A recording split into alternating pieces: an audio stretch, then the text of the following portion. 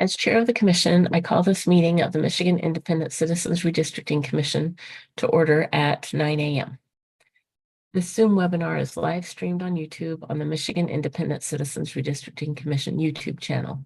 For anyone in the public watching who would prefer to watch via a different platform than they are currently using, please visit our social media at Redistricting MI. Our live stream today includes closed captioning. Closed captioning, ASL interpretation, Spanish, Arabic, and Bengali translation services will be provided for effective participation in this meeting. Email us at redistricting@michigan.gov for additional viewing options or details on accessing language translation services for this meeting. People with disabilities needing other specific accommodations should also contact redistricting@michigan.gov. This meeting is being recorded and will be available at www.michigan.gov/MICRC for viewing at a later date. This meeting is also being transcribed, and those closed caption transcripts will be made available and posted on the michigan.gov/MICRC website, along with written public comment submissions. There's also a public comment portal that may be accessed by visiting michigan.gov/MICRC. Members of the media who may have questions before, during, or after the meeting should direct those questions to Edward Woods III, Executive Director for the Commission at woodse3@michigan.gov or 517-331-6309. For the public watching and the public record, I will turn to the Department of State staff to take note of the commissioners present. Good morning, commissioners. Morning. Please say present when I call your name. If you're attending the meeting remotely, please announce during roll call that you're attending the meeting remotely. And unless your absence is due to military duty, announce your physical location by stating the county, city, township, or the village and the state from which you are attending the meeting remotely. We will begin alphabetically with Commissioner Andrade. Attending from Imlay Township, Michigan. Commissioner Callahan. Attending remotely from Mexico. Commissioner Curry. Commissioner Eid. Present, attending remotely from Detroit, Michigan. Commissioner Kellum. Present, good morning, and attending from Wayne County, Michigan. Commissioner Lang. Present, attending remotely from Reed City, Michigan. Commissioner Lett. Present, attending from Lee County, Florida. Commissioner Muldoon. Present from Carlton, Michigan. Commissioner Orton. Present, attending remotely from Battle Creek, Michigan. Commissioner Zatella. Present, attending remotely from Wayne County, Michigan. Commissioner Vallette. Present, attending remotely from Highland Township, Michigan. Commissioner Wagner.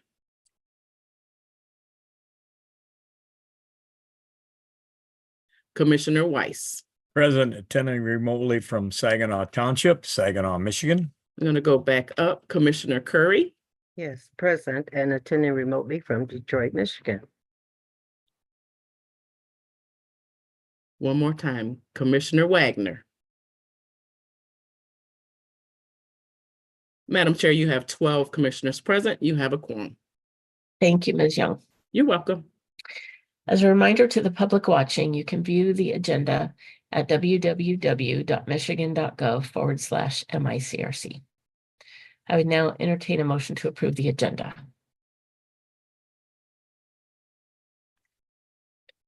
Motioned by Commissioner Curry. Second. Seconded by Commissioner Weiss. Is there any discussion or debate on the motion? Seeing none. All in favor of adopting the agenda, raise your hand and say aye. Aye. Aye. Aye. Aye. Any opposed, raise your hand and say nay. The ayes prevail and the agenda is adopted. Vice Chair Janice Vallette will facilitate the public comment portion of this meeting. Without objection, we will begin the public comment pertaining to the agenda topics portion of our meeting. Hearing no objection, we will now proceed with public comment. Individuals who have signed up and indicated they would like to provide live remote public commentary to the commission will now be allowed. I will call your name and our staff will unmute you. If you are on a computer, you will be prompted by the Zoom app to unmute your microphone and speak. If you are on the phone, a voice will say that the host wants you to speak and prompt you to press *6 to unmute. I will call you by name or the last 4 digits of your telephone number. Also, please note that if you experience technical or audio issues, or we do not hear from you for 3 to 5 seconds, we will move on to the next person in line and then return to you after they are done speaking. If your audio still does not work, you can email redistricting@michigan.gov and we will help you troubleshoot so that you can participate during the next public comment period at a later meeting. You will have 90 seconds to address the commission. Please conclude your remarks when you hear the timer. First in line to provide public comment is Susan Miller. Please allow our staff to unmute you.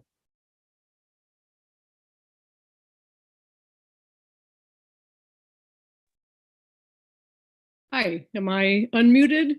Yes, you are. Thank you. Yes, working with the pro-democracy group, Voters Not Politicians, I invested many hours in trying to pass Proposal 2, which created this commission. And I have watched your work with deep interest and appreciation. Your job is a difficult one, given the multiple indices of fairness that need to be considered in map drawing. Watching the current process, I have some concern that the commission may now be moving toward packing voters of color into a few safe districts and reducing these voters' ability to influence elections in surrounding districts. Doing so will not achieve fair mapping with respect to this community of interest. I encourage the commission to study previously submitted maps. Some of these maps provide examples of House districts with majority-minority representation that reach a 50% plus threshold, but do not pack voters of color into a small number of safe districts. In redrawing the House map, please hold in mind the deep concern about politically partisan gerrymandering that sparked the work to create a citizens redistricting commission. Extreme partisan gerrymandering has been a powerful tool of anti-democratic interests. It would be regrettable if this current round of map drawing led us back to an unfair and insurmountable advantage of one political party over.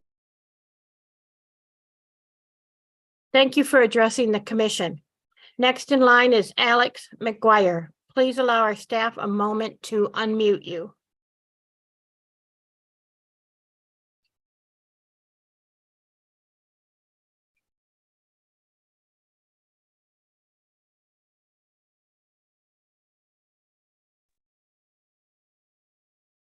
Hello, can you hear me?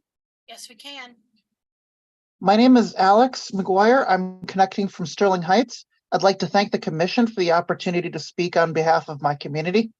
It sounded on Monday like the commission received advice to totally disregard any map that comes in from the public because you can't prove that it was drawn race blind. Please don't ignore these public comments. Many people are volunteering their time, their energy, and their lived and professional experience to share their knowledge with you. Please don't throw that away. And especially do not throw it away just because it is too well researched. Again, thank you so much for your hard work and for listening to me. Have a good day. Thank you for addressing the commission. Next in line is Sarah Howard. Please allow our staff a moment to unmute you.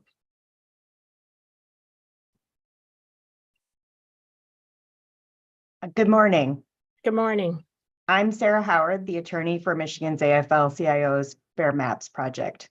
We are concerned about the advice that you were given to ignore maps submitted by members of the public.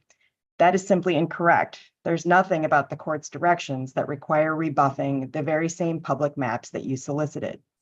It is your intent that matters, not the intent of those who submitted maps for your consideration. Even so, you have options from groups dedicated to doing this right, whose intent you can trust, like Promote the Votes map as one example. But again, it is your intent that matters. The court found fault with your prior maps because race was a predominating factor in drawing the Detroit districts the last time. You aren't prohibited from any consideration of race or from even talking about it. You simply cannot let it predominate and become the sole motivator for the new maps. You can consider it as it impacts communities of interest or as it impacts doing right by the correct VRA advice, so that you do not inadvertently pack or crack communities of minority voters. Achieving these results does not happen by accident. It happens when you weigh all of these pieces of information appropriately. The public map options are your only fully legal choices right now, and we urge you to consider and select one of them that complies with all criteria. Thank you. Thank you for addressing the commission. Next in line is Elizabeth Gary. Please allow our staff a moment to unmute you.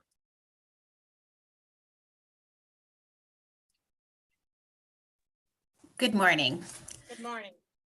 I'm Liz Geary, another lawyer working for the Fair Maps Project and Sarah Howard's colleague.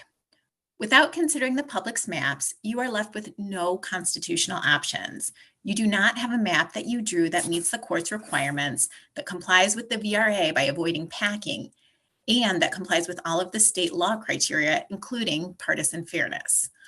All of those boxes have to be checked for this new map to be constitutional. You have asked organizations to help you turn out public comment. You should not then be suspicious or surprised when groups of people turn out to tell you about their community of interest. It does not make the views of those commenters illegitimate because they showed up as part of a community to tell you about their interests and how maps are drawn. You have spent too much time considering how to achieve lesser requirements like keeping municipalities or counties intact or achieving compactness.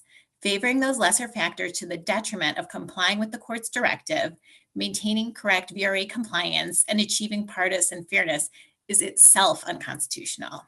Thank you very much for your work on the commission. Thank you for addressing the commission. Next in line is James Gallant. Please allow our staff a moment to unmute you. That participant is not present. Thank you. Next in line is Sue Sattler.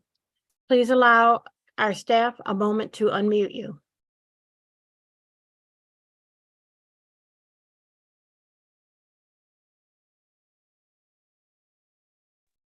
Can you hear me? Yes, we can. Thank you for this opportunity. My name is Suzanne Sattler, and I'm a resident of Corktown since 1975. Both my districts, House and Senate, are under review. Thank you for all the efforts you are taking to listen to the public. And as you know, in 2018, the voters chose to end the undemocratic approach of having the Michigan legislature design the districts. We wanted to end gerrymandering. That at least was our hope. And we are now among a minority of states that rely on citizens such as yourselves to create fairer districts. So I applaud each of you for undertaking this challenge and trying to do this very difficult job. And I know it is difficult, and I want to emphasize that as you regroup with new members and develop your response, you keep before you the intent of the voters in 2018. As you examine options, please do not organize voters of color into a few safe districts the way they were before 2018's election. Thank you very much for your work and your transparency. Thank you for addressing the commission. Next in line is Ryan Reese. Please allow a moment for our staff to unmute you. Can the commissioners hear me? Yes. Thank you very much. I am the Reverend Ryan Reese of District 14. Thank you to the commission for your continued efforts. As a resident of one of the affected regions living amongst people who are threatened with disenfranchisement from some of the redrawing of recent maps and the wholesale dismissal of publicly submitted maps, I reiterate my great displeasure at the potential of this decision. It is a grave disservice to the public who was solicited to present maps and comment, but who was given no drafting process that included rubrics to offer evidence of race neutrality. For the commission to, at the advice and plea of single limited bodies of individuals, negate all public maps suddenly is neither fair nor reasonable to the process, and negates the purpose of allowing the maps in the first place, if not calling into question the validity of these public hearings in the first place. If public commentary is not to be considered, we might as well go back to purely closed-door sessions in the legislature. I am sure that the commission, if they look at those maps, will identify trends common across all of them and work from there in a way that doesn't draw partisan gerrymandered districts just to satisfy one community that already has representation at the Senate level. Thank you. Thank you for addressing the commission. Next in line is Michael Davis. Please allow our staff a moment to unmute you.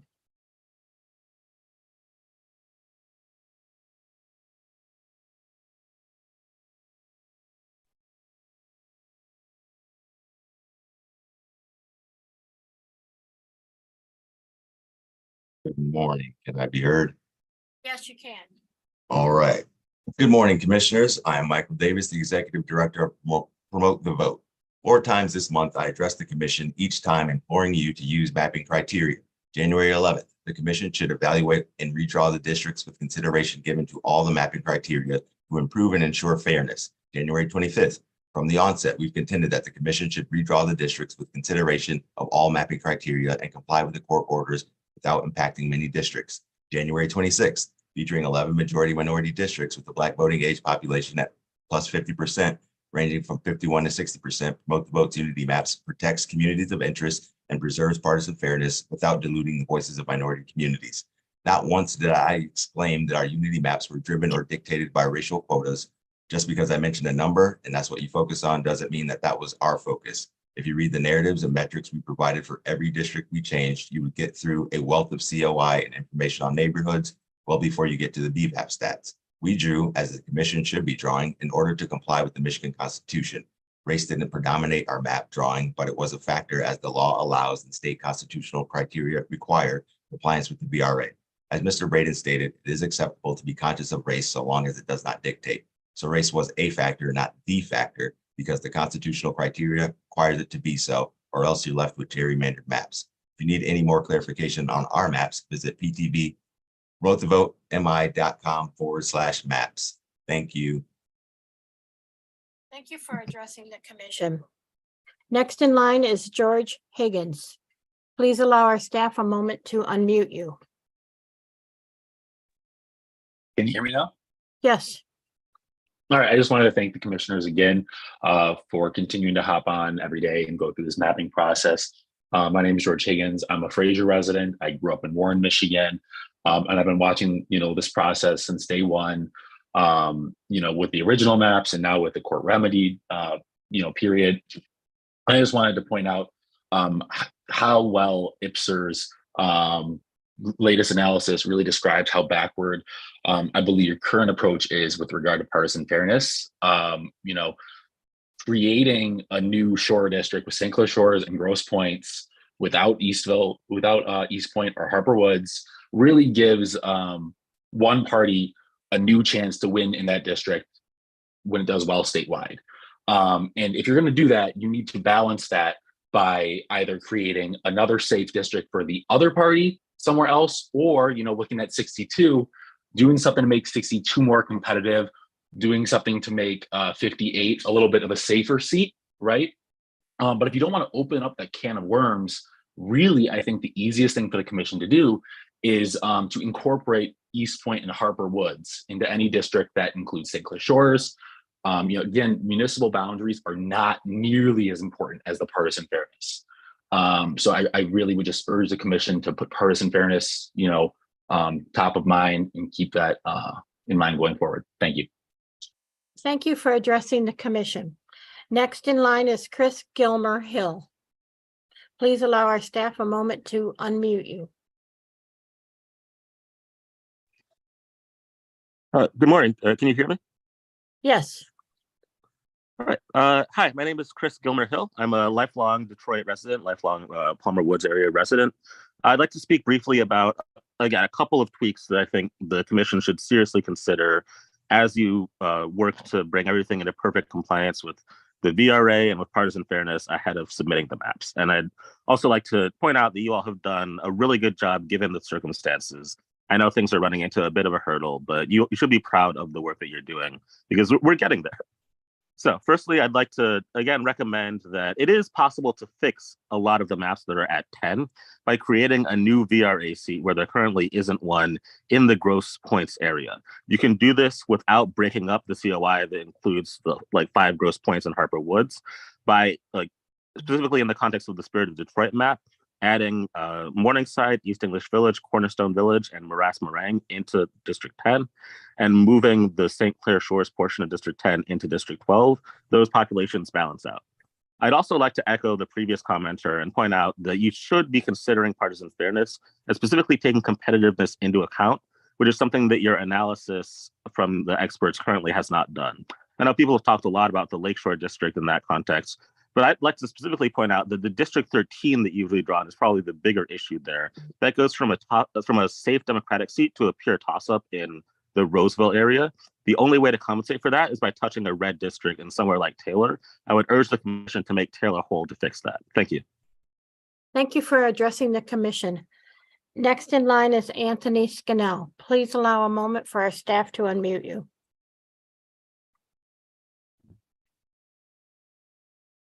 Hello, Commission. Looking at Mr. Palmer's tables, I was thinking about, primary turnout amongst different groups, and thought it was funny myself. Sometimes I turn out for the primary, but then I for a certain party, but not for their general vote. That's a different story anyway. I'm in a different category that's not really counted voter wise. That's fine. Third parties. But I'm looking at what you're trying to do, adjust some of the districts. And let's say they're, from Mr. Braden's perspective, they're the ones on his dot matrix that have purple dots in any plan. And you want to adjust, unpack those, I guess.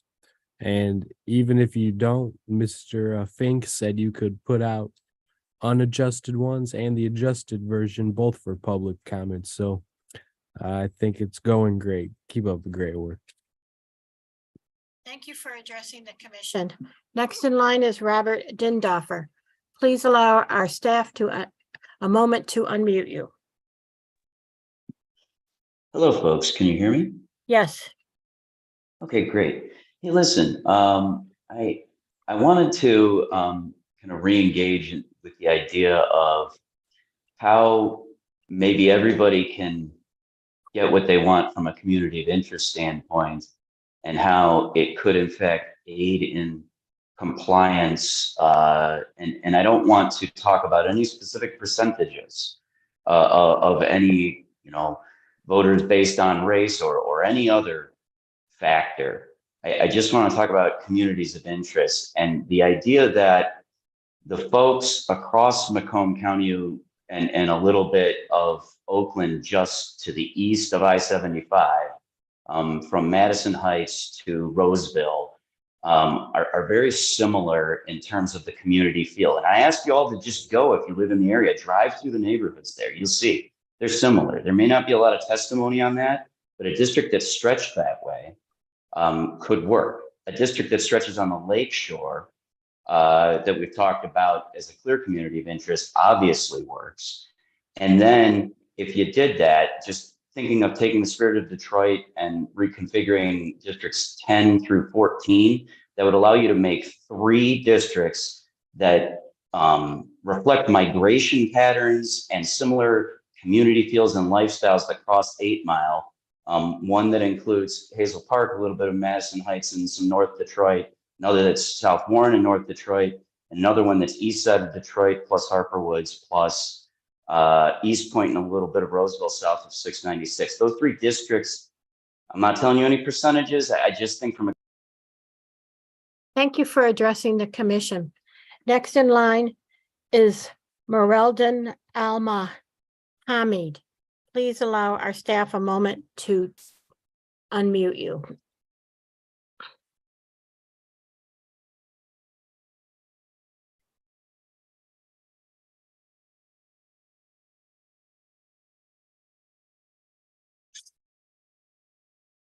Good morning, Commissioner. Can you guys hear me? Yes, I can. Awesome. My name is Nor and I reside in Madison Heights. I just want to mention when the voters of color rallied and voted for this new redistricting process, we celebrated. We celebrate because finally, for the first time in both my life and my parents' lives, we would be able to have our communities of interest represented and would finally be free from the Republican gerrymandering of the last 4 years that had ensured that even when we had representation, that it could never effectively represent us. And right now you're doing it again. These maps are drawn, lumping St. Clair Shores and Grosse Pointe together makes that Lakeshore community of interest the single most overrepresented one in the entire metro area. Why do you guys feel compelled to draw them a House district when they already have a Senate seat? There are plenty of other community of interest in that area that could have gotten a fair shake at representation. Call your map what you want, but the public can see this plainly as an attack on partisan fairness. And that's it. Thank you guys for your hard work. Thank you for addressing the commission. Next in line is Robert Dindoffer. Please allow our staff a moment to unmute you.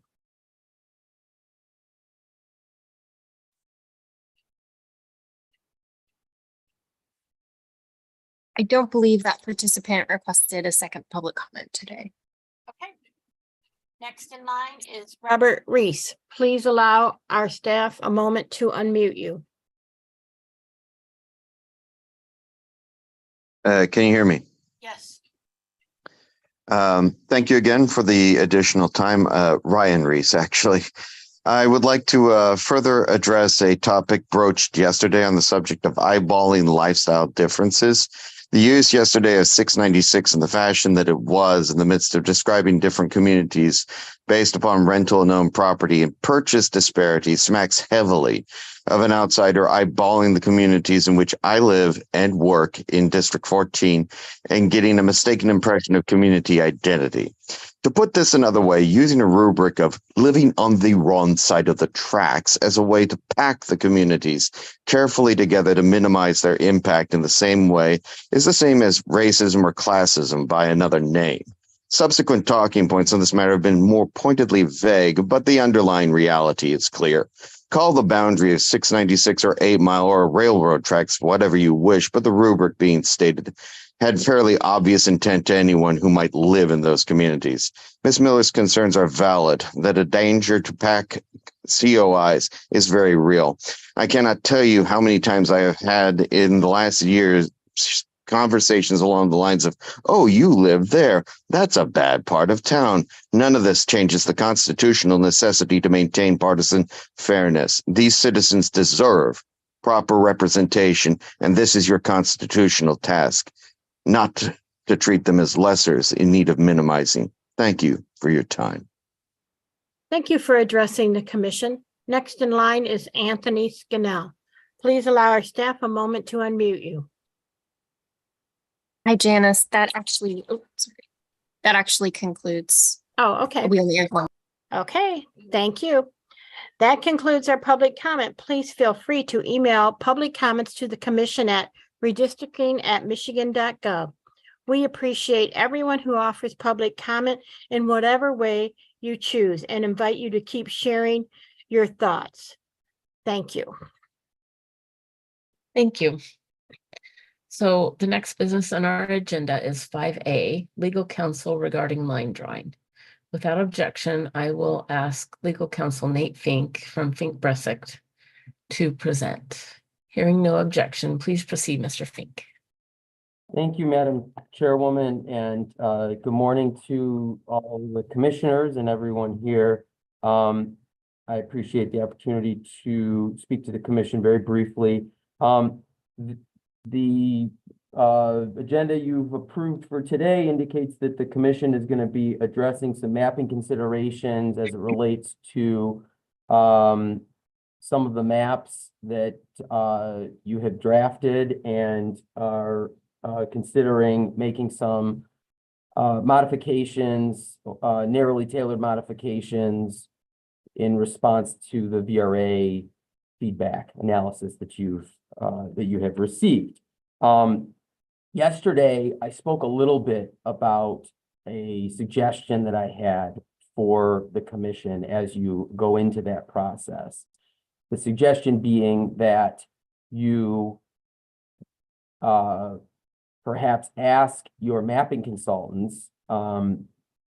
Brace, Mr. Stegall, Mr. Morgan, if they have suggestions as you're going through this process later this morning, to see if they have suggestions as to how you might make some minor tinkering with some of these maps in order to perhaps identify and include an additional opportunity district in districts in those maps. And as I said yesterday, these mapping consultants that you have are very, very experienced in doing this sort of thing. And I think that it's appropriate for the commission to ask them if they have suggestions. I understand that in the past, the commission had been advised to avoid receiving, I think, feedback and too much feedback or suggestions from the mapping consultants through the process, going back to 2021.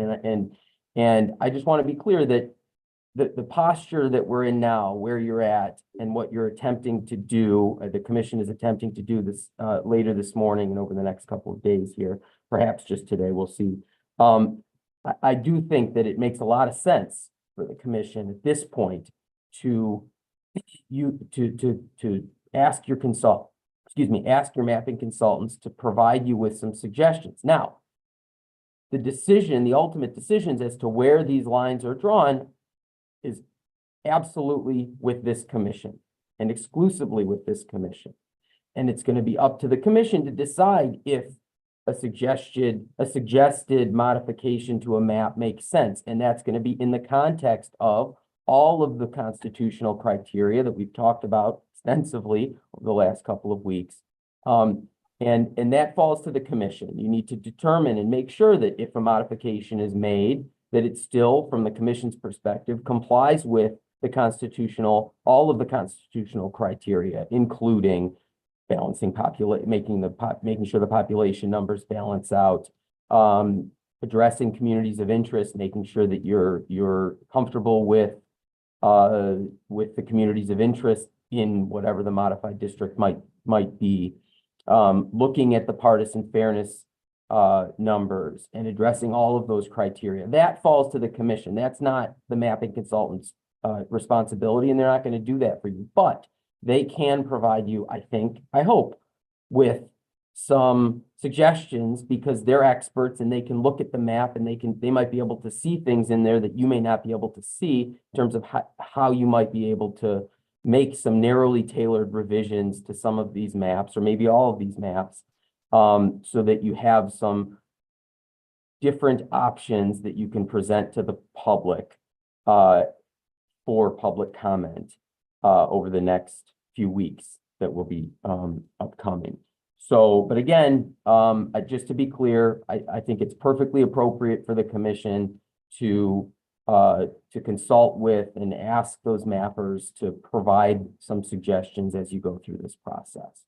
Happy to answer any questions, but I just wanted to make that clear. I think I said it yesterday, but just wanted to be very clear about it this morning. Thank you. Thank you, Mr. Fink. It's nice to have that clarification. Are there any questions for Mr. Fink? I don't see any. So we will move on. Oh, yes, Commissioner Andrade. Yeah, sorry. I was wondering if you could speak specifically to the numerous comments we received about not using submitted maps. We've had a number of them submitted, and we decided to, because we considered them perhaps tainted, speak to the submitted maps, as well as if we had had any collaborative redrawing of those maps, and whether you consider them still off the table, or can we still look at those? Thank you for the question, Commissioner Andrade. Just to be clear, I never said to the commission that those are clearly off the table. What I had said was there are risks involved in considering these maps, right? Again, we don't know how the maps were drawn. None of us were in the room while these maps were being drawn. So there is some potential risk involved. Now, some of these maps the commission brought in and did some modifications to those. I know the commission has made a decision, or had at least I suppose I call it a preliminary decision, not to even consider those as being sent through to public comment. Again, I want to reiterate what I've said before, which is the commission to this point has not set a cap on itself in terms of how many maps it's going to send forward to public comment. And so if in response to public comment that you've received through this process, you decide maybe you do want to send some or all of those maps through to the public to hear feedback and frankly spend some more time considering the pluses and minuses of whether or not you want to ultimately adopt a map that was submitted by an outside group, I think that would be a perfectly fine approach. And it leaves your options available to you. You can continue that discussion over the next few weeks and continue, thinking about it and considering the feedback that you receive. And again, like I said, I never said take these off the table, and that's not, and I'm not saying that now. I don't think I said that before, and I certainly wasn't my intention to say that before. It was to just explain that there are risks that the commission should take into consideration as it relates to the maps that were not drawn, in a public forum like these other maps were. So I don't know if that's helpful or if that provides any clarity, Commissioner Andrade. Just, like I said, you're welcome to consider them and to think about them. You've received public comment, just, general public comment that you use to then I think, I know in response to public comment, use that and responded to public comment in your collaborative maps and tried to address that. And in a sense, it's a form of public comment. And again, you're not limited at this point to a certain number of maps that you send forward to the public. So Commissioner Lett, you have a question? Sorry. Yes, and I'll direct this question to you and to Mark Braden. Say we get, as we have gotten, a number of maps submitted by various groups who, for the better or for the worse, have a viewpoint that they want to advance. And or hypothetically, say we look at that a map that a group has submitted and determines that, well, that map looks pretty good. As a cursory review, it's not, it doesn't have districts that look like snakes or birds or bat wings or anything like that. But we still don't know exactly what the group used in determining how to come up with their various districts. So my question is, if we think that this map would be one worthy of consideration, could we not simply take the map and the districts and then analyze it from the constitutional query that we are supposed to use and go right down through and say, okay, we've got population, we've got communities of interest, we've got contiguity, they're compact, blah, blah, blah, blah, blah, blah, and do the same thing we're doing with maps that we've drawn from scratch. And we get down to the bottom and say, okay, now we're looking at partisan fairness, and we're looking at what the racial population makeup is. Is there anything wrong with that approach? In other words, trying to, my words, not the commentator's words, which I'm sure will come back to haunt me tomorrow, try to sanitize the maps from race and do our own evaluation on them separate and apart from what the presenters, submitters of the map may have done. Well, you had directed to me and Mr. Braden. I'm happy to take a crack at it, and then if Mr. Braden has anything to add, I think we can do it that way. Broadly speaking, I think it does make sense for the commission to do a review of the maps that it's received, of considering all of the ranked criteria, and you know, go through that analysis, have that discussion about whether you believe, you know, any of these maps, maybe all of the maps that you've received are compliant, with the understanding that you still have this potential risk hanging out there. But again, you don't have to make a decision today or tomorrow or for about a month, really, as to which of them, ultimately, which of all these maps you're considering you're adopting. And so you have time to factor those and balance the potential risks and consider those. And so I do think that it makes sense for you to do a review of these maps that you know you have already at least made a preliminary decision to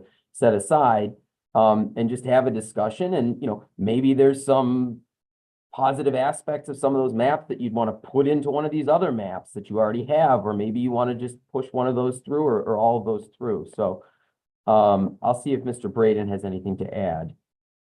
Well, yeah, I could talk for a long time, but let me make a couple observations on the comments that you received. One, what the comments show is that reasonable minds can disagree on exactly how to interpret the Voting Rights Act and how to interpret the court's directions to this commission. Every Supreme Court decision on the Voting Rights Act has been at least 5-4, or lots of them are more fractured than that. So it's a difficult decision-making process. In fact, the only comment that you received that I fundamentally think is wrong is the comment that you could come up with a plan that everyone gets what they want. That, of course, everybody on the commission knows is in fact not true.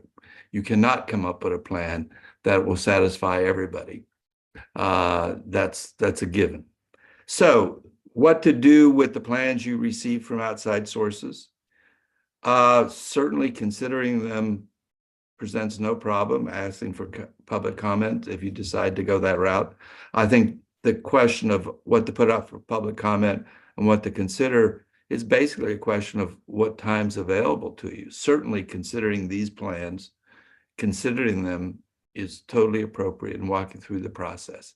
At the end of the process, the concerns are the ones you've expressed and decided as not to use those plans going forward, is the question of whether or not they use race. Because the courtroom we're in, the direction we got from them, I think pretty much expressly said, don't use race. So what about these plans? If they use race in creating them, does that mean you can't consider them? And I think the answer is you can consider them.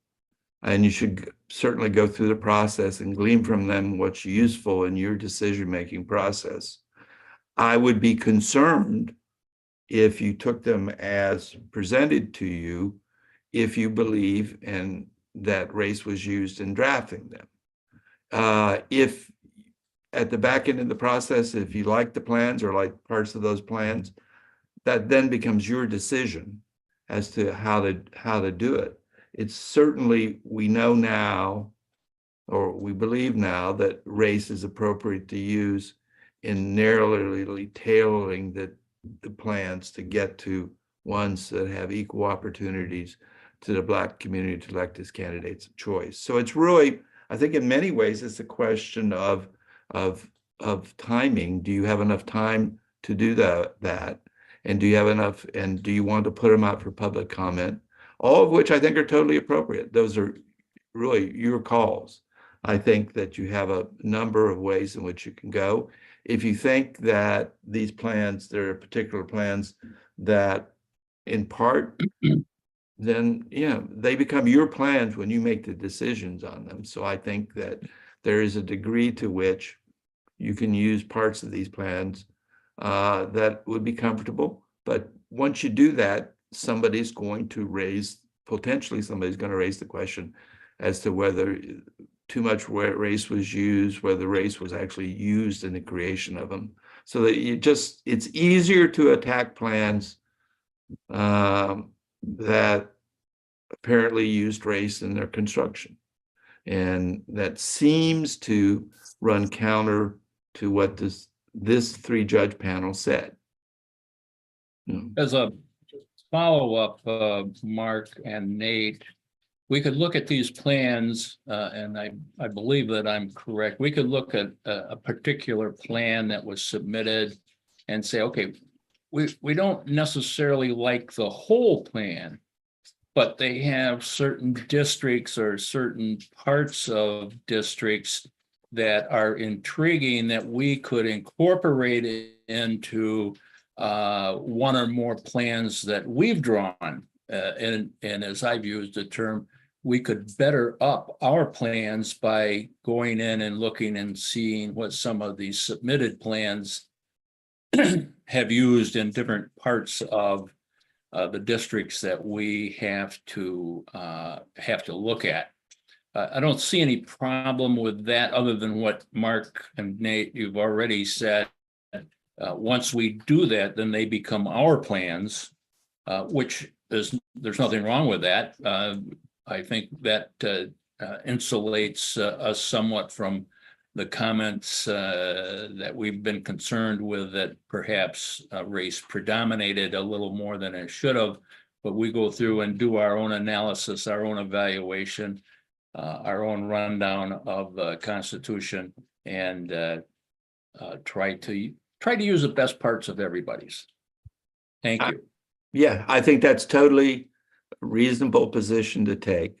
And it becomes your plan rather than their plan.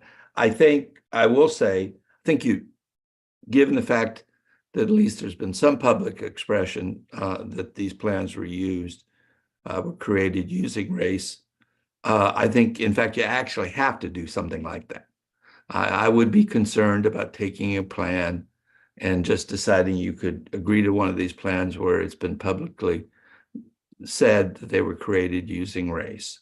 And so if you take a plan that was publicly created using race, we know they used race, and you go through this whole process of analyzing it, I think that would be the way to get to using one of these plans, that you would need to do the additional steps. I don't think I would be hesitant of compliance if we have plans that we were drawn using race, that you didn't go through these other steps that the commissioner mentioned. Thank you. If that hasn't confused everybody, then I haven't done what lawyers do. I mean, it is, as you heard in the comments, it is a lot of different views on how to comply. But our compliance here is driven by this particular panel's view of the law. And we're not debating how I might interpret, the most recent Supreme Court decision. We are bound by this panel's interpretation of where the court, and they've been clearer on the limitations on the use of race than some other court panels, to be candid with you, across the country. But there are a myriad of different views on that issue across this country. Well, since the three of us are lawyers, it was easy for us to confuse everybody. Yes. But I do believe that we have some tools. Maybe we can, if the chairman wants us, we can go on to the sort of next step. I think we have some responses to the commission's inquiries that Max has done, Dr. Palmer has done, in response to the request from the commissioners. And there are some additional tools that Kim and the team have created, which I think will help substantially. Sorry, I apologize. I think there's one more question. From okay. Yes. I think Sorry. Commissioner Lang's hand is up. So. There is. Commissioner Lang. I don't have a question. I more or less have a comment. So if Mr. Braden wants to finish his thought, I'm happy to give my Well, comment. I think he was about to transition us to the next item here. So maybe go ahead and make your comment and then. Okay. Sorry, So I didn't mean to supersede the chairwoman on that. Okay, thank you. So my comment is, since we're bringing up the outside maps again, I personally, and this is just my point of view, I still have problems with it. I think it would be one thing if these were maps based on a community of interest or an individual community of interest or even several, but we're talking full on maps of an entire 7, 8, 9, 10, up to 15 districts. Actually, they submitted maps for the entire state. This is our job to do the maps, not theirs. And then I think back to the town hall that we just had, and we had a Detroit citizen, I believe his name was Mr. Woods, who also expressed concerns about organized groups drawing the maps and felt like the actual citizens of the area's voices would be reduced by doing so. So whatever the commission decides, I just hope we will keep that in mind, that there are everyday citizens that are concerned that their voices aren't going to be heard because these bigger groups may have, I'm not going to say motives, but may not have their best interest in hand. So I just want all of us to consider, just the individual voices too when we make our decisions. And that's all I got. Thanks. Thank you, Commissioner Lang. Commissioner Eid. I think this is a good topic of discussion. Personally, I don't have an issue with considering the third-party maps. I don't know if I would consider MSU's map like an advocacy group. I consider them, they're a university, they're professionals. I think they surely know more about this than I do, probably more than most of us do. Now that argument, I think, could be made for the PTV map possibly, but we have to look at this holistically, right? Like what is best to do? What we have to try to figure out how to mitigate the risks while still learning from these maps that the public submitted. Even if we don't pass them, we can still consider them. We can still try to learn things from them. And it could be a way to help us get to the final goal, whatever that may be. Okay, is there any other discussion on this or questions? Commissioner Kellum. I think this will be resolved when we actually get more to the process. I agree with Commissioner Lang, and I also stand behind my commission. If you all want to start to kind of edit and look at certain areas from outside maps, so be it. But I will be honest, that is not going to be a process that I'll actively be a part of, simply because it's actually fun for me to listen to people and then look at the map and then look at the comments and then look at the map. I like that engaged process. I think as soon as we start, the other risk that I see is as soon as we start, even if we're looking at areas of outside maps, it doesn't matter where they come from, but well, it does, particularly other organizations. I'm going to use the word motives because we know also that there are people that, particularly in the city of Detroit, there's been political warfare, just to say that honestly, and people vying for certain areas and wanting to expand their leadership in certain areas. And though that is not our concern or the criteria, inevitably, when we draw these lines, that is the fallout of making some of those discussions. So that's behind the logic of not sweeping whole areas and districts together, because you have to think about, again, though that's not the guideline that we're tasked with, and we're entering into muddy waters when we have that discussion, there are larger issues of equity, of food apartheid, of corruption, of all those things that have hurt the city and are behind gerrymandering. So there's a huge call to order with the map that we're drawing. And once we start using maps to compare or to maybe improve ours, even though, you know, they could be integrative changes, I just think that it sends the wrong message to the people that walk to the corner store to buy bread or get their groceries. It sends the wrong message to the organizations, though I respect Black leadership. I respect a lot of the organizations outside, you know, of any ethnicity or background in the Detroit and Metro Detroit area, but respectfully, we're not listening to them. If they have not done the work that we've done the past 2 years to sit through 10-hour plus of comments, I do not think that they should be catapulted to the front of the line in terms of the voice that's going to impact what we're doing now. Thank you, Commissioner Kellum. So if there's nothing else on this subject, our next business is 5B, VRA Hickory analysis. And I believe Commissioner Callahan and Commissioner Weiss requested this. And I believe Dr. Maxwell Palmer is ready to facilitate this item. Yes. Yes, Okay. but yeah, he has prepared in what we understood to be the two requests. Dr. Palmer has done an analysis of the Hickory plan in the same manner that the other plans were analyzed, and he can explain that. And the other request we understood, and Dr. Palmer has done this, is to expand the analysis to include all of Oakland and McCollum counties in an analysis sheet too. So we will take those one at a time. So without objection, I will ask Dr. Palmer to facilitate this item. Hearing no objection, please proceed, Dr. Palmer.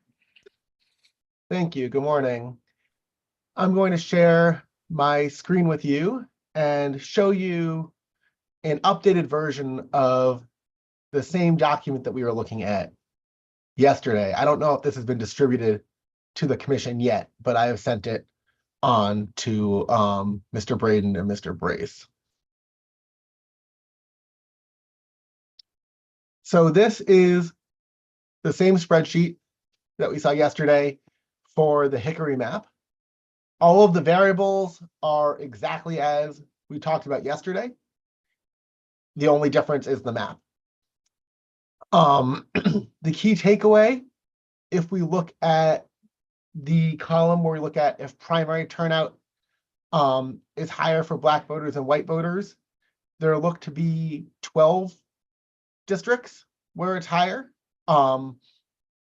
There's also one district that I'm counting as not higher, but where in one election, Black turnout is higher than white turnout, but in the other election, it's not. And we haven't had that circumstance in any of the new maps we're looking at. This is the first time we've had that arise. So I'm counting that as a no. I think our effort is to always be conservative when we have sort of more mixed evidence leaning towards it not performing, but that might be something more marginal. And I can zoom in a bit more and make it easier to see.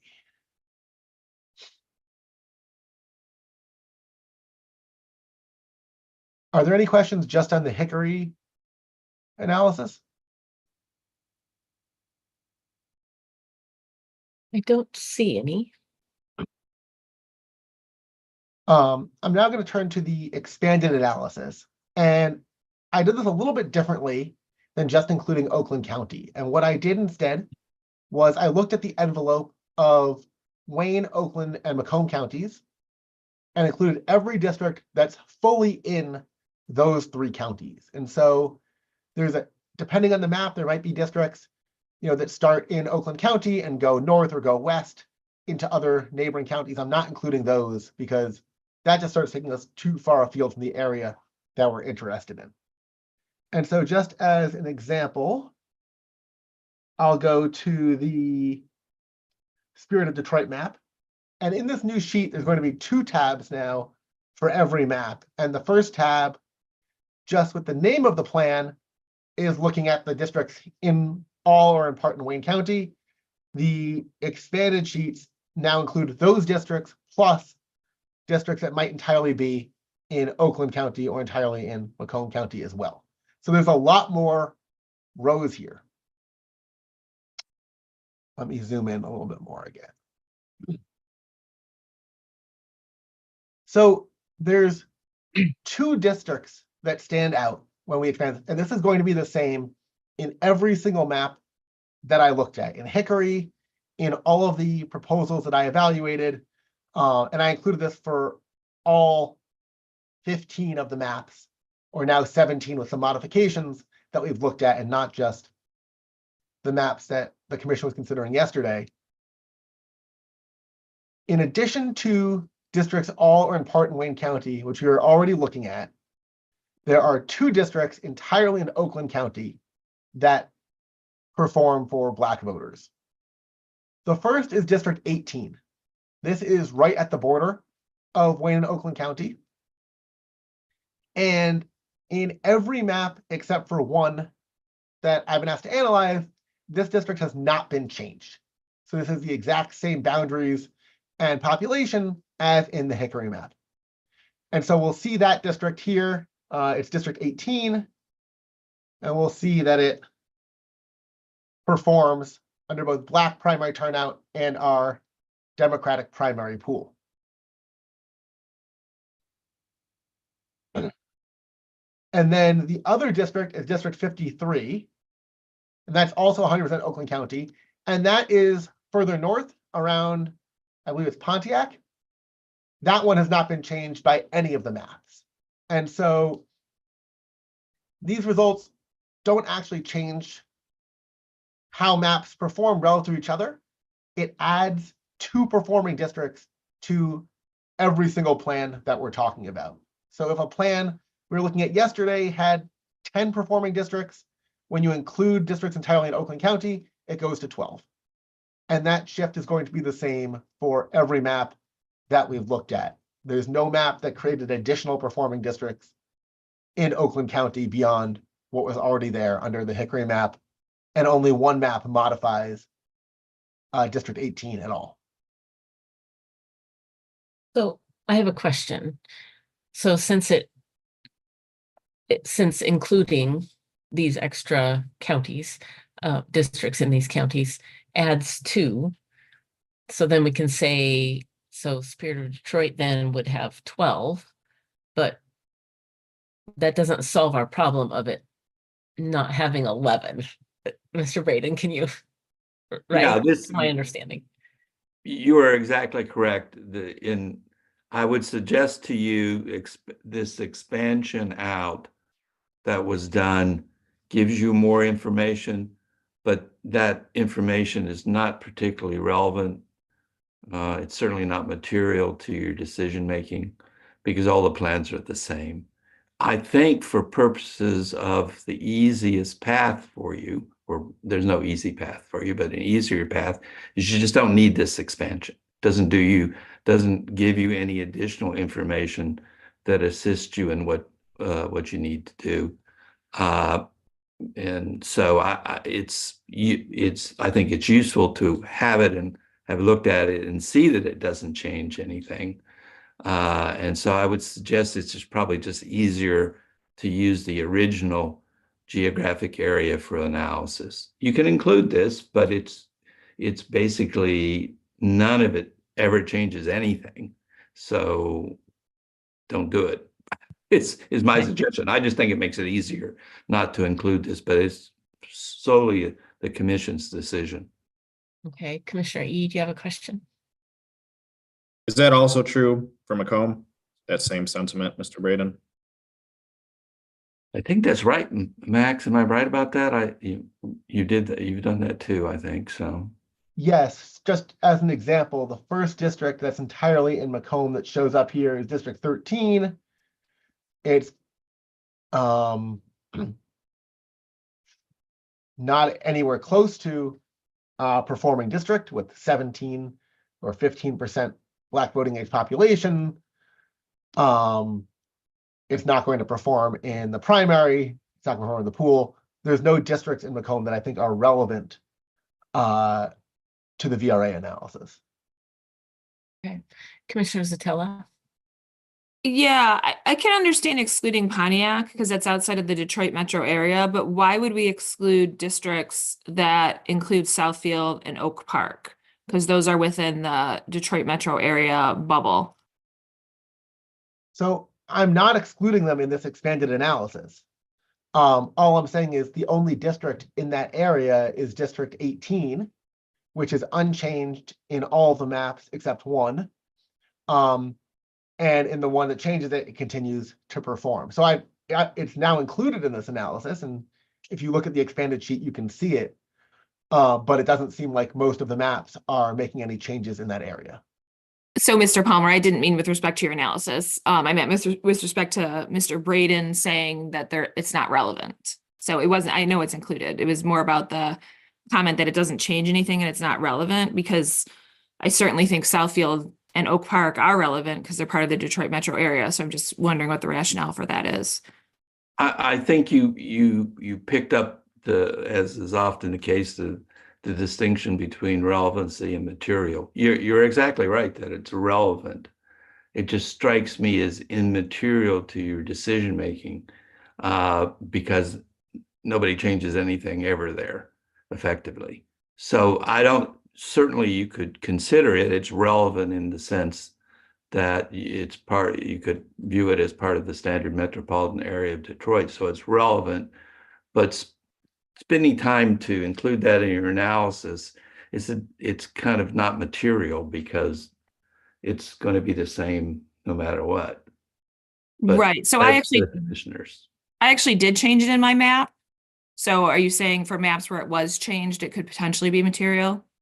Sure, if you included change there that could conceivably be relevant. Sure. I don't know.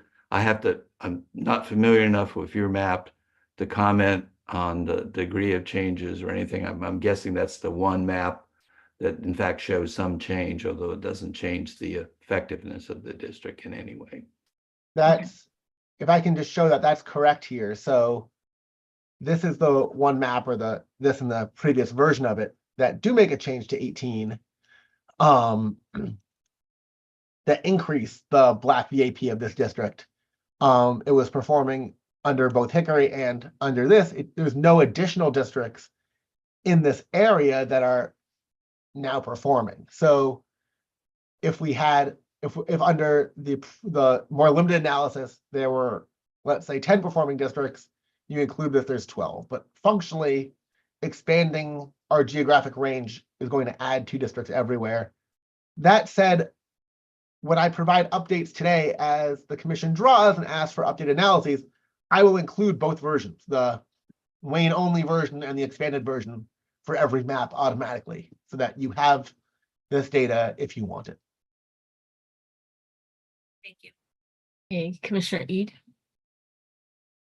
So to summarize, what you're saying is the 18 that is unchanged from Hickory in every map besides Commissioner Zatella's individual map does perform as a VRA district.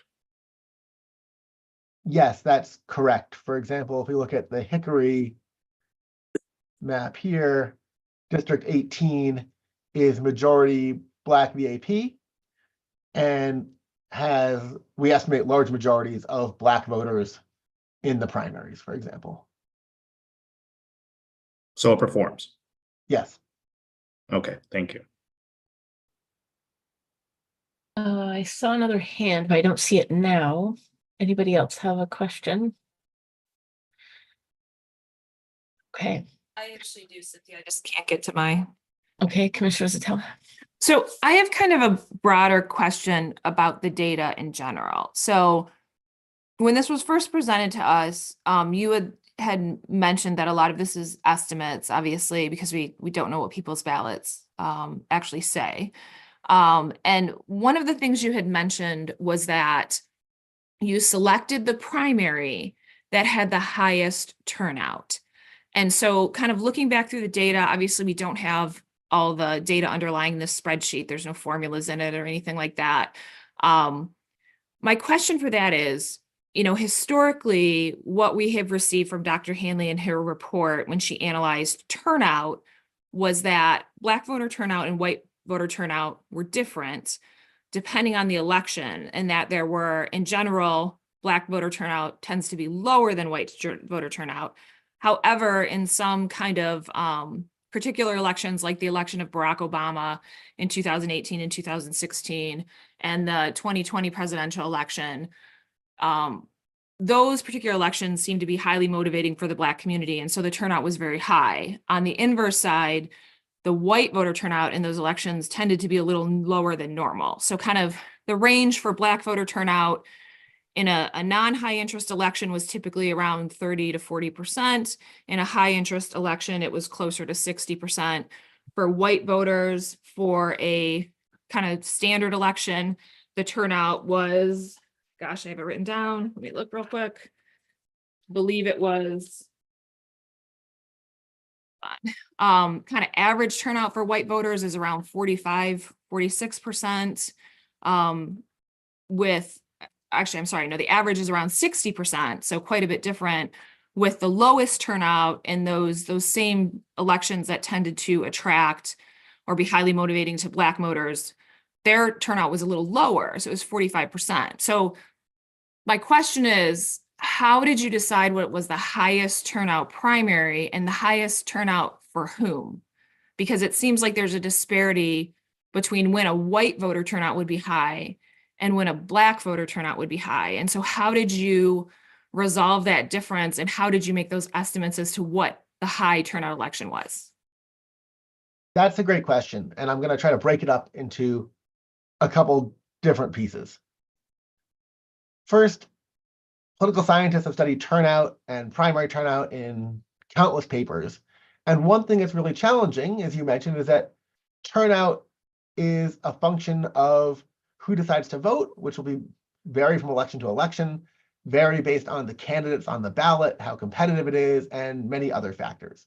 And we don't know what those factors will look like in future primaries. So we're trying to get our best estimate of turnout at the county level. And so for every precinct, we don't actually know in, say, 2022, what the turnout rate was. What we actually have is the number of votes cast in the Democratic primary. Presumably, most people turning out in the primary cast a vote in one of the contests. It doesn't really make sense to imagine turning out for the primary and then not voting for anybody. But there's slight variation. Maybe I have a House congressional primary and a House primary, and I only vote in one and not the other. Most people don't, but there's a little bit of that. And so for each precinct, we look at how many votes were cast in each of the primaries that happened on the exact same day. In some precincts, there's only one primary that day, maybe only one district is contested. In others, it's possible there were 3 primaries for House, Senate, and Congress all at the same time. Whichever is the highest number of votes cast is what we're going to use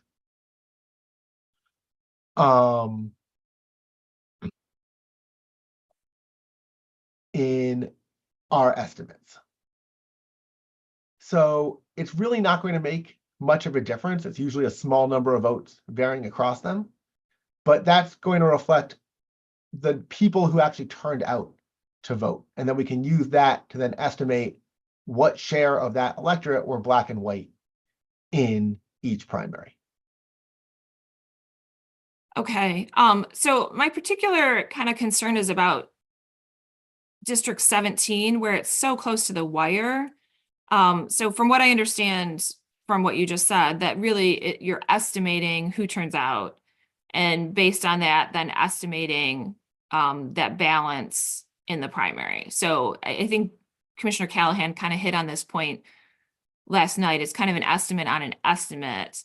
And we actually would need to look at actual data to see, especially for these districts where they're very, very close, if it would actually perform. Is that a fair statement?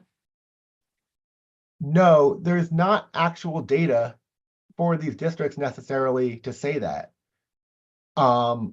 If we're redrawing districts that are going to have had parts of the districts had different primaries in past years, and so we can't just combine turnout that way again. And there's not some actual data out there of turnout by race that we could re-aggregate to these new boundaries in order to say what turnout would have been. If such data existed, that's what we would have done initially. Because we don't have that kind of data available here, we have to estimate it, and that's the best we can do. Right. No, I understand that. I was just speaking that right now we're looking at estimates, but in the future we could potentially have actual data analyzing these districts as they're configured. And, again, you'd be making an estimate as to what people's ballots said, because we don't know that specifically. But that was just really my point, is that right now they're estimates because we don't have actual data, and we will not have that actual data until elections are taken. Yes. Okay, any other questions for Dr. Palmer?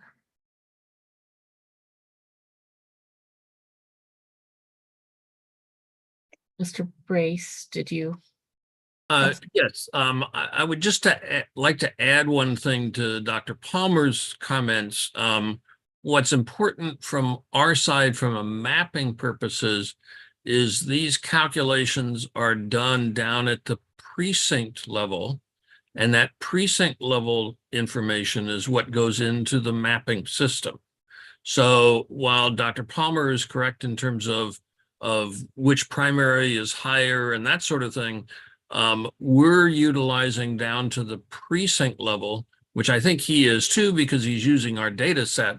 So it's getting down to the very, very small level. It's not necessarily, it's not until after your line drawing that you're aggregating to the larger districts. So the purposes of at least having some good data down at the precinct level, that's been incorporated into the data set that we've created. Okay. Thank you. Anything else on this topic?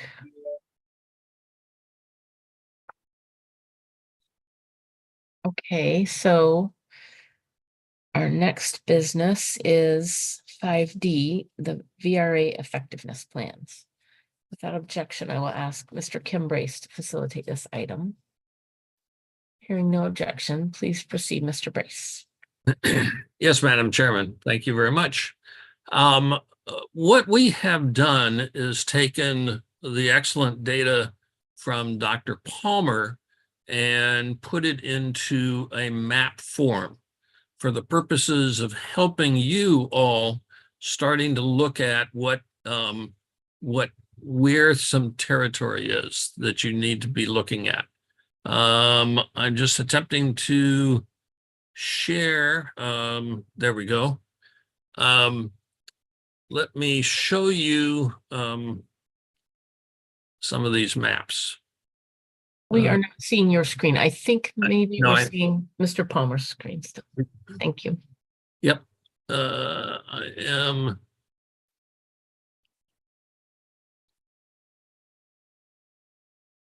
Now we can see it. Okay, great. So what we have, let me expand it a little bit so that you can see overall. What we've done is taken Dr. Palmer's data and mapped it out on each of the plans. So I am showing you the DAISY 2 plan. That's the one that had 12 districts that were affected. And the other ones are less than 12. But I wanted to start off with this to kind of get you and give you an understanding of where things are. What we've done is we've shown in the color scheme on the map between yes and no, are African Americans a majority of primary turnout? That is utilizing Dr. Palmer's information to look at the districts. So we see that the effective districts on that side are the ones in green. And we see then as a label, we've added on the estimate of the district in the Democratic primary. So what this does is lets us, given Dr. Palmer's data, see where African Americans are majority and where they're not as it relates to the Democratic primary turnout. So what it lets us do is start looking at spatially where things are. So for example, if you look at District 8, you see African American turnout of 80% compared to whites in the territory. They only constitute 12%. If you look at districts that tend to cross the line, you've got District 12 in this plan where African Americans are 68% of the Democratic primary and whites are 16%. If you look at flipped the other way, for example, District 7 up here, you have whites constituting 54% of the Democratic primary and African Americans constituting only 9.4%. You can end up starting to see some areas that might be of use and interest. One of the things that we noticed is that this configuration of District 11, you see African Americans are just a plurality and whites are 30%. So African Americans are 32%. There's a basic conflict between a yes and a no in this configuration of District 11. We'll see that differently in other configurations of District 11. But District 11 is that Grosse Pointe area that is of concern and of use to understand a little bit about what's going on. And it does change as you put different territories in. Also take a look at District 26. 26 down here is, of course, outside of the area that we're talking about, but it is dead even in terms of African Americans and whites in terms of turnout in the Democratic primary. I'm not suggesting that gets changed. I'm saying it's a real toss-up from the minority side, but it's already pretty well there on that side. I'm sure there's other whites that are voting for African American candidates in that area, and so that may be helpful on that side. You take a look at something like District 3 in this configuration, whites really are a larger percent of the primary than African Americans are, but you see differences in other maps in this whole territorial issue. What this lets us do then is look towards helping you focus where there might be some changes possible. So if we look instead, for example, let me bring up the TULIP plan to show you just kind of the opposite of where things are. The TULIP plan ends up in this whole area north of 8 Mile Run, 8 Mile Road. You see that whites are majority in both 7, 14, and 13 in those districts. District 11 in this configuration that crosses over the border have African Americans as the majority. So if you wanted to look towards making changes in areas, look along the edges of where things are changing and fluctuating in terms of effectiveness. In this configuration in Tulip, District 1, which goes into some of Detroit, you still have whites being a majority, which is why this is shown as a no in that effectiveness map.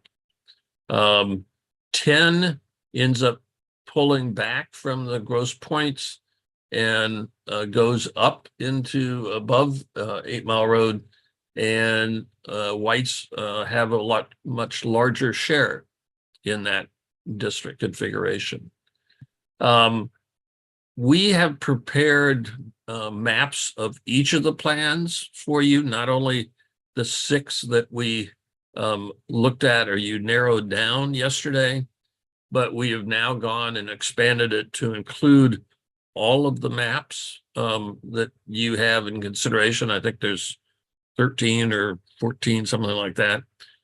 We have created maps of each of them, and I would be prepared to show these to you as you look at whichever plan you want to, and how you might want to think in terms of changing it if you're going to make changes to it. This hopefully is a useful tool to you all to help focus your direction.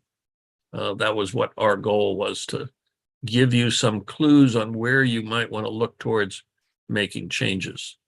Let me show one other piece. The Spirit of Detroit map. If we look at Spirit of Detroit map, let me zoom it out a little bit.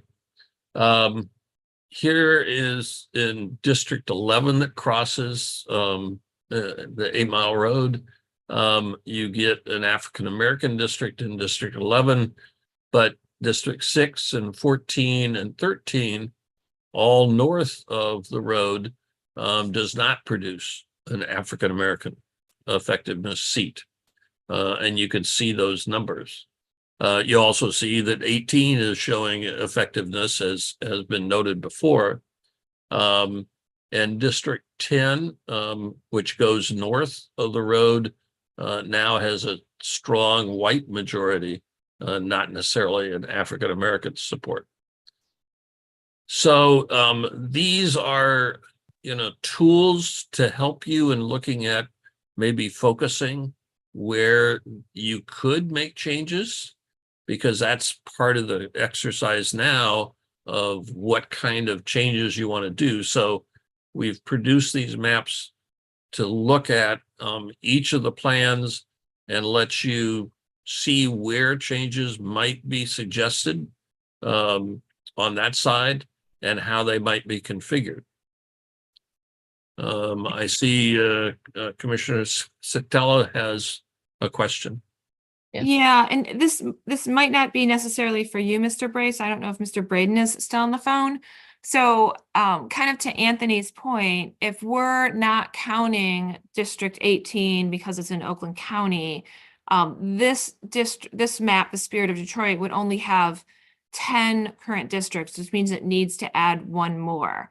But if we're counting 18 as being within kind of that bubble of Metro Detroit, then this map has 11 opportunity to elect districts and would pass that VRA analysis. So I'm trying to understand with respect to like this map, does this map still need changes, or can we rely on that 18 as part of, or 18, District 18, excuse me, as part of the overall count, or does this map require additional changes?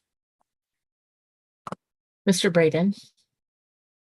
Well, it's my view that if you use the, let me close my door here so I don't get background noise. There we go. Well, I get that. This sort of goes to the question of what we want to do the analysis on. If we expand this map out to include the additional districts, in other words, we do include the whole other county into this analysis, then, I mean, ultimately, you still need to increase this by 1. You're just changing the number at which you're aiming at. We're aiming at 11 because we're not including that. We're not including Black districts or candidate of choice Black districts in this analysis. If you include it in the analysis, then you just simply go from a desire to get to potentially get to 11, you change it to 12. So it's effectively doesn't change anything. I mean, sure, you can include it, but it's sort of the same across all plans. Yes, and that's correct. And you see this in the DAISY 2 map. You do have 12 districts that are effective if you count up all the green. And so that becomes kind of the new benchmark, while the other ones, Spirit of Detroit is down at 11 districts. The 2 Bergamons are at 10. The Tulip and Water Lily are at 10. All of that. So you're just raising the floor to a certain degree.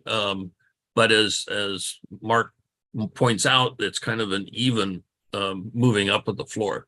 So then, just to confirm, we still need to add 1 more district to the Spirit of Detroit. That would be the safest. Yes, is the answer is. Again, these are, you know, all my answers are a little bit gray because there's a point at which, you know, you look at this and you get a district that's close to majority Black turnout in the primary, and then reasonable people could look at that and say, well, it's likely to provide an equal opportunity.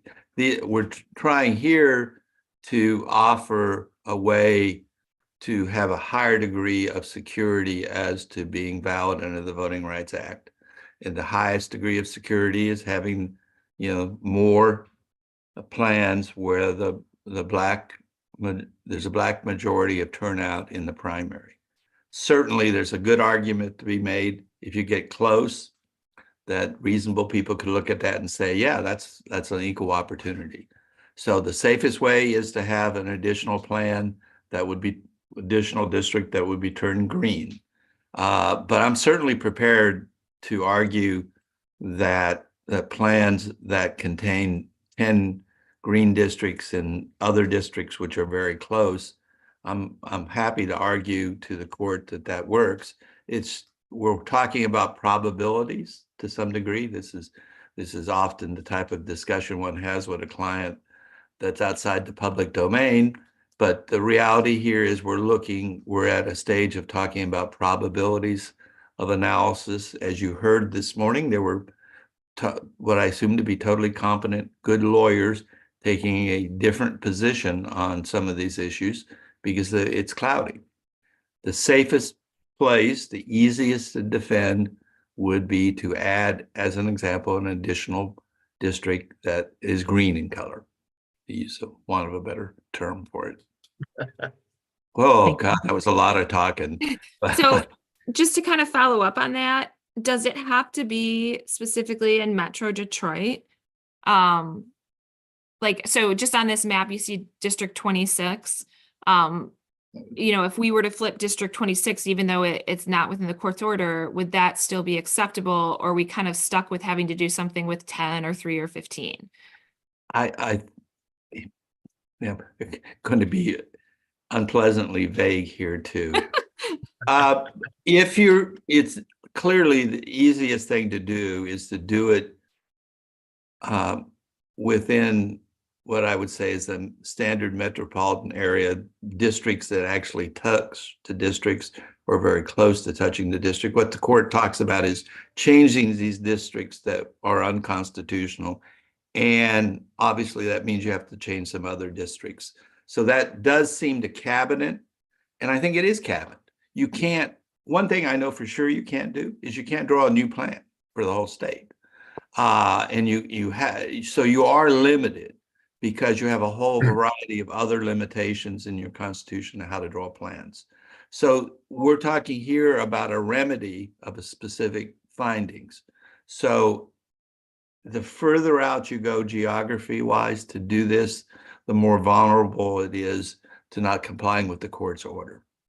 So as much as the geography should be cabined, the degree of cabining really, that becomes a balancing act to some degree for the commission.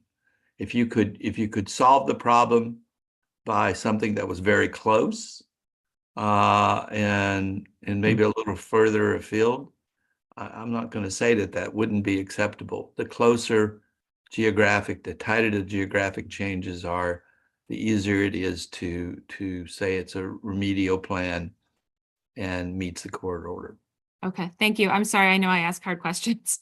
No, it's a trouble. The questions, the answers are, I sad to say, are vague. That's the reason why, as I'm sure you've heard many times, there's so much litigation in this area because the law just isn't real clear.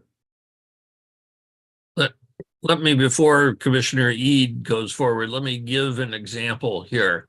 I've pulled up the Spirit of Detroit map. And what we see here is that most of the area around the outer edge is overwhelmingly white in population and not real strong African-American seats next to it, except if you look down here in District 3 and District 4. Here might be an area of looking at how you could end up looking at these two districts in this Spirit of Detroit map to make the 4 being a little bit less African-American and the 3 being a little bit more African-American.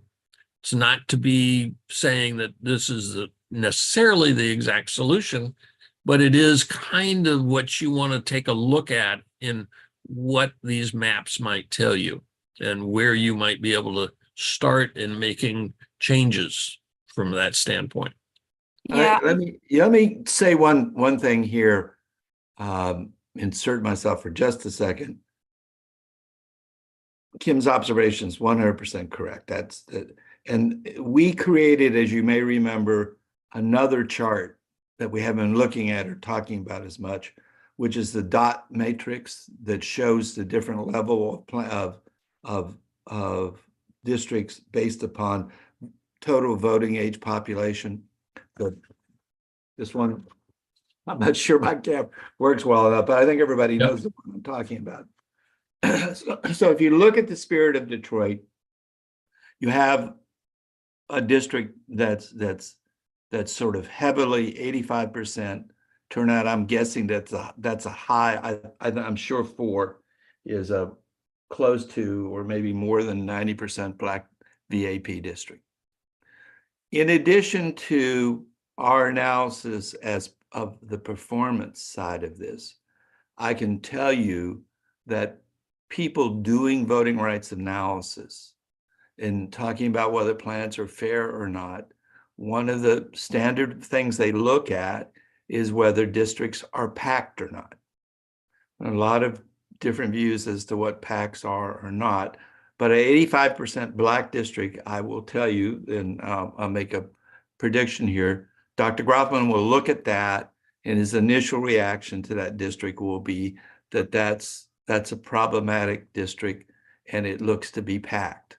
It has many more Black citizens that are necessary to elect a candidate of choice. Now, I'm not telling you that would invalidate the plan or whatever, but that's another consideration, which is the reason why we did that chart. That's an issue. Now, we are in Detroit, so the geography of Detroit naturally leads you to districts which have very high Black population because the city has very high Black population. So I'm not saying that district is in and of itself makes the plan invalid. I most certainly don't believe that. But I can just tell you that's a classic indicia that political scientists will point to and say, oh, the plan's unfair because the districts were drafted as a racial gerrymander, and they don't, if you divided them up, the Black community would have an easier opportunity to elect its candidates of choice. So that's the reason why we created the dot matrix. And certainly the districts, the plans which have very high Black percentages, those are the types of districts that political scientists doing these types of analysis will jump out at them. I'm not saying it's decisive or it's the end of the analysis, but certainly it's the area that will raise concern, likely to raise concern with Dr. Groffman, to be just straightforward. So can we go back to the Spirit of Detroit map again? Sure. So I mentioned yesterday that I knew that we could fix this map and add another district. And to me, there's actually two ways we could do it. We could go into Dearborn, which is District 3. Commissioner Zatella, can I ask you to wait? The next thing on our list is mapping considerations. Maybe we could talk about that then, because we have a couple other hands for this discussion. Yeah, are we still going to have Mr. Braden and Mr. Brace at that time? I believe so. I've got a comfortable chair. I'm not going anywhere. I might have to get another cup of coffee, but it's not far away. So I'm not going. I'm here all day. Yes. I'm here all day. Okay, well, I may not be, so Lucky. I may not be. So I'll just throw out really quickly that we could look at 10 and 3, or 3 and 4, or 10 and 12 to kind of fix that. But either way, we're then disrupting other communities of interest. So there are solutions. It's just going to involve hard choices. That's all. Commissioner Eid. I have a few questions. Okay, so we keep saying this 11 number with the analysis yesterday. Now we've added a couple, so the floor on all of them have raised, as what we've seen. But that's only because we're comparing it to Daisy, right? If you compare it, let's say you were to compare it to Hickory, the original map. Well, if you compare it to Hickory, Hickory has even more VRA compliant districts, because that's why we drew it that way, to comply with the VRA. So wouldn't all of them be deficient if the bar, it's a comparison is what I'm trying to say, correct? You're comparing these maps to other maps, but how do we know which number is right? Is 10 right? Is 11 right? Is 12 right? Is 13 right? Because to me, it just seems like it depends what the control group is that you're comparing it to. Well, you are absolutely correct in the sense that it depends. But let me say a couple things. One, I will tell you that I'll use the distinction again here. It is certainly relevant to your consideration to look at what you did in Hickory, but it's absolutely immaterial because it fails the first part of the analysis. The Hickory plan, the court has told us the districts are not reasonably configured. So a district that's not reasonably configured, which is what this court has told us of these districts are, makes that 12 number irrelevant. Doesn't matter how many theoretical districts you can draw, simply trying to, we could go and use one of the computer systems and come up with a plan that certainly would be able to draw 12 districts, maybe even 13, who the hell knows, by ignoring all the various criteria and making it the paramount consideration. That's what the court concluded. So we know for sure that the Hickory plan is in fact not a consideration and provides no guidance to us as to how many districts here. The numbers are just tools for you, which gives you a notion of how people, both the courts have traditionally and political scientists have looked at these, and these numbers provide you a notion as to what is available to be done. So these are tools for you to put into the context of everything else. So if you adopted one of the plans, something along the line that had 10 districts, I'm quite happy to argue to the court that it complies, especially if you have additional districts that are close and appear to be close to having likely to be controlled. As an example, this is a majoritarian test we have here, and this is the safest, most conservative way to look at it. Equal opportunity, well, by definition, if the Black community is turning out more than 50% in the primary election, then it's clear they have an equal opportunity to win that primary. Might in reality not be an equal opportunity because there might be 5 candidates from the Black community or whatever. But as a matter of the plan clearly provides. Okay, if you have a district that's 45% of African American turnout, is the Black community likely to control that Democratic primary? Well, the answer to that is I don't need to take my socks off to do the math here. Yeah, it's pretty likely that most of the time that 45%, there'll be sufficient white crossover voting to make that work. So I don't view necessarily the 11 as being an absolute number. You need to balance it. The safest plans are the ones that are at 11. So it's easier to explain to the master and to the court that it clearly is here.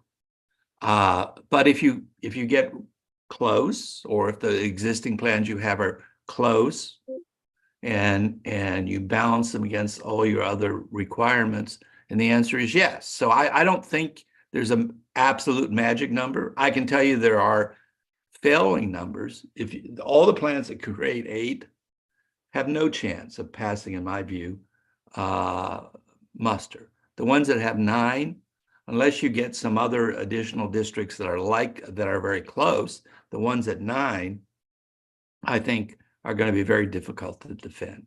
10, yeah, I mean, certainly I think there's going to be an argument if you come up with a plan that has 10 primary majority Black districts and you have 1 or 2 other ones that are close, then I think you can look at that and say, yeah, the Black community probably does have an equal opportunity to elect their candidates and likely will. But the magic here is likely will. As I've said all along, this is not a chemistry experiment. And so the numbers provide you guidance, but you're also going to get guidance in your public comments and from your personal experience. Some of you know these districts and you live in them, or you know about them. And so the numbers provide you guidance, but they're not the be all end all of this analysis. Your judgments on this is very important, and the judgment of the people commenting on it is very important. Did that help you at all? I mean, I know I keep babbling on. What I heard is mainly is that you're comfortable defending 10. Yes. Okay. These are complicated conversations. Yes. I have just 2 more questions. We've heard previously that Middle Eastern folks are also VRA protected. So I think that's probably right. I think that's a tricky question for sure, but I think the answer to that is yes. That would be my opinion, although I'm not sure I can point you necessarily to a court that has held that point. I think people have discussed it, and I think it's a logical, but I just don't know if the first of all, I don't know what the definition would be of a Middle Eastern community, and I don't know whether they're politically cohesive. So, I mean, I don't know. Obviously, Egypt's in the Middle East, and I'm not sure, as an example, we have Israeli immigrants, I'm sure, in the metropolitan area. Would they be politically cohesive with or Palestinians in your community? I think probably not. So it raises some tricky questions, but I think basically you're correct. I would view it that way. The reason I ask is because, we know District 3 and District 15 say white, but we know that they say white because there's no checkbox for people of Arab American, Middle Eastern, North African descent. So I would caution against changing those. We also, on the same vein, 1 and 2, it says Black and white, but we know there are significant Spanish and Latino races there. Which kind of brings me to the next question on how is it, best to do this? Because it looks like 26 is pretty close, and it looks like just adding some population to there would flip that, but 26 isn't close to any of the districts that we have to draw, that we are ordered to redraw. So when we're talking about mitigating risk, when we're talking about increasing the chances that the court picks our map and not the special master's map, would you say it's safer to try to do this by looking at the districts that we do have to change, like 10, 12, 13, versus into districts that we don't have to change? Well, it depends on, it then depends specifically on what the changes are and how you come to them. That's the real analysis. All things being equal, which of course they're not, but assuming we live in an alternative universe where everything was equal, then the narrower the changes are, the better you would be. And changing it, but everything isn't equal. And ultimately, the judgment here are you lucky commissioners. There's no way around the difficult step of trying to sort of balance these. Absolutely, I know it's easiest for me to defend. It's easiest for me to defend plans that have 11 or more districts as to why they comply with the Voting Rights Act. I think it's quite possible to defend ones that have 10 if you have other arguments as to why you're at 10, that, such as, Jesus, these other districts we think will perform because we've heard it from the community, we've looked at it, and if 40% or 45% of the Democratic primary is Black, and we're just going to think that it's likely that they're going to control that, and that's a totally logical thing to do. And that, but you need to you have all these balancing considerations. Sure. We have not factored in our VRA analysis in any way, shape, or form Hispanic communities. That's obviously you members of the commission have considered that to some degree, but that's that complicates it in very difficult ways to figure out in simply this sort of traditional black-white voting rights litigation. And you're exactly right. The question of, very valid question of the interest of what appears to be, from what I understand secondhand, just listening to your discussions, that there's thought to be, or is, a Middle Eastern community that would identify itself.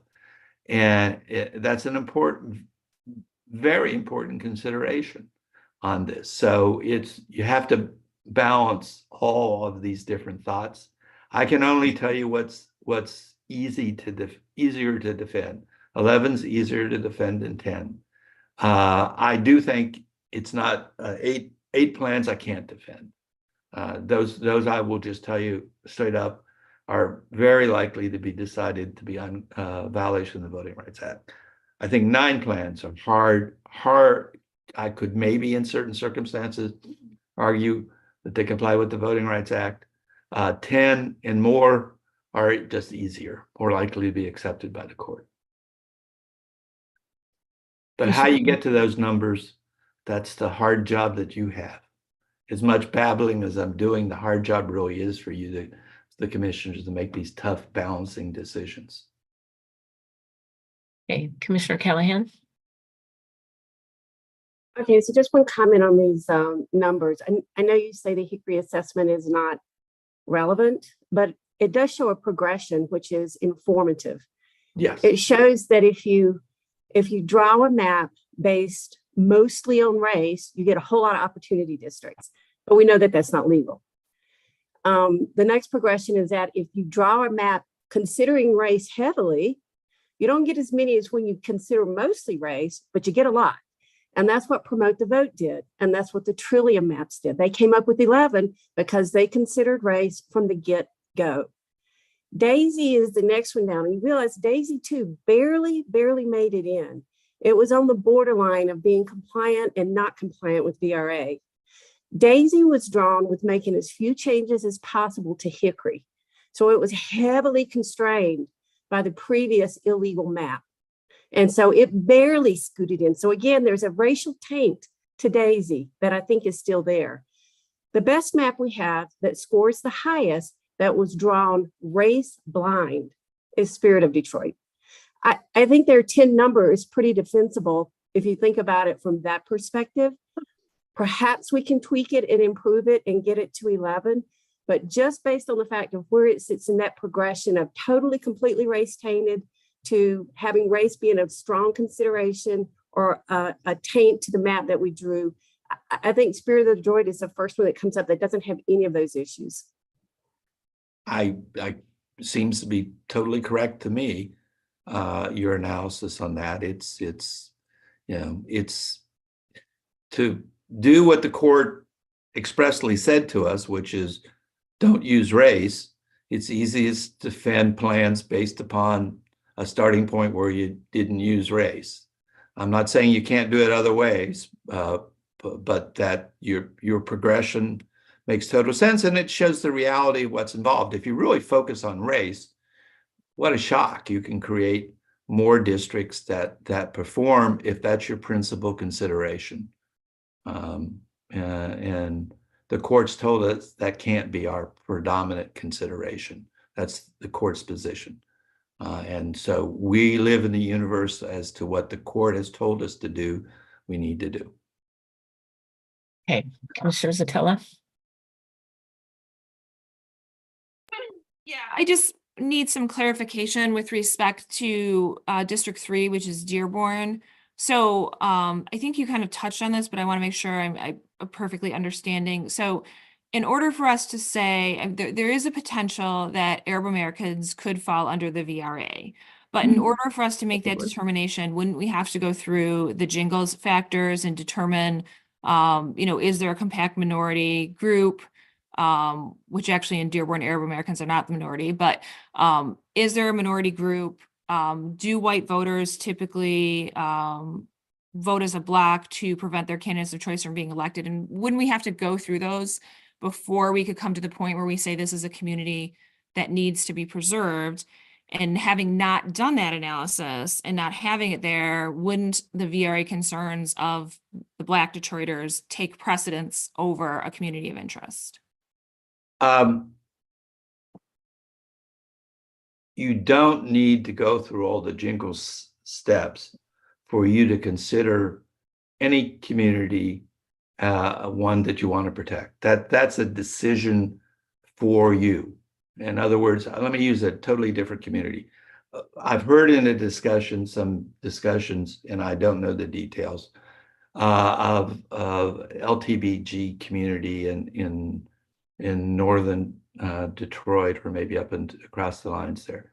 And you've used that, at least in some discussions I've heard, as a community you think should stay together in a district. Is there any voting rights consideration in the sense of the Voting Rights Act there? And I would tell you the answer is no. But that doesn't mean you shouldn't, you can't rationally decide that's an interest that you decide to protect. You're exactly right. Could there be a voting rights claim if you divided up a community, a Middle Eastern community? And the answer is, I think probably the answer to that is yes, if, as you rightfully point out, you go through all the jingle steps. That is it large enough and geographically compact enough? And can you get a reasonably configured district around that community?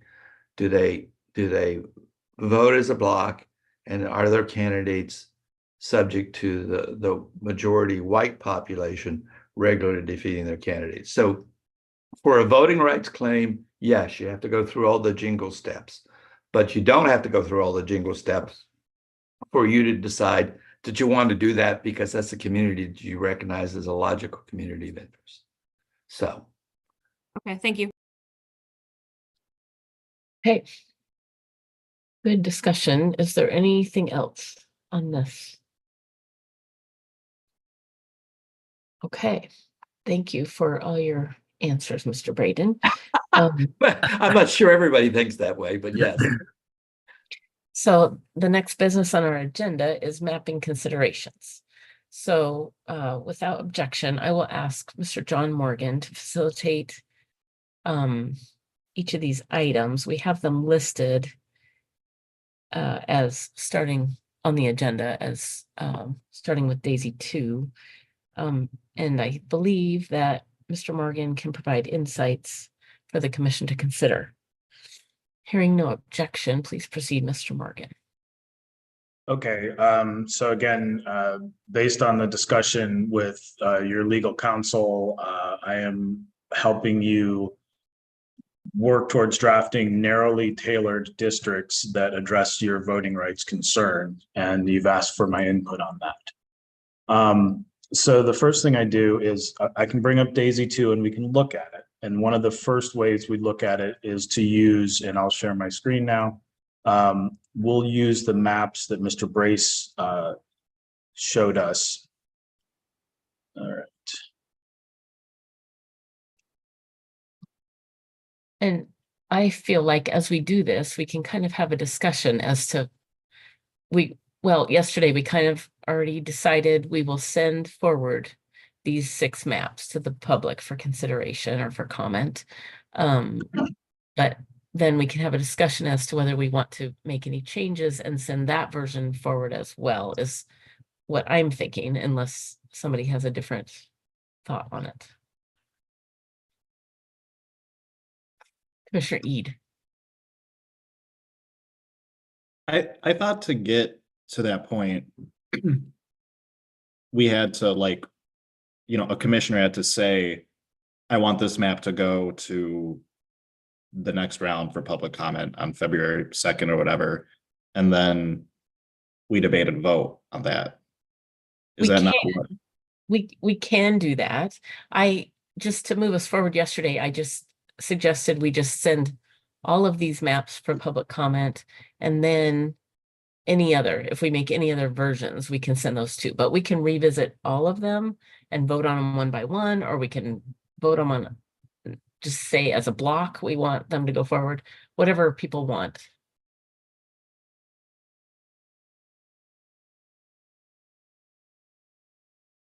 Commissioner Villette.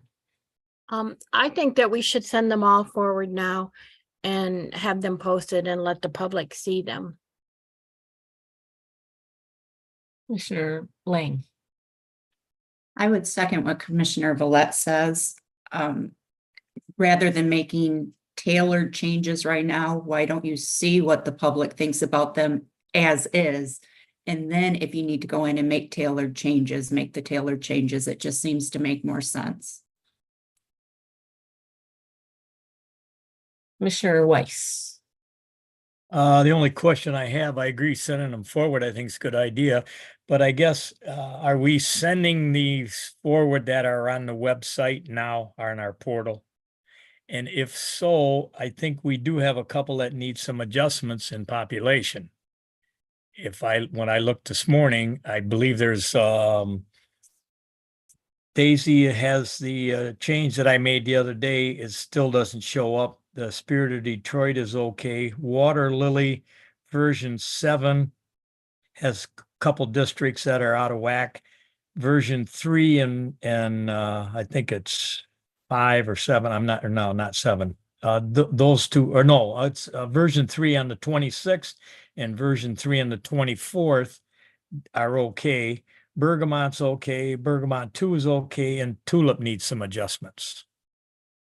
Okay, well, I would suggest, since we have this time now and we have everyone on board, we could use this time and Mr. Morgan to look at each of these maps on the agenda, and we can fix the population discrepancies if there's any, along with seeing if we want to make any adjustment, but it would be a different version. I think we should make sure that the population is good for all of the ones that we send to the public. But if we're going to make changes beyond the population, then we should make another version of that map to also send, or to also consider sending. Would Is that- that just be a correction though of the map versus creating a new I version? think just to fix the population deviation, I think that would just be a correction. Okay, sounds good. Mr. Woods. Yeah, thank you. Just Commission, just to kind of reiterate, the purpose of this discussion for the agenda is to take a look at, in light of the counsel that we received from our Voting Rights Act counsel, in light of the feedback and the analysis that we received from Dr. Palmer. Mr. Morgan, at your direction, is going to provide some insights on how some of those can be adjusted.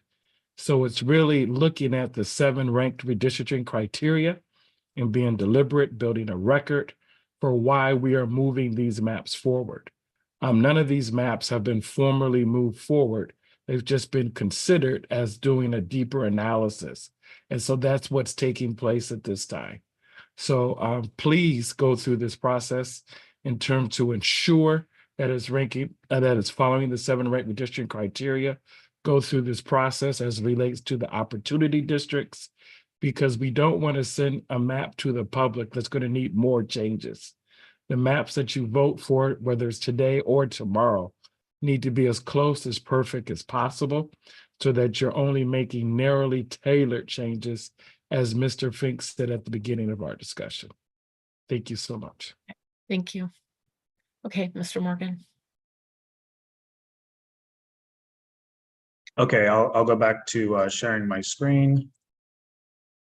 Okay, so what I was pointing out is just looking at the DAISY 2 plan. You asked me to bring that up, and I was just going to again start with what Mr. Brace had shown, which is the effectiveness map. So just doing a quick count, if you include 18, you have 1, 2, 3, 4, 5, 6, 7, 8, 9, 10, 11, 12. If you take out 18, you have 11. And so that's kind of where we were in discussing these districts. One of the things I would point out is, as we look at these several plans, you can refer back to some districts that exist in other plans. So for example, this District 5 and this District 6 are carried forward from Hickory. They were not specifically struck down by the court. And while I'm not saying you have to recreate this district exactly, you do know that a district that is configured in this way for 5 and 6 or close to this way would probably show up as an effective district. So that's just something to think about as we look at other plans. And in this DAISY 2, you have a District 14 that shows up as effective, and a District 13 and a District 12 that show up as effective. So as we look at other plans, you can also reference districts that you know perform. So the other thing I'll do is I'm going to switch to AutoBound. And so in the AutoBound program, this is the DAISY 2 map. And what I wanted to point out to the commission is this now has the racial data in the matrix, which was what was requested. And the designation I put on that is J, because basically behind the scenes, the letter J is referencing the matrix that has the racial data. The previous version we were looking at did not have the racial data. So at this point, the first question I have is, do you want to make any changes to DAISY 2?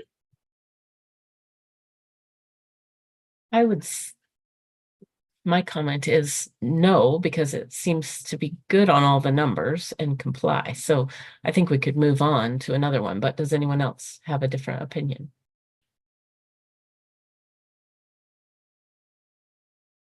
I don't see any. So can we just make sure while we have this one that all of the population deviation is good? Commissioner Weiss. I just had a quick question. John, could you switch back to that other map that you had up just before this one? That showed the district. Mr. Braden was talking about having high numbers. District 8 has like an 80% versus 12. Would that be a problem maybe? So what I would point out, Commissioner Weiss, what I point out here is this is not the voting age Black population, which I think was what we were referring to before. This number is the estimated Black turnout percentage in the primary. So this goes back to Dr. Palmer's spreadsheet. So let's see, you said that was District 8. So here on District 8, that would show up here. So I believe that's the estimated number here that we're looking at, the 80%. Okay, I was just curious. I wasn't sure. Thank you. Mr. Callahan. I'm just a quick question. Why is 11 blue on this map? Okay, so my guess is that if we go back to the spreadsheet and we look at 11, it shows up on remember when we had this discussion of the primary turnout, there were two metrics that Dr. Palmer talked about. The first metric was the Black versus white turnout, estimated turnout in primary. So in this case, you have 45 versus 51 in 2018, 45 versus 51 in 2022. And so it gets a no on the primary turnout. And so therefore, this is the one that's on the theme. However, what we're looking at on those numbers is the electorate by race and party. So in this case, it's the potential primary pool, which is what we're identifying here that Dr. Palmer talked about. So in that sense, it doesn't meet the test. I'm sorry, on that, it does meet the test. I lost my place. There it is. Okay. So it does meet the test there. So the number on the map is 32 versus 30, which is the primary pool, which is a single number. If you use this, you'd be using potentially two numbers. So as Dr. Palmer pointed out, in his determination of giving these a yes, he's looked at both numbers and, this one here is 11. So he's looking at both numbers. And in this case, both of them are not majority. So you have Black turnout is behind white turnout in 18 and in 22, so it gets a no. But if you look at it on the potential, it's right on the edge. So this could be an instance where Mr. Braden was saying, you know, you could look at this district and say, arguably there's some opportunity there, and you look at the potential primary. If I can add, John is very much correct in that, and that's why we've colored it a little bit differently in looking at this, and particularly for this plan, and attempting to note the distinction between those two columns, being yes in one and no in the other, is an important consideration. And so we're just trying to show the degree of differences on this regard. Okay, thank you. Okay, and there's a box here outlined in purple. I don't know if maybe that's what Mr. Brace was referring to, where it gets a no from the first version, but it gets a yes on the second version, considering the primary pool as opposed to the primary actual turnout. That is correct. That's the additional distinction that we attempted to show on that side. So you could tell that there was some difference compared to the other ones by having that box around it. I have a question about that for Mr. Braden. So we're trying to get, to 11. You can keep that screen up, please, Mr. Okay, Mark. you bet. If we try to get to 11, and this map that we're looking at happens to be at 11, but if we're talking about this type of a district, District 11, is the court, or the court, I guess, are they going to be looking at these numbers? I don't think so from this analysis. I think they will be looking at just the numbers that are on the matrix normally in Autobound, which comes from just census and political data. So they'll be looking at like Black VAP and things like that? Or which numbers do we need to for sure know are in the right category? Well, first of all, I believe, in fact, I'm going to recommend this. It could do it a different way, I guess, but I don't think there's any question that we will be providing to the master all the data which the commission now has. In other words, everything you've got, everything that Kim has, will be sent to the master. So, and we have people who, I mean, for one of them, just Kent and maybe John's, I think both of them, and I know Kim, all three of them have actually worked with Groffman. So they can tell you what Bernie's going to actually ask him for, but basically it's going to be everything that you've gotten. So the DAISY plan, my memory is that the DAISY plan is the only one that shows a difference between the two metrics. The DAISY plan is the only plan that has one more district that has a higher Democratic primary pool versus the actual Democratic primary turnout. The turnout number is sort of I would suggest is a better analysis, or arguably a better analysis, than the pool number. But to be candid with you, the pool number, if you have the number of Blacks in a district who are eligible to participate in a Democratic primary are a majority, I think there's a pretty strong argument that district provides an equal opportunity to the community to elect. But if you want to really look at the way it's usually looked at, it's usually a turnout question. It usually includes a turnout question. So the safest basis for analysis is probably a Democratic primary turnout race-based numbers. The other ones I think are relevant, but I don't think, and again, when we get to relatively small numbers of differences, the data is good and the analysis is well done. It's the best that can be done, I think, right now. But that said, these are they include wiggle room. They include, so these are approximate numbers, even though they appear as percentages out to a decimal point. There's, the actual numbers will in fact be somewhere around those numbers, but not exactly on those numbers. So in all likelihood, so it's this is one of those things where close enough is probably close enough. Thank you for that answer. So did anyone think that they wanted to do anything with DAISY 2? Besides check and make sure that the populations are all within deviation, please? Which I think they must be. We want to check on each of the 7 ranked redistricting criteria, Commissioner Orton. Okay. So population, good. Okay, let's try it this way. Focusing on the population. And then I will.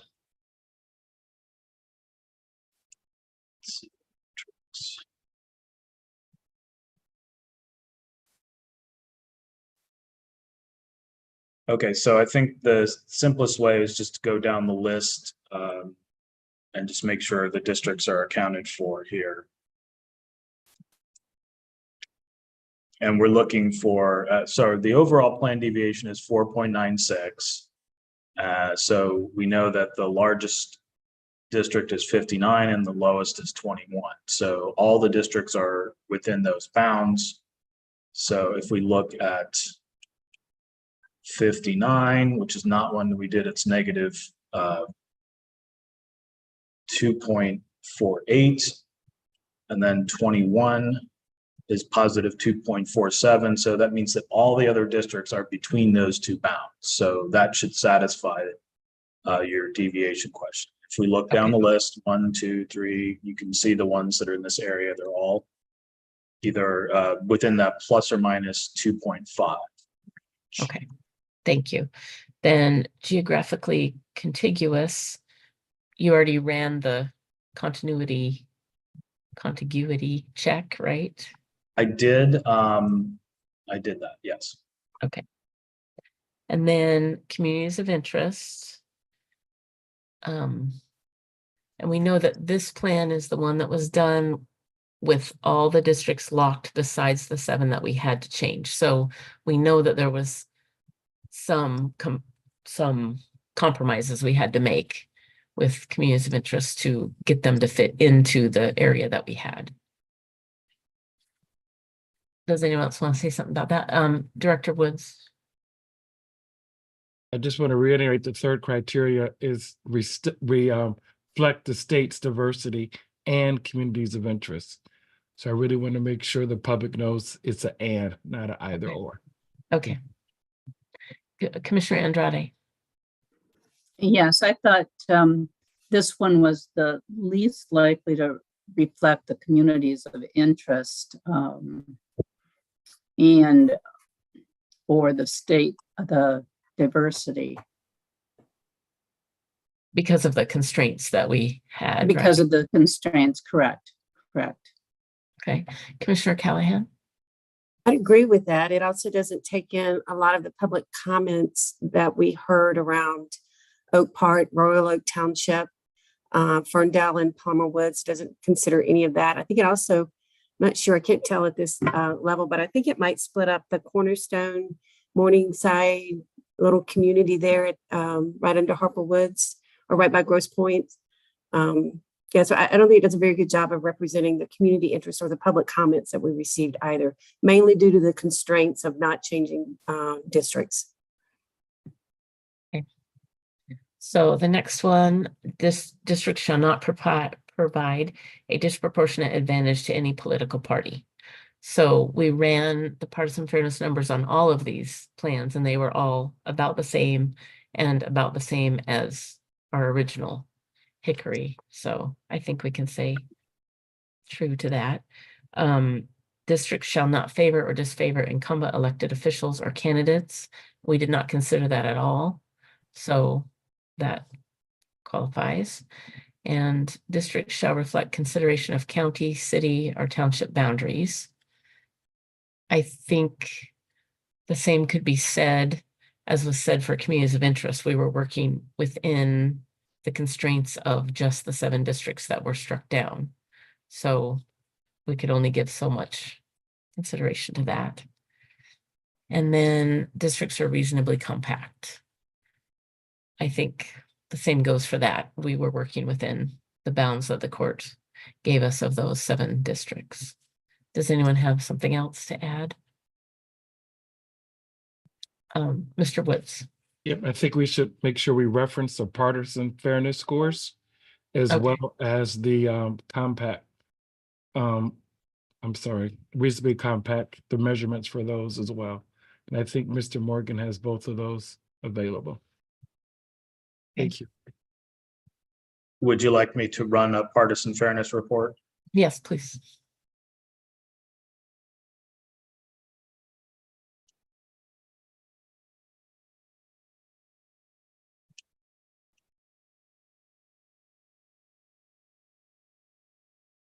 Just a quick question, Mr. Morgan, if these reports have been done previously and we can reference them, that would be great. I don't think they've made any changes. Mr. Woods, in this case, we did make the minor change, I believe, on Monday to this. So just to be complete, I was going to rerun this here. I don't think it's going to change any top line numbers. Okay, great. Thank you. Mr. Callahan, your hand is up. Did you have something?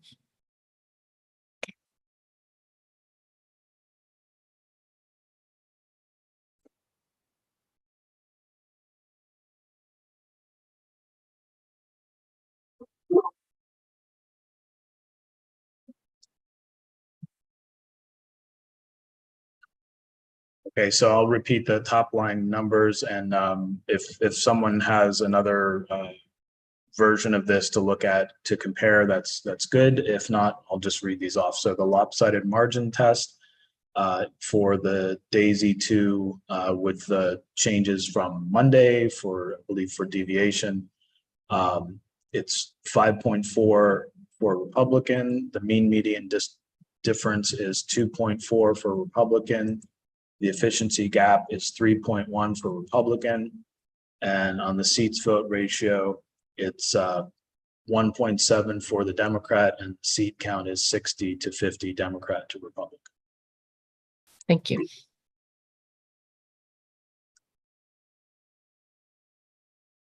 I believe that was the same.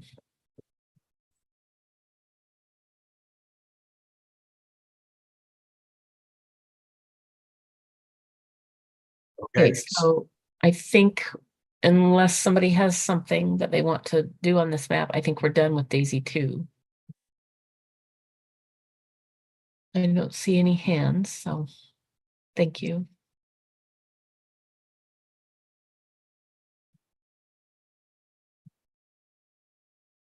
The next one on the list is Spirit of Detroit.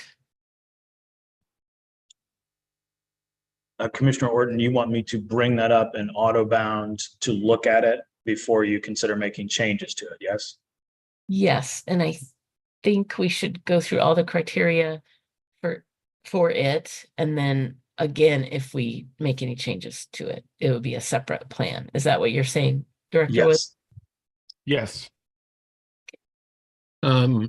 Commissioner, we do have Kent is available so that we can tag team between him and John. I know that some of the reports that John just ran, we need to get PDFs of and that sort of thing, and exporting of the shapefile so that we've got that documented for the purposes of going up on the public website. And so we've got Kent in line that he could do, one plan and then John do another plan, and vice versa, back and forth between the two of them in that regard. Okay. So I guess. Okay, so I have the autobound and I also have this other map, if you want to refer to either.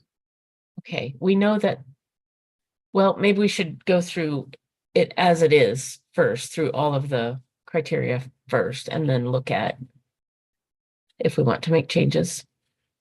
So population deviation. Just a moment here. Go ahead.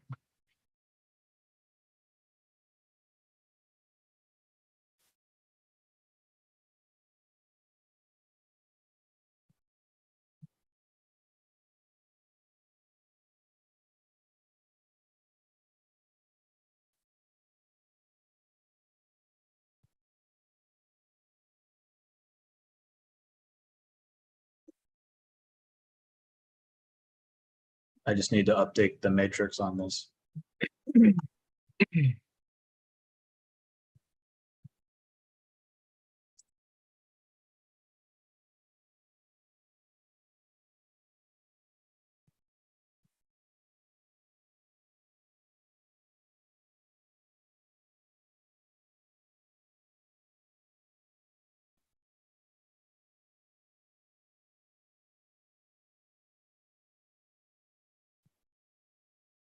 Now, Commissioner Kellum.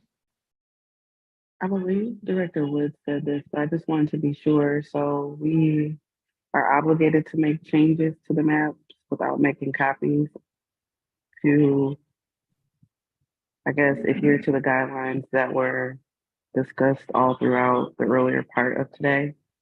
We're not. And then those, okay, go ahead. We're not obligated. We're not Okay. obligated to make changes, but we are going to save the maps as is. We're just going to go through all the criteria to put on the record. Okay. Thank you. I'm just sorry. I knew I was like, I think I have this wrong, but I want to ask. Thank you. And then we will decide if we want to make changes, which will be a different version. Thank you, Commissioner Orton. Director Woods. I think Mr. Fink had his hand up first. So I want to let him go first. I think. Thank you. I had put it down because I think, Madam Chairwoman, I think you addressed the question, but just to be clear to Commissioner Kellum, and to all the commissioners, my understanding of what the commission intends to do is to send forward, I mean, you're going to go through this discussion map by map, but I believe the concept is that the commission intends to send all 6 of these as they are, assuming you're satisfied with the all of the ranked criteria. And then after you've made that decision, you'll go through a lot. I think as you go through each map, you'll then decide, okay, we will send this map through as it is now, and then you'll make some changes to it and have that new version also sent on. That sounds like that's what the commission at least is discussing conceptually to do. So the Spirit of Detroit as it exists now, assuming, again, once you go through this analysis, you're satisfied with the compliance with the 7 ranked criteria, that version will go on, and then you can go in and decide if you want to make some changes. Great, thank you, Mr. Fink. Let's hold on. I need to have some clarity because I'm not clear on that, Mr. Fink. I thought we were looking at the purpose of the presentations earlier were to address any concerns with regards to the maps. For example, opportunity districts or anything along those lines. So if the maps were going to change before going to the public, the commission would be doing that now. Yeah, oh, absolutely. Yeah, just right now. Absolutely. Okay, right. I'm going to make sure we're very clear on that. Yeah, the distinction is, and I think there was already this discussion, which is the 6 maps as they exist without any modifications, those, I believe the intention is those will be sent on. And then right now, the commission will be working on any number of those maps that it wants to address the VRA considerations and address the opportunity district issues, and then decide if it wants to send those modified versions on as well. So yes, absolutely. And I guess my concern is, just so we have clarity in this discussion, it doesn't make sense to me to send something on that would not be approved by the courts. And I think that's where Mr. Braden was talking about opportunity districts, that he couldn't defend 7, he couldn't defend 8 or 9, but he could possibly do 10 or 11. And so my hope, and my counsel, this is why I'm asking you as our legal counsel, is that we only send maps to the public that can actually be approved, so that therefore if the commission does decide to change it after the public hearing, they're minimal changes. So it's not like we're sending a version A of Spirit of Detroit, for example, and then sending a version B if we try to change it. It should just be one map that's close to perfect as possible. So this is why, this is what I was hearing. That's why I posed my question, because I was hearing these 2 nuances. So what I said at first was correct then. There should just be one map of each version. And not only that, but the maps that score lower will not even be sent on because they don't meet the criterion. They present, as we discussed before, too large of a legal risk in terms of defending VRA standards and guidelines. That wasn't really my understanding. So I guess it's good that we're having this discussion. Yeah, I guess. Well, just to be clear, as I have said repeatedly, I think it's perfectly fine for the commission to send on whichever maps it wants to for public comment. And you've heard from legal counsel, from me and from other legal counsel, that some of these maps, as is, perhaps with 10 opportunity districts, like the Spirit of Detroit, could be perfectly fine in the eyes of the court ultimately. And that may be, ultimately the decision of this commission, that the commission decides to adopt a plan like that. But the commission still has some time left where the commission can decide whether it wants to try to make some modifications to a map like that or some of the other maps, and see if it can make effective modifications that the commission is satisfied from that satisfies the 7 rank criteria and is appropriate to send on for public comment. So my understanding was that, again, this is ultimately a decision of the commission. I don't personally see a problem with the commission sending on a couple of versions of one or more of these maps, one that's as it exists now, and one that was clearly drawn race blind, and then another version that takes into account race and makes some modifications to address the VRA compliance issues. So ultimately, that's a decision that falls to the commission. And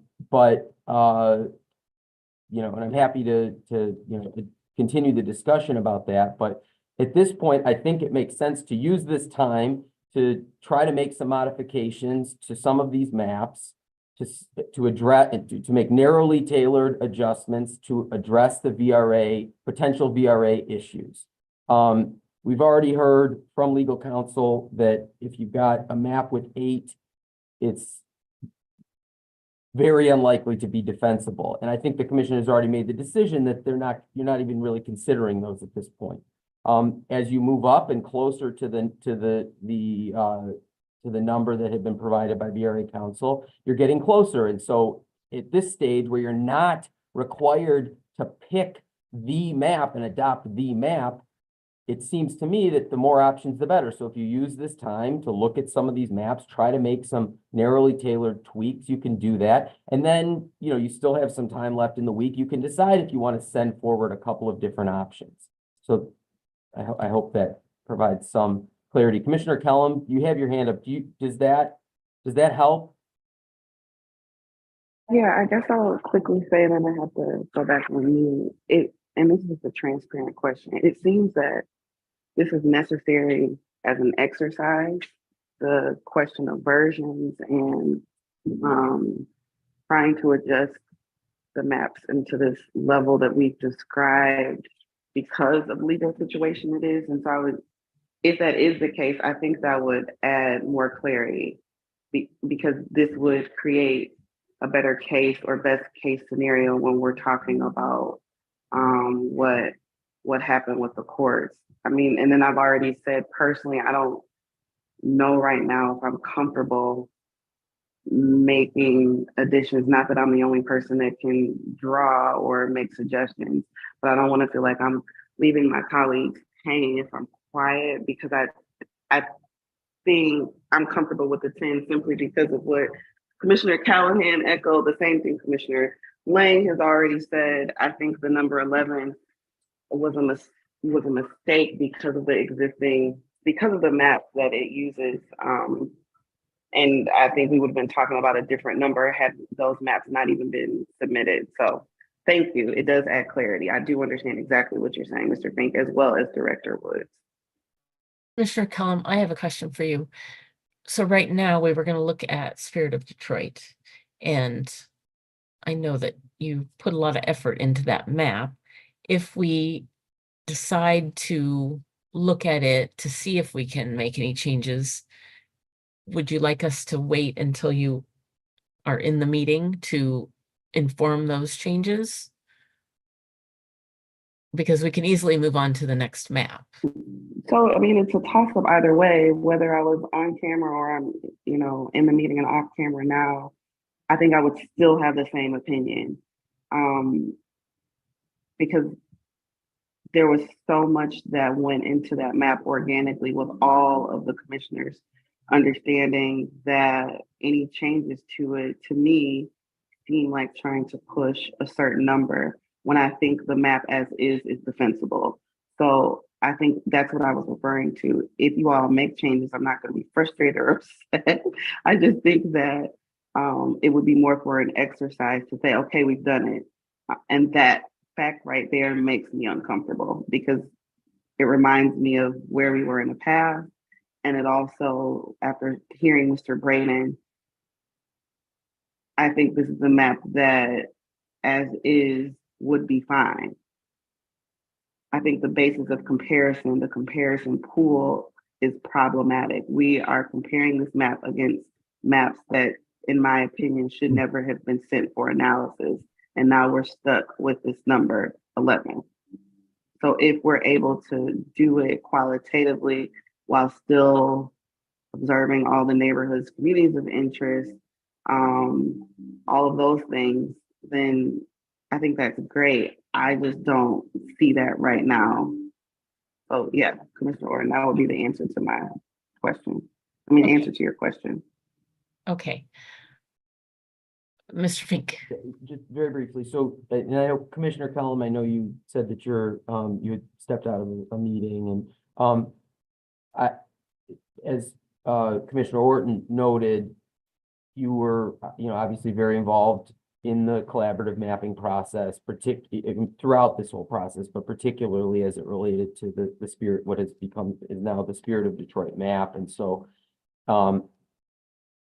I would sort of echo Commissioner Orton's sentiment, which is, and I hear what you're saying, which is that from at least as it stands right now, what you've heard from legal counsel is that you may be comfortable with just, kind of going through with the Spirit of Detroit as it is now. And as I said, and I think I've said repeatedly, I think that makes sense to send that through for public comment and send the other maps through for public comment, assuming that the commission is comfortable with them. But if the commission is going to go through, as you said, this exercise and try to do some narrowly tailored tweaking to that map or the other maps, but in particular this map, which you had, had spent a lot of time with, I think it really would be beneficial if the commission can get your perspective on that. Now, maybe it's not while, we can do it this morning or early this afternoon, but perhaps if the commission makes some modifications, hopefully you can still provide some perspective and feedback on what those modifications were in terms of discussing the communities of interest and the other considerations to make sure that to the greatest extent possible, the commission is addressing that and hearing your perspective on it before deciding on whether to send a modified version on in addition to this original version. Thank you. Commissioner Lang. I'm just going to stress where I'm having a hard time. A lot of data to take in for one, but that's fine. Data's good. But when we're doing the maps, the collaborative mapping was pretty much blind mapping is what we're calling it. We didn't look at race. We looked at communities of interest and population and, being contiguous, this, that, and the other. And obviously VRA is one of our top criteria. But then as I'm hearing the analysis, as I'm listening to, well, you evaluated it on maps that were not, I don't know if it's just my feeling or if maybe other commissioners are feeling it. I feel like we're setting ourselves to a target, and that makes me nervous. And maybe that's just my opinion, but it's almost what it seems like when we're talking narrowly tailored. I mean, I understand the VRA. I just don't want to put ourselves in that position again, I guess. I don't know. And I don't know if anybody else is feeling that. I'm just expressing a concern, I guess. That's it. Yeah, it does feel like that. Mr. Fink. If I could just say, and I hear the concern, Commissioner Lang, and I don't think this is a target. I think this is the sort of the concept all along with this remedial mapping process was that you were going to draft collaborative maps in a race blind way, and then hear from VRA, the VRA consultants and VRA counsel after they've had a chance to review the maps and provide you with some feedback on that. And we've gone through that process and they've done that. And the understanding, I think, or the recommendation at this point is, again, when you're not at the stage where you're adopting a map, you're just determining which maps to send forward to the public for feedback. You can take a look at some of these maps based on the feedback you have and try to bring some of the maps that you've been told either are not in compliance or face risk of VRA challenges. You can spend some time, you still have some time left here, look at these maps. You're not looking at a target. You're just trying to improve the prospects that they will be compliant under VRA. And again, as I said, you can work with the mapping consultants who can provide you with some recommendations. You can look at what you might be able to do, and then you can consider all of the communities of interest and all of the other important considerations at issue here, all of the 7 ranked criteria, and then see what you've got and decide if you want to send that forward. But I would strongly encourage the commission to take to use this time that you have and try to present as many options as you can to the public. You have some maps here that I think are still under consideration that have in particular, I think Tulip, Water Lily, and the Bergamonts that are at 9 at least under the original VR, that's if you're not including the Oakland County number. And, of course, Spirit's at 10. And so it would seem to me if you're going to be sending other options forward, you've been told that 9 is, 8 is very difficult to defend. 9 is quite difficult to defend. And I don't, I shouldn't be characterizing exactly how, the level of difficulty in defense of each of these, the different stages. But you understand that as you get closer to that 11 number, it's more defensible. And so at this point, I think it makes sense to spend some time trying to work with some of these other maps and seeing if you can improve upon them from a VRA perspective. Okay, thank you. Commissioner Eid.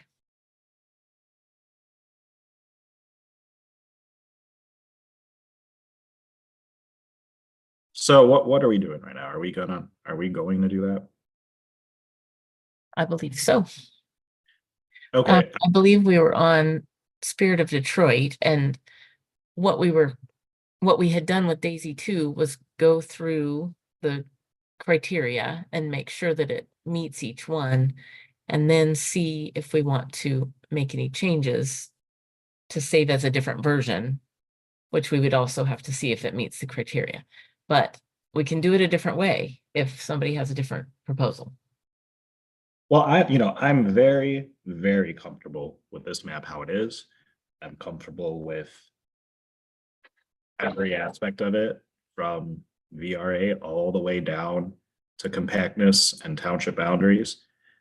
So I don't want to make any changes to this map, but if we want to try something else, we had a comment earlier today to put in Grosse Pointe and Harper Woods with Manistee, East English Village, and though that community into 10, and then put St. Clair Shores into 12.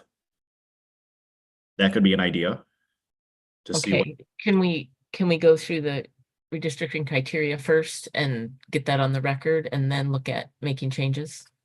Yeah, didn't we do that already the other day? I think on Monday when we went and described each map. Yeah, but not specifically down the line, and Director would like us to put it on the record, but straight down the line. Yeah, Commissioner Eid, some of the things were changed, so this is more of a quality assurance type check. So that's what we're doing right now.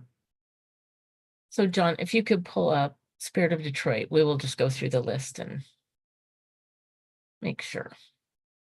Okay, so I'll focus on the auto-bound version. While we have these other maps here, I'll only bring those up if you request that. Okay. Yeah, we just need the auto-bound version right now. So population deviation, we can see it's within. It's those same 2 districts, which we did not change, right? So we know that those are okay. So geographically contiguous. Yes, I ran those checks on this. Okay, and then the state's diverse population and communities of interest. So I think we can each speak to this was done specifically with that in mind in each area. Does anyone have anything specific they want to point out? And Commissioner Eid. Yeah, I think we pointed these out the other day, but point them out again. This map, I think, does the best job of respecting communities of interest. In District 9, you have a district that's composed of the downtown, midtown, New Center areas going up to Belle Isle, but not crossing into Grosse Pointe. In District 1, you have the downriver communities of, Melvindale, Ecorse, and those downriver areas combined with parts directly northeast of them in Detroit, again, following the river. District 2 and 3 changed while you took out Melvindale out of 3 and put it into 2. We've heard both ways. Melvindale could either go into 3 to support the Middle Eastern community of interest, or it can go into 2, which, some commissioners have said as well. It changed 3 by taking Melvindale out of 3. It replaced that population by recombining Dearborn. So now 3 is all of Dearborn and just a couple precincts of Western Detroit, which bodes well for that community. District 4 is completely within the city boundaries of Detroit. District 5 recombines the communities of Oak Park with Detroit and Royal Oak Township, which we've heard about. District 8 combines the Ferndale community with Harper Woods and the LGBT community of interest out there. District 6 combines Royal Oak with its like communities like Huntington Woods, Birmingham. And then you have District 12, which combines the East Point portions of Detroit with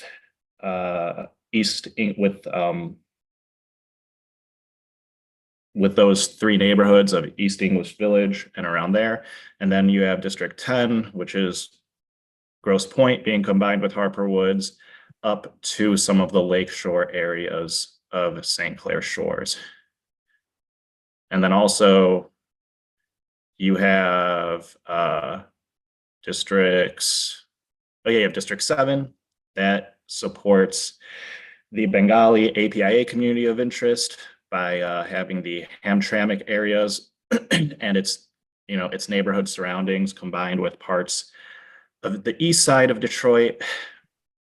And you have 11, that's the northeastern portions of Detroit, crossing slightly over the 8-mile boundary. And I think that supports the community as well, because we know population has shifted to go past the 8-mile boundary. Okay, thank you, Commissioner Eid. Would love for someone else to add stuff too, if possible. Commissioner Lang. Thanks. I have a question, and it's not pertaining to this map, just something I can't find in my notes. Prior to the 2020 redistricting cycle, can anybody, perhaps legal, can Brace, anybody tell me how many Detroit-centric opportunity to vote districts there were?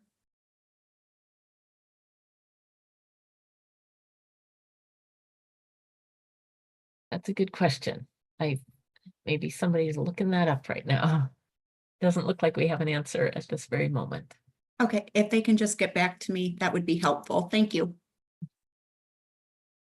Okay, so until we get an answer on that, we'll continue going through the list. So districts do not provide a disproportionate advantage to any political party.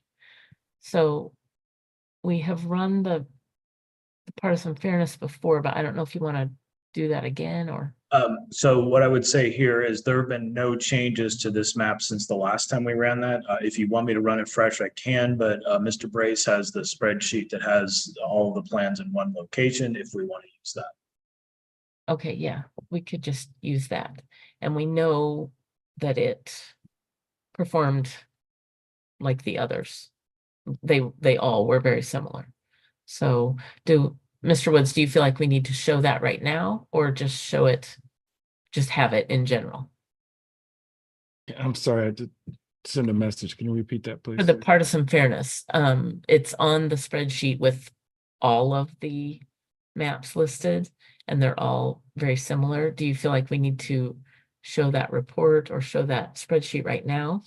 As long as EDS can stipulate that there's no changes, I'm fine with that since it was ran on Monday. I know that there was changes to the Daisy too, and there might not have been any changes at all, but we just want to make sure that it's clear that there were no changes since it was presented on Monday. Yeah, Uh, as long as okay. we're talking about making sure there's no changes, Edward is correct. I just want to make sure that we have the most recent. Yes, this should be the most recent, and also Commissioner Lett has his hand raised. Mr. Lett, It's a mistake. I'll take it down. okay. All right, then districts shall not favor or disfavor any incumbent elected official or candidate, which they don't because we didn't consider that at all. Districts shall reflect consideration of county, city, and township boundaries. Commissioner Andrada. Yes, I think there's one area of this map where it breaks up St. Clair Shores into three, the city of St. Clair Shores into three districts that does not meet the criteria 6. But I think Commissioner Aide said we might, he would be willing to go back and look at that later. Okay, and I do know it was considered when the map was drawn. It's just obviously there have to be choices made. So, and then districts shall be reasonably compact. And we did run the compactness report and discuss those, I believe, on Monday. Okay. Thank you. So that's good on this original Spirit of Detroit version. Then before we start on making changes or on another map, I see that it is nearly the time that we have scheduled to take lunch. So I would say before starting something, we would take the lunch recess. I don't see any objections, so we will take a lunch recess until 1 o'clock.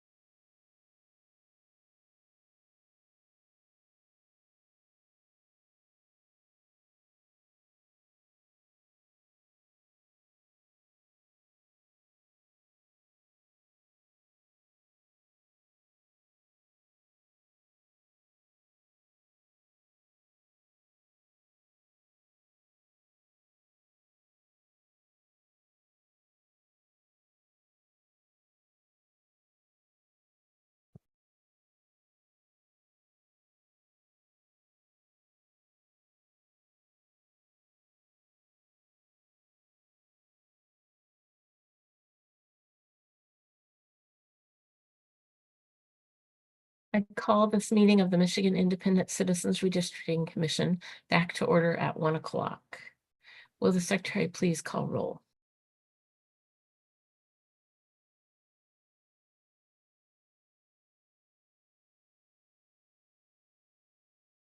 Absolutely, commissioners.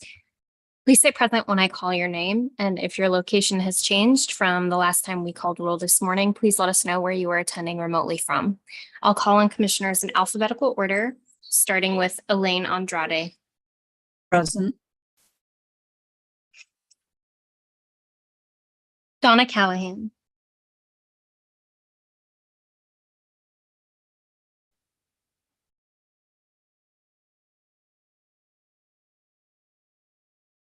Juanita Curry. Anthony Eade. Present. Brittany Callum. Rhonda Lang. Present. Steve Lett. Present. Marcus Muldoon. Present. Cynthia Orton. Present. Rebecca Satella. Present. Janice Follett. Present. Aaron Wagner. I have been present since 10:04 this morning from Eaton Township, Michigan. Wonderful, thank you. Richard Weiss. Present. I'll return to Donna Callahan. Juanita Curry.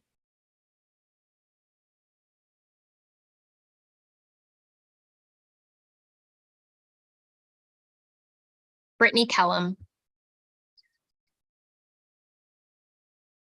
10 commissioners are present and there is a quorum. Thank you, Sarah Reinhardt. I see Juanita Curry on there. Maybe she's having technical difficulties with audio, but anyway. Mr. Braden? We had a question that was asked that nobody had an answer to, which I now have looked up and found the answer to, which is the 2011 House Plan. And there were 10 majority Black districts in the Detroit area. There were 11 majority Black districts in the state in the 2011 plan. Commissioner Lang, does that answer your question? That does answer. So 11 total in the state, 10 specific to Detroit itself. Yes. Okay. And then, so my other question, we've got multiple maps. On average, how many are we averaging in the Detroit area now on our current maps? Show them the pictures. Would you like to apologize for what you've done to these people? Current maps are basically in the 10, 11, and 12 range. Okay, thank you. The key in what Mr. Braden mentioned, he pulled up the majority African-American count of seats. That is different than what Dr. Maxwell has generated. And so we are having Dr. Maxwell run the 2012 plan through his system. Dr. Palmer, are you talking about? I'm sorry. Yes, Dr. Palmer. Thank you, Commissioner. Dr. Palmer, and when I get those, I'll be able to share that with the commission too. Okay, thank you very much. Commissioner Eade, you have a hand up? Yeah, I'm not sure how useful that data would be, considering it's not really an apples to apples comparison. I mean, we know that Detroit did lose significant population within those 10 years when you compare the 2010 census to the 2020 census. So I'm not sure if that's really a good comparison to use. I don't know if she was meaning it as a comparison. She just asked the question and that's the answer. So I feel like we were kind of getting bogged down a little bit when we went to break, but what I would like to do now is to start us out is have Mr. Morgan Is he on?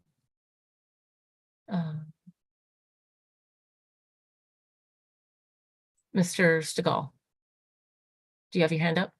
Yes, I'm going to take over for John for, some time. And then, after we finish some, working on whatever maps, he'll come back in. Okay, Right. so then I wonder if you could pull up a Spirit of Detroit. So I'm opening up now. Y'all had ran through the review of it, I believe. At this point, were you speaking of making edits or making a copy and making edits? Or were we going to go run through all the plans first?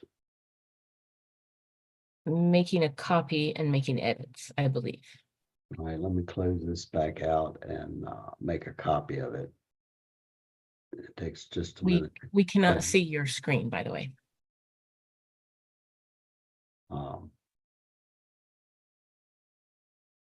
And now you can. So copy plan. My thought is, since this plan is the closest, it's nearly up there to 11. And Commissioner E, you suggested that maybe you saw an area that we could try to see. I thought maybe it would be good to get our feet wet with these changes just by doing this one that's hopefully the easiest, and then move on. Would you be willing to help guide that? Or I think what we want to do first is hear our mappers' suggestions, since they have so much experience, and then kind of go from there. Is that good? Well, here well, I guess I haven't opened it up. I made a copy of it, and it's just called copy right now. We'll with today's date, give it a name as such at the appropriate time. And though we know right much about it, drawing maps per se, but individual neighborhoods and stuff, it really comes up to you. I can bring up these. Let's see here where I was going to go was. I think that we were kind of jostling between looking at this and looking at the map, the area effectiveness. Yeah. Right. Yeah, and I have the effectiveness map up on my screen. Kent, I think if you look between District 4 and District 3, yeah, that might be the one that is So most handy. that's where I was going with it, but I also was looking, just all the way around it. And if you come over here to the 10, 11, well, 10, 12, or even 13, you can make something happen. But in looking at this map, the people of Detroit know it more than anybody. But looking at my guess is the core of this Black majority district of 4, 8, and 5 is probably up in here. There was another plan we looked at that had 3 and 4 configured differently, and 3 was real close to being majority African American district. So if you just look at it there, to me, that's the most logical. To some people may see this as being packed, or that's a terminology that is loosely used because you really can't say, because Detroit is majority Black. But there again, there's a place right there where if you could, twist these two districts together, you may be able to do it right here. I'm not seeing where you're pointing. You're not seeing that. I mean, I see your cursor up at 60 and 61. Is that what other people see? I don't know. Well, hold on a second, because that's the problem here we have it. So let me get back over here. I'm trying to show the other screen.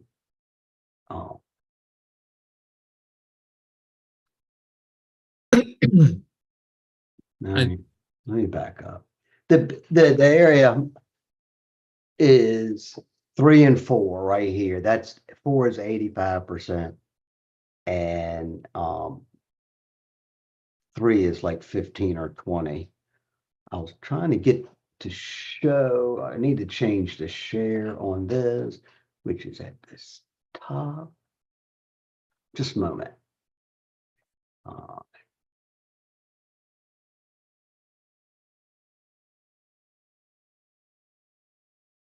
So now when I show it,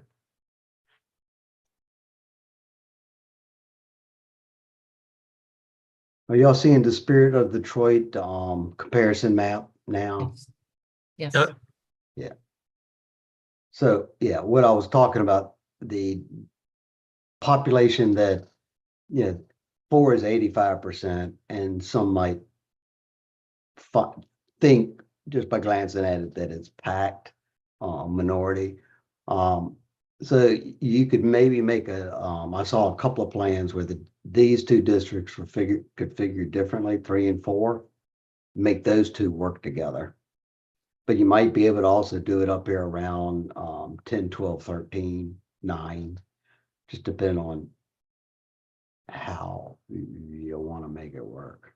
So Commissioner Eid, do you have an idea, keeping communities of interest in mind, how you would approach either one of those or your own? Yeah, I mean, there are a lot of interests here, right? I think the least risky way would be to look at areas 10, 12, and 13 on the right side, because those are districts that we've already changed. So it doesn't bring in more changes to any other district. It also doesn't trade one VRA protected group for another VRA protected group, which is what you'd be doing if you try to combine districts 4 and 3 in the Dearborn area. So I would rather look over there.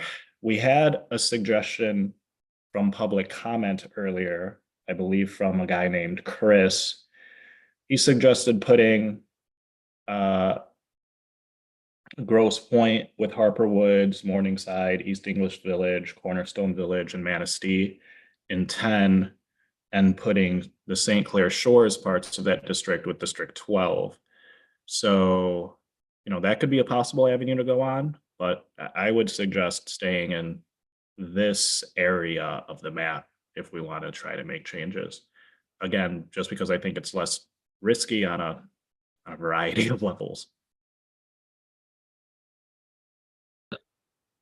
Commissioner Eid is voicing a point that I was about ready to make, and I would agree with him. Looking at the 3-4, you have to be careful of the Arab community in that area, given what has been created over there. So if we're going to try to make a change in that area, Mr. Stegall, can you kind of... All right, well, let me get some numbers up here.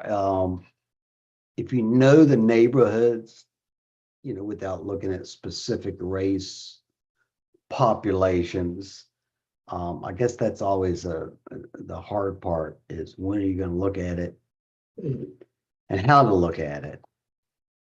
But you could start by, I think, previous plans, more of this was in 10. 12, I keep going back, 12 is 70% Black at this time, African American. So, I mean, if you're going to move some around, how do y'all? I think what you would have to do, and I don't agree with this per se. Like I said, I'm comfortable with Spirit of Detroit how it is, but for our purposes right now, I think if you want to turn 10 to be from blue to green on the other map, the commenter's suggestion was put the Grosse Pointes in 12. Okay. And then work from there. And this is a copy, right? Yes. Yeah. Okay, just wanted to double check. So I'm just gonna go ahead and start the process of manipulating the, assigning those. So we can see what we got. 12.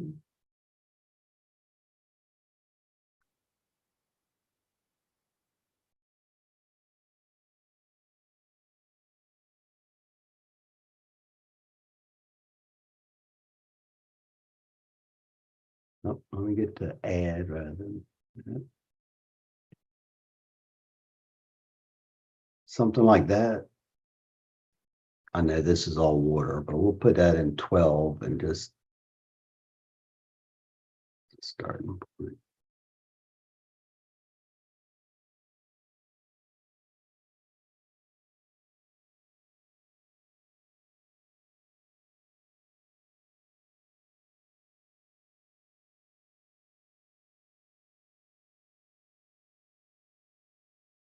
I'm gonna make this so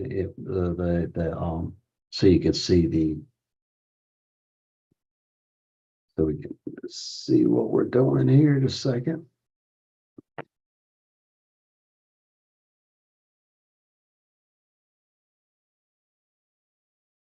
So that, can everybody see these numbers now?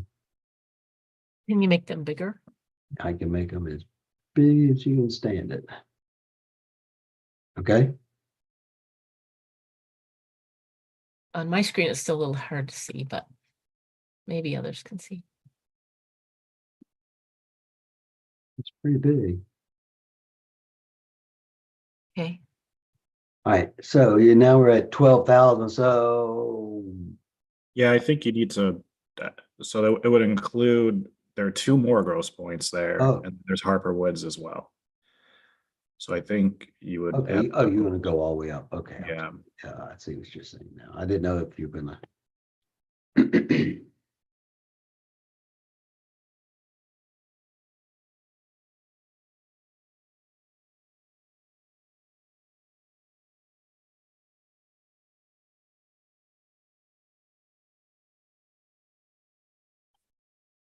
And you want to get the population numbers, and then are you talking about putting Maple Ridge Region Park, East Point, either into 13 or 10? I think what the commenter, that's what the commenter was trying to say, was to put that, loop it around and go down to put it in 10. And that could work on population. East Point is 34,000 and 10 is 60 over. So do we want to shift East Point into 10 at this point? Yes.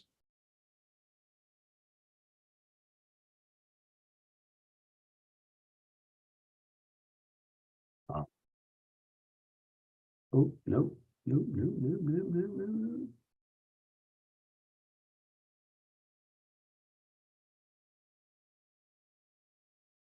no. Talking about leaving, like, do we want, are we talking speaking? Without the numbers, it's hard to really.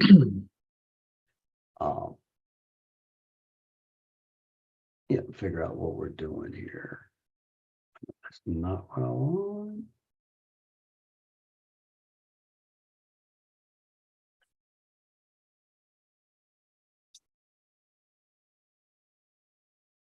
No, that's not what I want.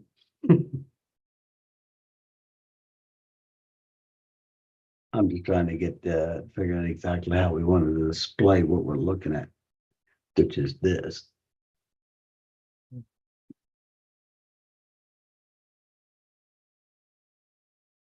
So yeah, there's the precinct numbers.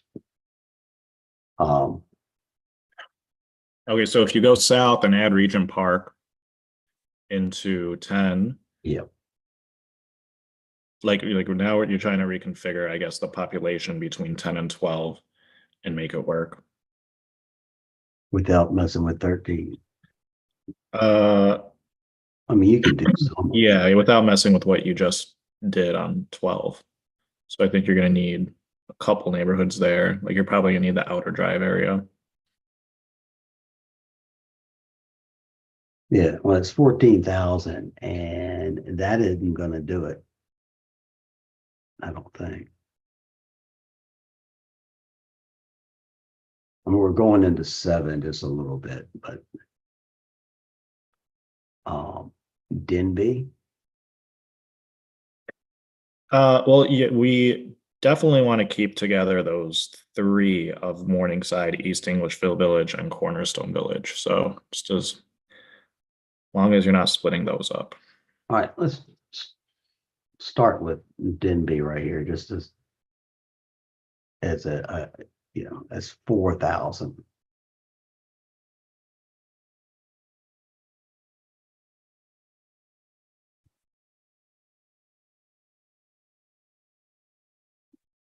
That has to be cut out, but let's assign that, and then I'm gonna take that back out and put it in 12. Does that make sense? And that piece. Yeah, looks good. Yeah.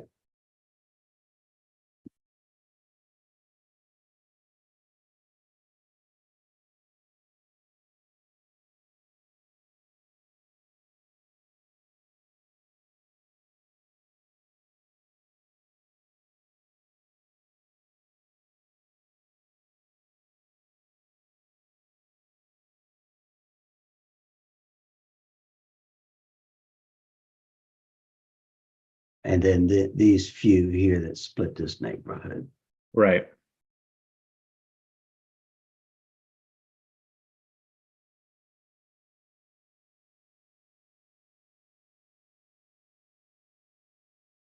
So at this point, I think there's some residual stuff right here.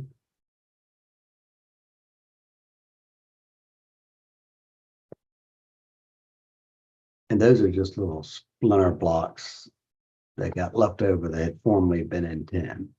So we're just kind of like, you zoom in here, you can kind of see that. Little unpopulated, but it does make a neighborhood appear to be split.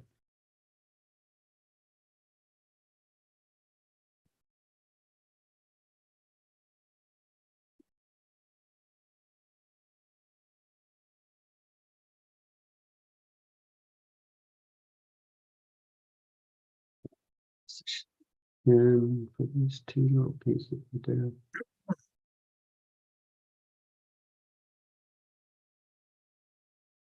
So at this point, the numbers between 10 and 12 appear. Total population within parameters. Okay, so why don't you zoom out then? Yeah. Let's see what we've done.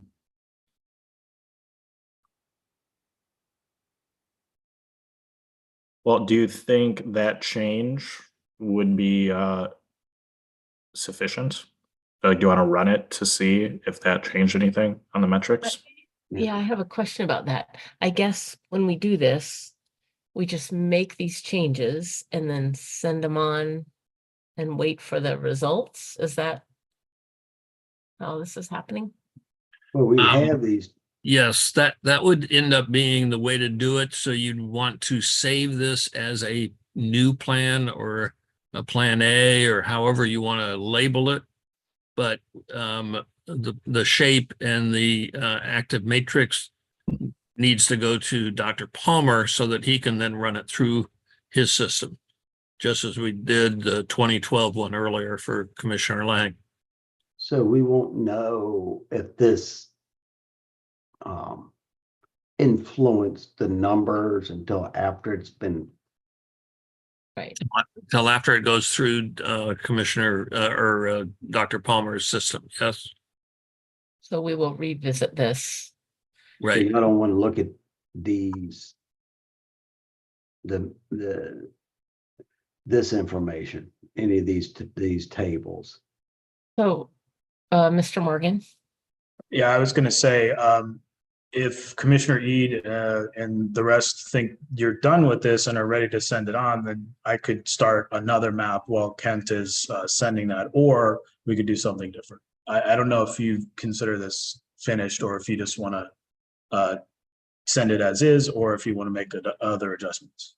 Well, you know, it's hard to say because we don't have the racial data on. right? So like we're kind of guessing and checking Actually- based on our knowledge of like just where generally, generally people are, like from a demographic Actually, standpoint. John, I think or Yeah, I don't know if Mr. Ken Brady's gonna just say pulled this. up the matrix with the race on it, I thought. Yeah, Well, I think. let's you hold know, up we- on that for a sec. Let's talk about it first before you even display it, please. Okay, well, I was gonna say, in light of the fact that you're now making narrowly tailored, or trying to make narrowly tailored modifications to these maps to comply with the Voting Rights Act, having received the feedback from the BRA consultants, I think it's appropriate for you to look at some of that racial information as you're going through this process. So, I think it would be good if Mr. Brace could, or Mr. Brace's team can bring that up. I don't know if Mr. Braden was sort of not, if he had anything to add, but. Total agreement. At this stage, where you're trying to do, my magic word, tweak the plan to make a district appear to be more likely to provide an equal opportunity. By its very nature, you have to look at race. And we're at a stage now where we want to make the ball roll forward in the right direction. So you should absolutely look at race at this stage to make these small tailored changes to get you to where you want to. There's no other way of doing it except by luck. So, and sort of knowledge, but you've got numbers and you should look at them. And that will make it move quicker, I believe. Yeah. Well, we clearly have commissioners that are uncomfortable in some regards doing that. So like, should we have a discussion about that now? Maybe, Well, if we should or shouldn't, I don't know. Sure, we can have a discussion. I kind of feel like that's what we were talking about earlier, and we got the go ahead from all parties that, besides commissioners, the legal parties, that is fine now, but we can still discuss it if we want. Commissioner Zatella? Yeah, I'm just curious, Anthony, were you using the promote the vote maps for inspiration for these two districts? Because they're very, very similar to the two districts that are in the promote the vote map. I have not looked at the promote the vote map since whenever we put it forward last week. I was specifically referencing the public comment from earlier today. I'd have to double check, but I think the guy's name was Chris. And he suggested putting St. Clair Shores in 12 and the Grosse Points with Harper Woods, Morningside, East English Village in District 10. I think we did the opposite here. We flipped District 12 and District 10. But that's what I was going on. Any other thing that it looks similar to is merely coincidence.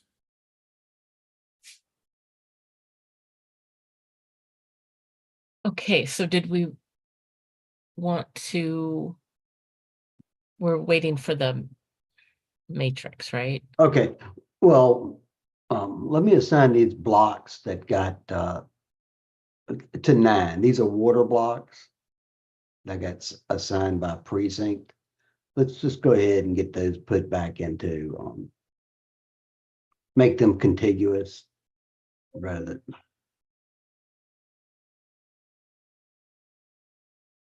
All right. I'm just gonna, these are belong in 9. They got moved out of 9.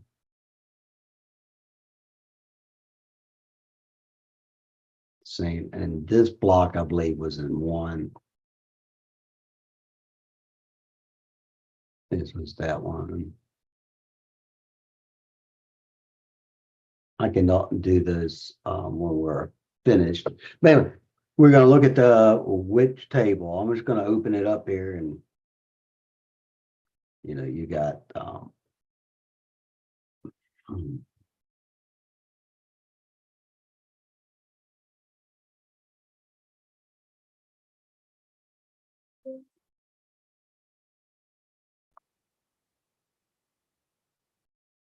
so looking at the table right now,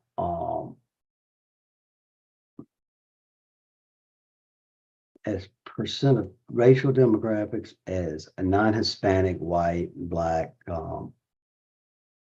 and those. So, Well, how about so are we looking at this or not? Like, can you just take this off until we like actually decide? I thought Don't I even was want to told look to at it. bring it up. I'm sorry. Okay. Yeah, I don't, were you? I'm sorry. I It's just, thought Chairman said we were getting ready to look at the table. All right. okay, did you say that, Chair Orton? If you did, I'm sorry I to thought say that's what, I thought that's what we're waiting for, but if we want to Okay. have a discussion about that, totally fine. Commissioner Lang.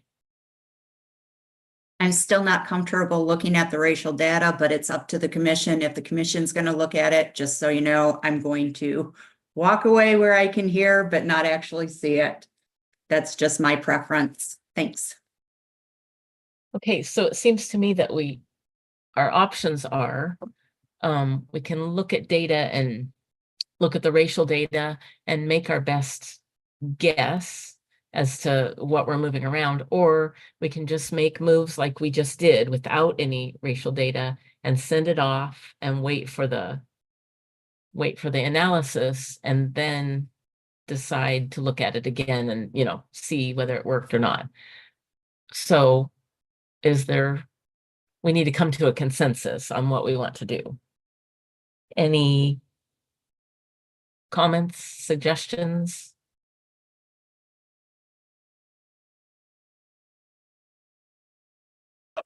I absolutely, yep. Go ahead, Mr. Braden. I was going to say, I absolutely understand the commissioner's concerns, and I sympathize with them, but I really don't know in a practical sense how you could make changes, minor changes in these districts, presumably to make them more likely to be viewed in compliance with the Voting Rights Act, without considering race in some manner.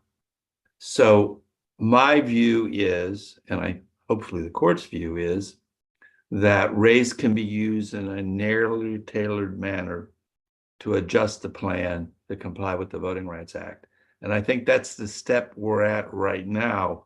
We're trying to make minor changes, tweaks in a plan, and the tweaks essentially have to be based upon race, or otherwise it's just an impossible to get there. I mean, you'd be just throwing darts at plans. You could do that, and if you had an unlimited amount of time, maybe that would work.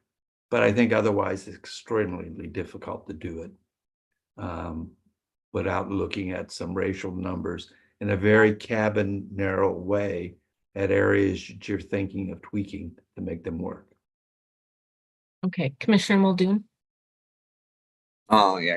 I mean, I understand it's definitely hard to tell one way or the other, but how long will it take? Say we save this and send this off, would we have it back for first thing in the morning if we had to adjust it?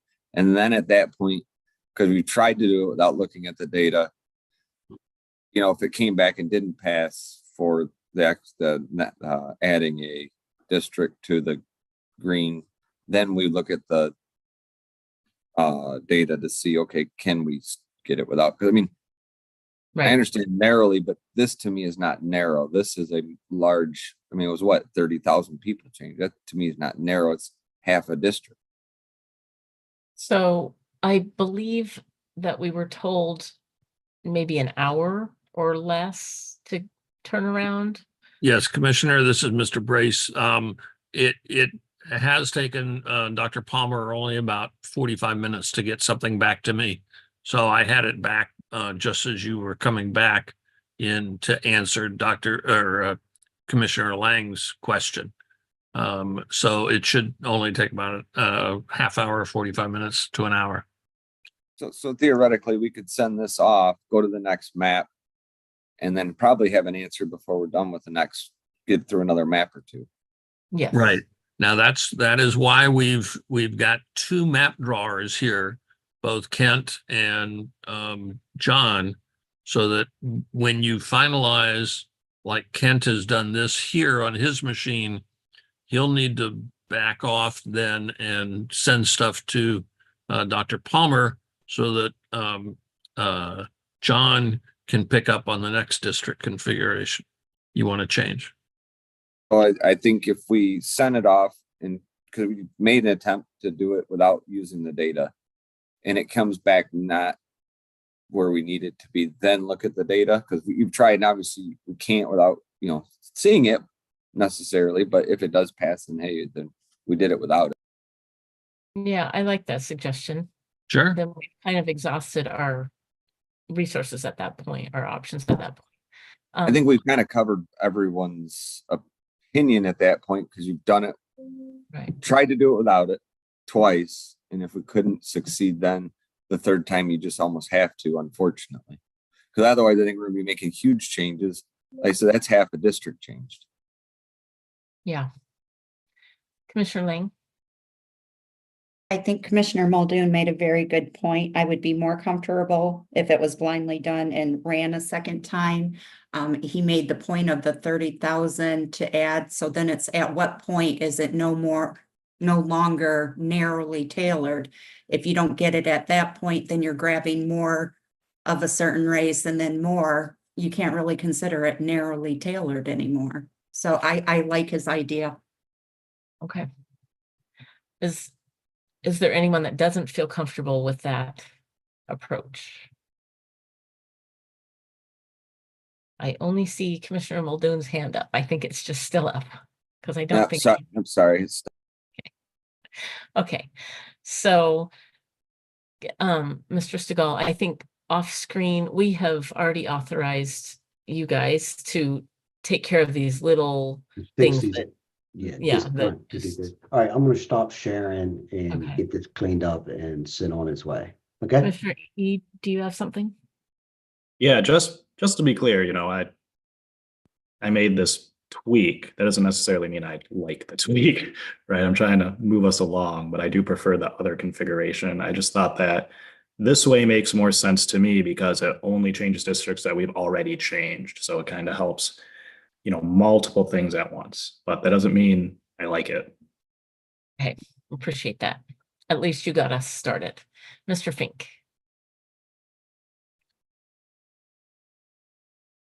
Very briefly, just to sort of follow on what Commissioner Eid said there, you'll send this, it sounds like the commission intends to send this off for another VRA review. Of course, as Commissioner Eid indicated, he may not love the changes for other reasons that he did here, and that may be the case, for other commissioners, or maybe folks do like that. At some point, of course, if you decide to send this forward to the public, you're going to want to have a discussion about the pluses and minuses of this map beyond just the VRA considerations that you've addressed.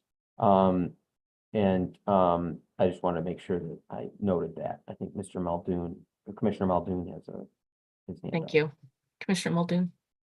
Now we'll still send for public comment this this one had the 11 in it, we'll still send this one and the original forward to public comment so that we can see the comments on both, where it may come back people like the original one better and the other one just doesn't get considered after that. Yeah, that is a further conversation that we will have, I think, when we decide exactly which ones we're sending forward. So this is not the end for any of them or the Right, but sure it's still deal. both go forward to or could go forward to public comment. We don't have to Right. just this one if because it passes versus the other one that is right there borderline. Exactly. Yes. Thank you. Okay, so next, Mr. Morgan, would you share your screen? And I think since we got a little taste of it, I think I would like to ask you to pull up. Well, we can't see your screen yet, Yeah, but okay, I'll share the screen here. All right, so this is the auto bound, and then I do have the effectiveness maps available as well. so next on our list is Water Lily. Would you pull up Water Lily?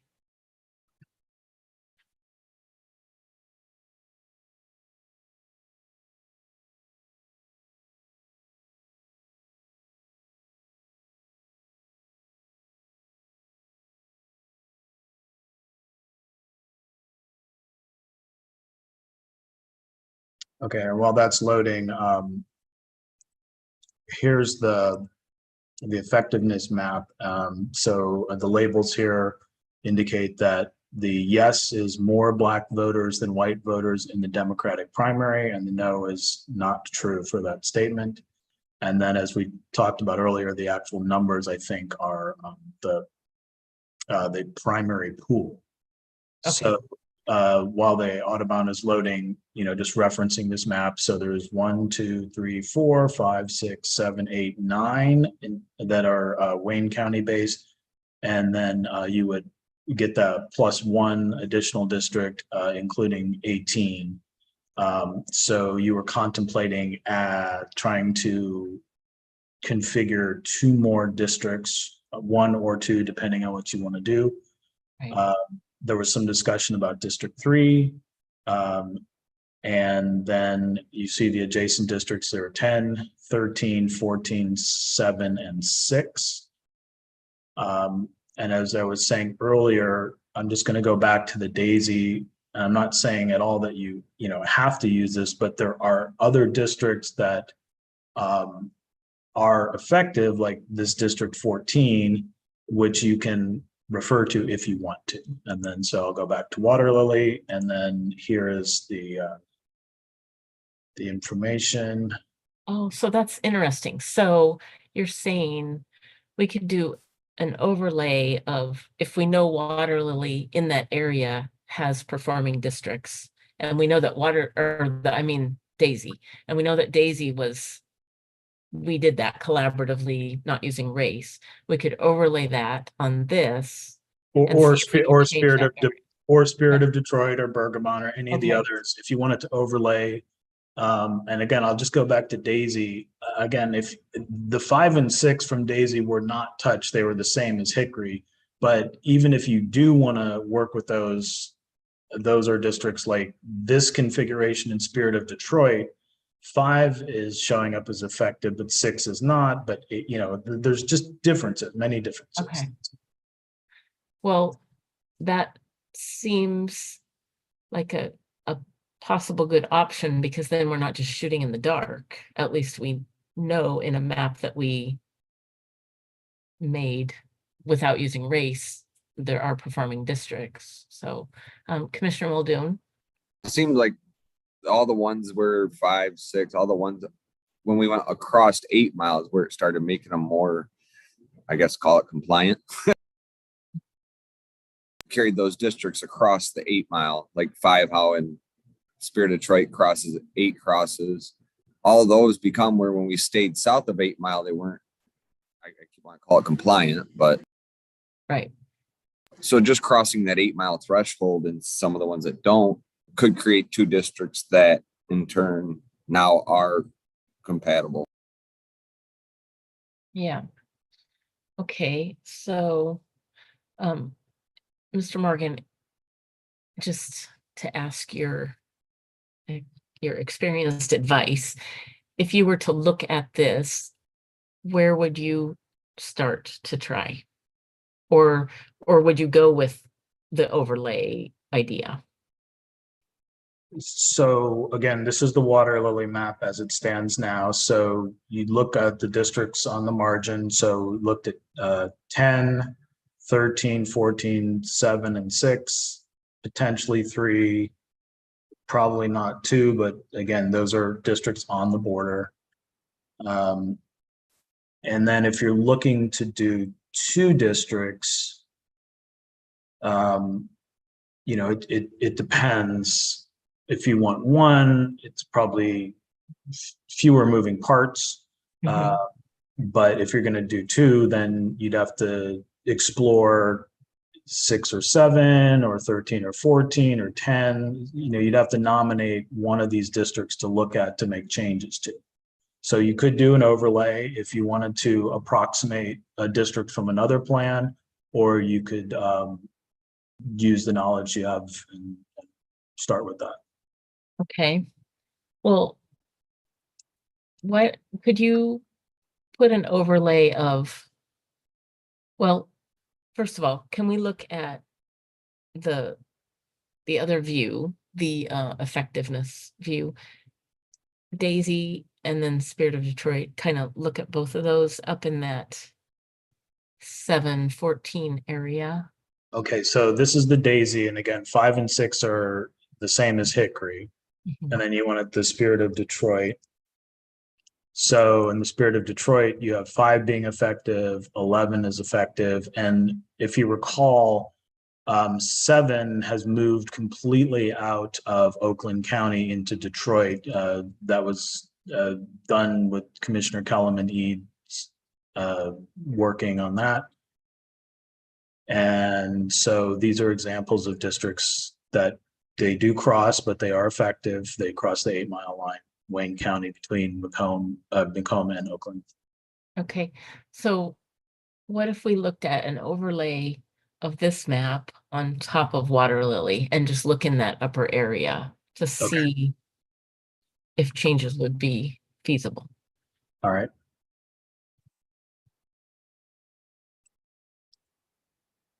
And do you want the Detroit neighborhoods on as well? Or I can turn it on and off as needed. Yeah.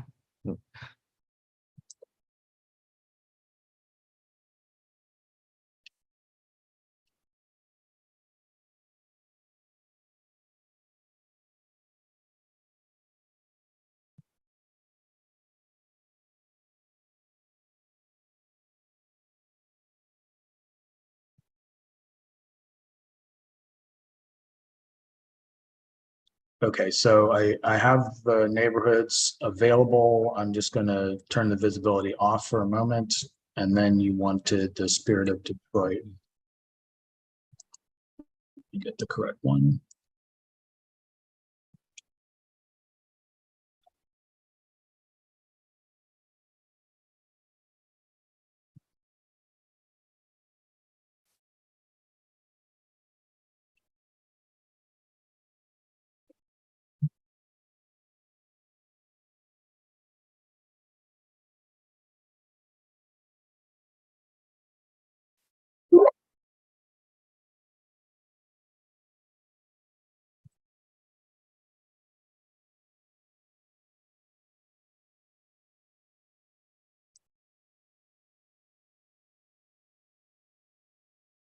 Okay, so the lines in blue are the districts from the Spirit of Detroit.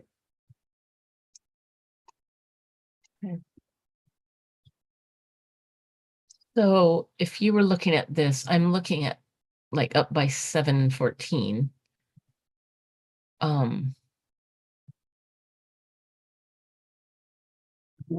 It's a lot to look at.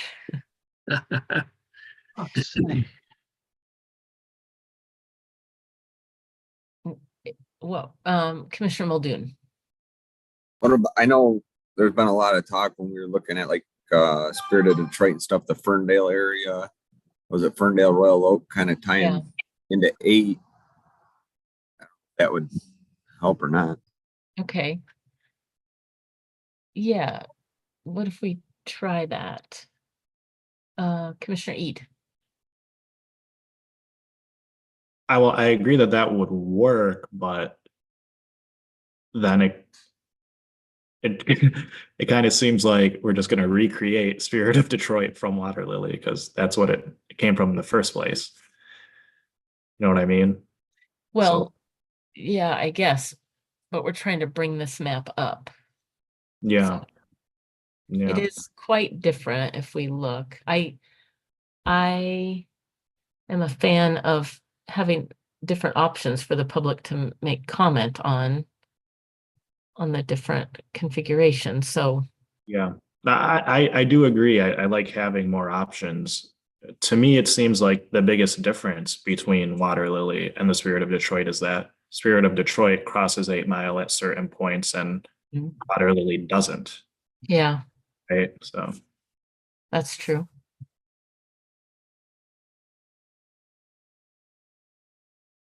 So, well, the mechanical part of this would be if you are going to take District 5, which is this almost square district, and move it up into Oak Park, then you would have to take population away from 5 and put it towards another district like 8, or bring 7 down to take that population, which you could do. right. Well, I I see Commissioner Eads' point of giving the two different options of lots of districts crossing 8 Mile or lots of districts not crossing 8 Mile is a good option to put out there, I think, because we've had lots of public comment both ways. So that would be good for getting public comment. But I do also think that we have had a lot of public comment about that Royal Oak area being split up. So I would like to try putting that together.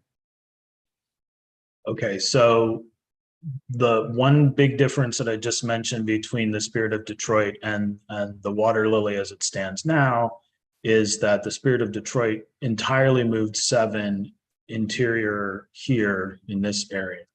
So this is 7 on the Spirit of Detroit. So I think what you're looking at doing is recreating something closer to this version, but then you'd have to, again, if you took Oak Park into 5, then 5 would be overpopulated and you'd have to put some of 5 somewhere else. Yeah.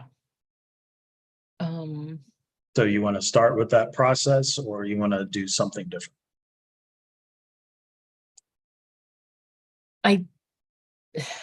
I do kind of want to, just because we have to make changes to some of these maps if they're going to be viable options for VRA.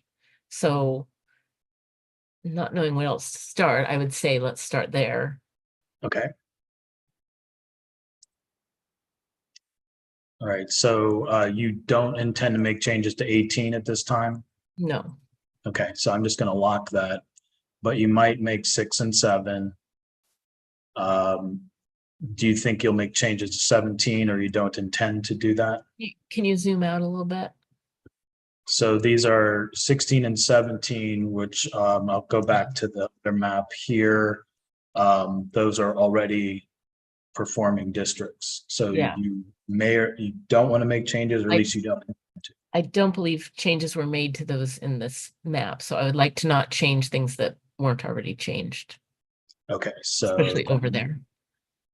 All right, so 16 I'll lock, 17 I'll lock, and we can always unlock these if the need arises, but this just helps streamline any accidental changes.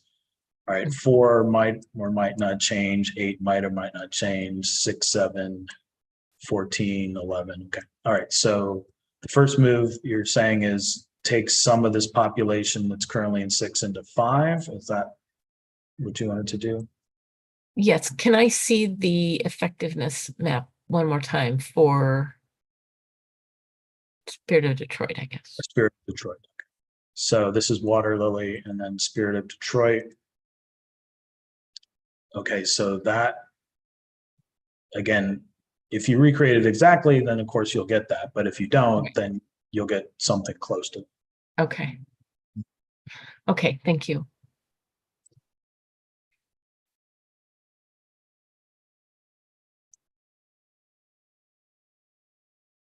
Okay, so I think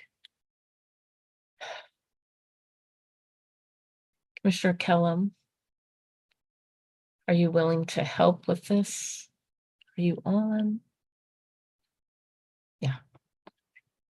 Okay, so you want to take some of this Oak Park into 5?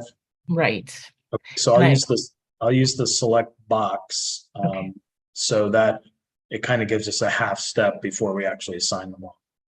So you can see what the population would be. Let me clear that because that's too much. All right, so 1. So Commissioner Kellum, I know that you very intentionally made this district in your Spirit of Detroit map. I'm wanting to just create in this current Water Lily map, I'm wanting to see if it's feasible to bring it up to the 11 number. So I want to add some of this, but maybe not all. But I'm not familiar enough with the area to know which exact parts people have been talking about in public comment. I mean, I recognize some of the names, but I don't know the area. So could you help guide that a little bit, even though I know you're not crazy about this idea? Yeah, it's a conundrum because suggestions, what I can agree to is informing you about the community, if that makes sense. Yeah. But I can't give you directional suggestions because then on a human level, I feel like I would be ignoring what those communities of interest have already said.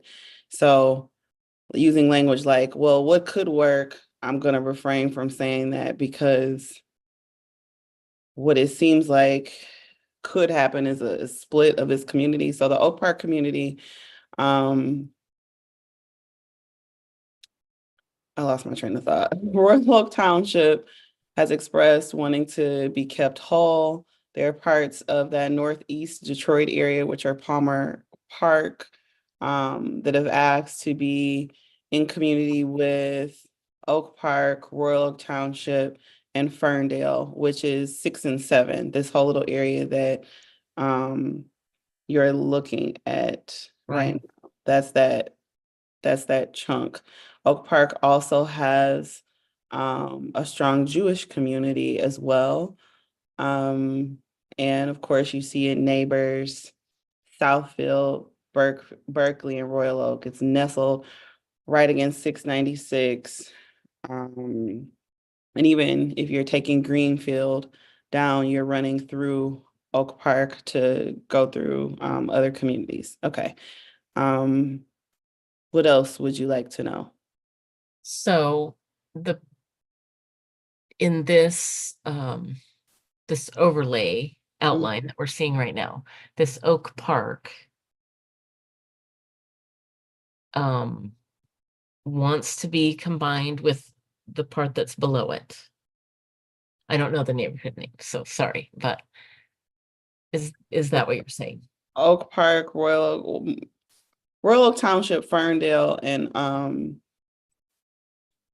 Palmer Park are areas that have asked to be together. The area that you have selected, which I'm glad that John put the overlay on, but is not the community that mentions what I just mentioned.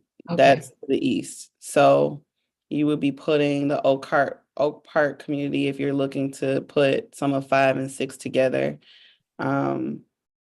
with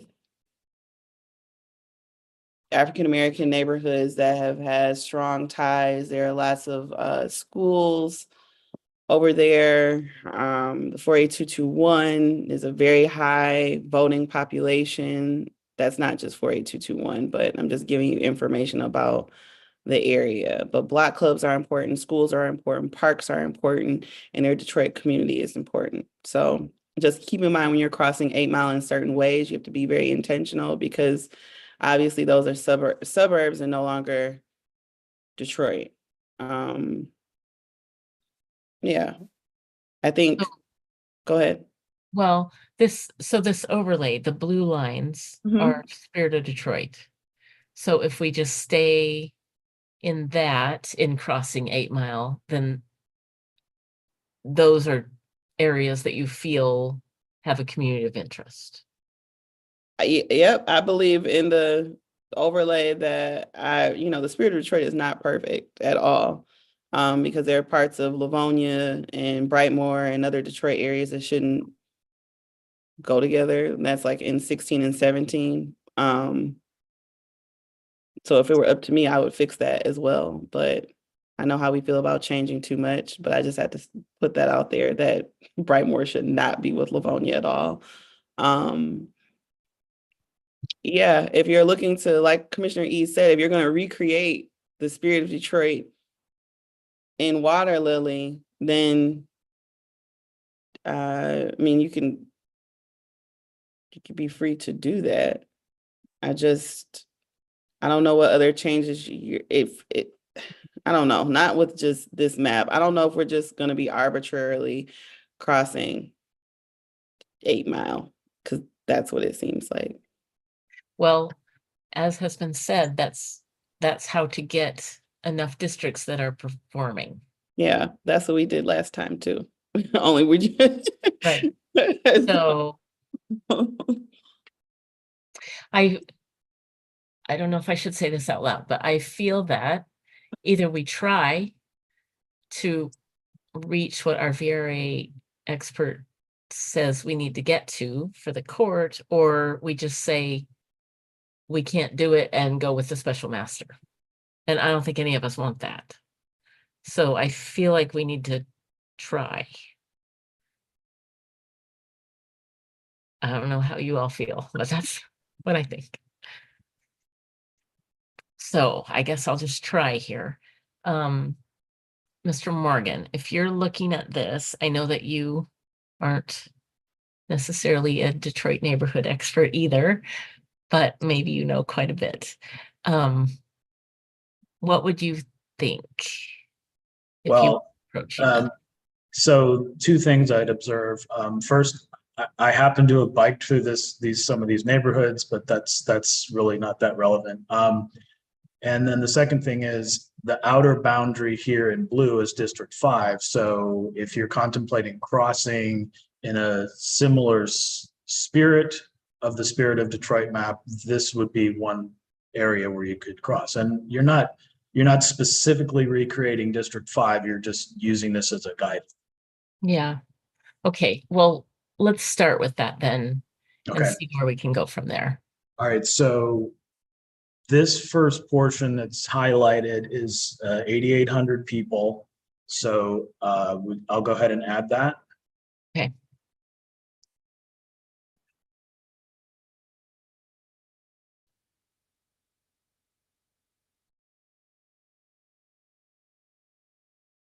And let's see, this area here, you just zoom out to the township so you can see this. Sorry, here. Nope. Oh, labels. Let me turn on the labels.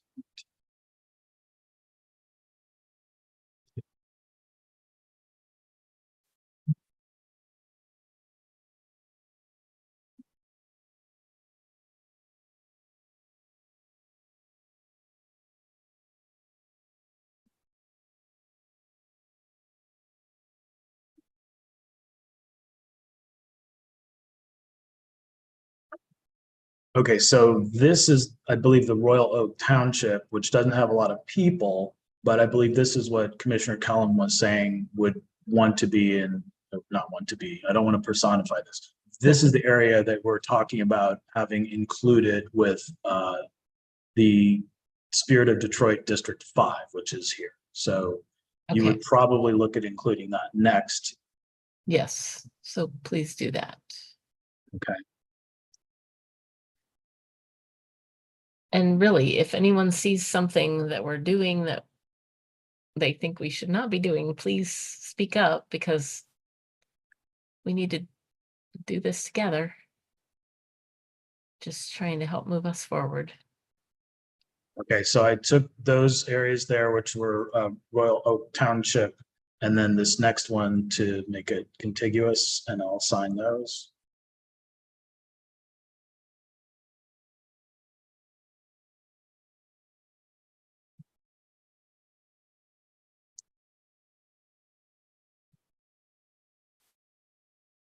Okay, so now you've moved 50, you've moved maybe 12,000 people between 5 and 6. So you could continue to go up to this and take more population, or you could compensate by taking population out of 5 to begin the process of balancing them. And you could put that in 8 or 7. Or you could look further south to 4, but then you have to circle that all back around. So bringing 7 down into 5 is one option, or taking surplus population from 5 and putting it to 8 is another option. Okay, can you zoom out just a little bit so I can see? Yeah.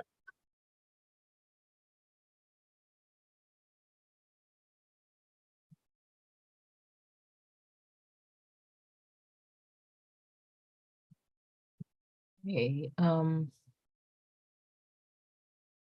So right now you have all of this entire square, and you've added this population part of Oak Park Township, and then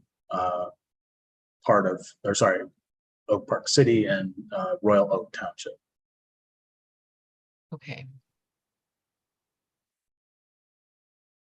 So 5 is over. So again, you could take more into 5 and then take more out of 5, or you could just balance tick for tick. You could say, okay, I just took 10,000 out. Now I'm going to put 10,000 from 5 into 7 or 8 if you want to.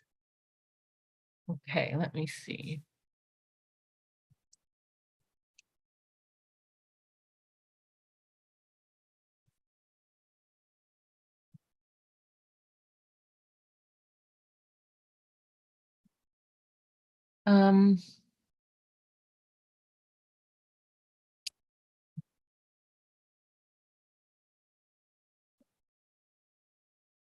So as we're doing this, we're not knowing how much population we need to affect a change.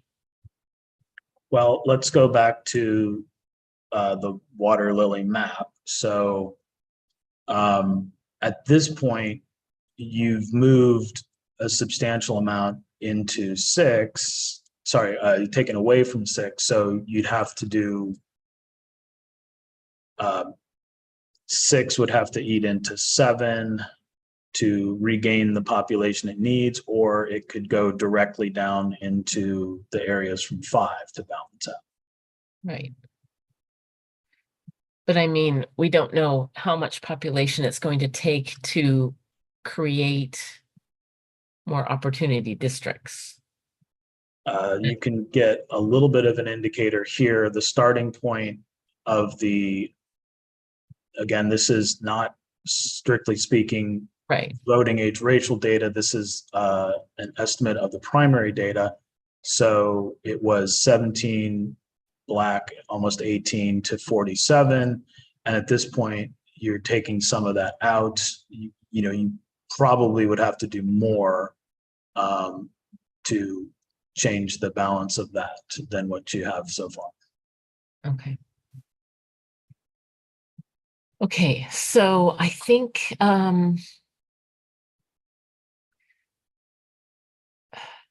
go ahead and Oak Park, go ahead and take a few more precincts there. Okay, do you want to go north first, or do you want to go northeast first? I think northeast. Okay. And it looks to me like we have some discontiguity there up above. Yeah, that's because I was using the voting precincts. So we'll come back to that in a moment.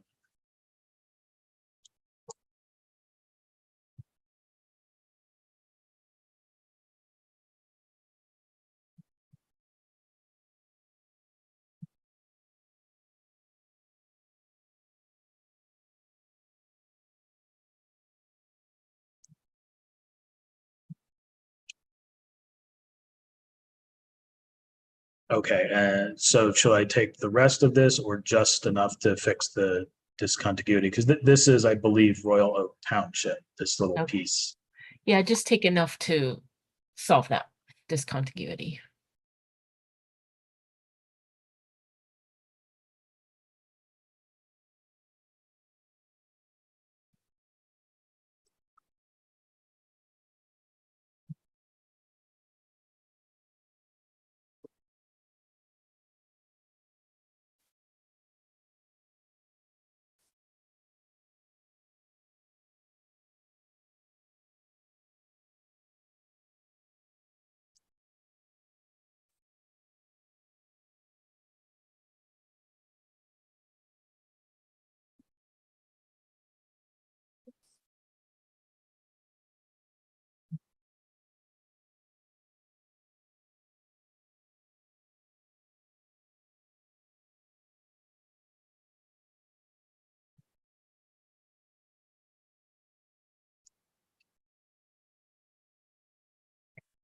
Well, it's unfortunate that we have to go clear up there, that it's not contiguous, but.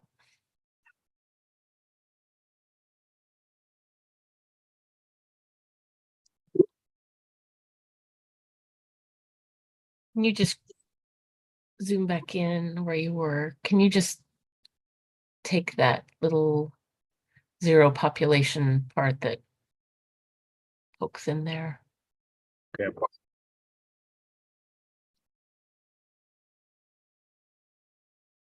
Which section? Up just a little bit, just that little zero there. Which from, one? From District 18. Oh, we have 18 locked, so I guess we can't do that. It doesn't matter. It's zero population, so never mind. You meant this here. No, I mean just that one little This, zero yeah. up above. Yeah.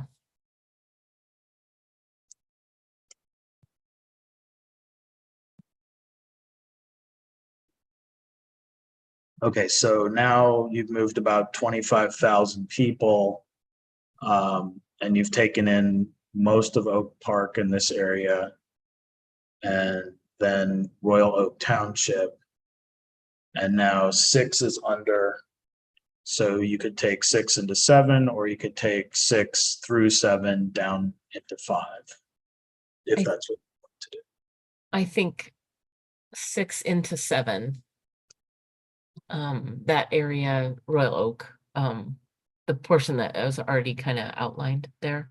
Try that for now. So let me backtrack to the water lily map here. So what you're doing then is you're going to stretch 5 up, and then you're going to end up, if you put 6 into 7, then 7 will be light, and you'll pull 7 down into this area. So that's potentially what you're looking at doing conceptually.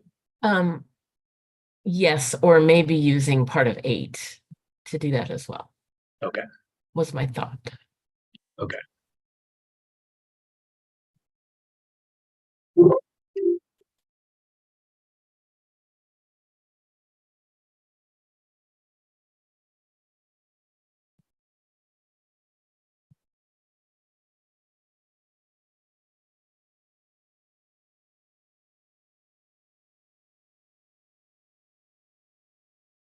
So this will go into 6, this entire area potentially? Yes.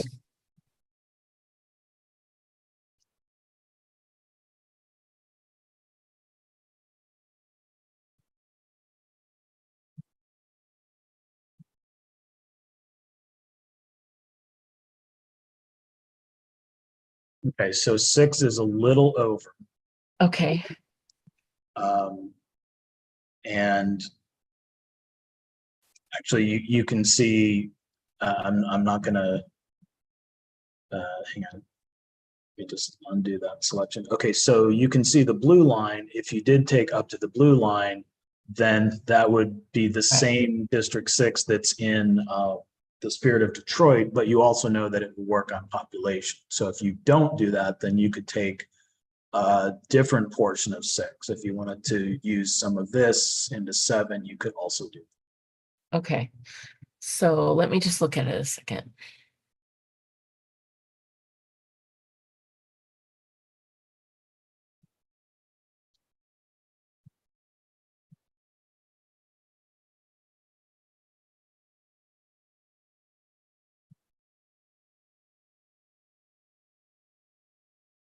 Okay, so I'm gonna ask your advice.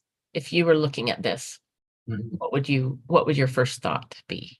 So let's look, quickly go back to the water lily map and look what the starting point was. So the starting point for District 6 was 17% Black. And at this point, you probably haven't increased the primary turnout in District 6. You have affected District 5.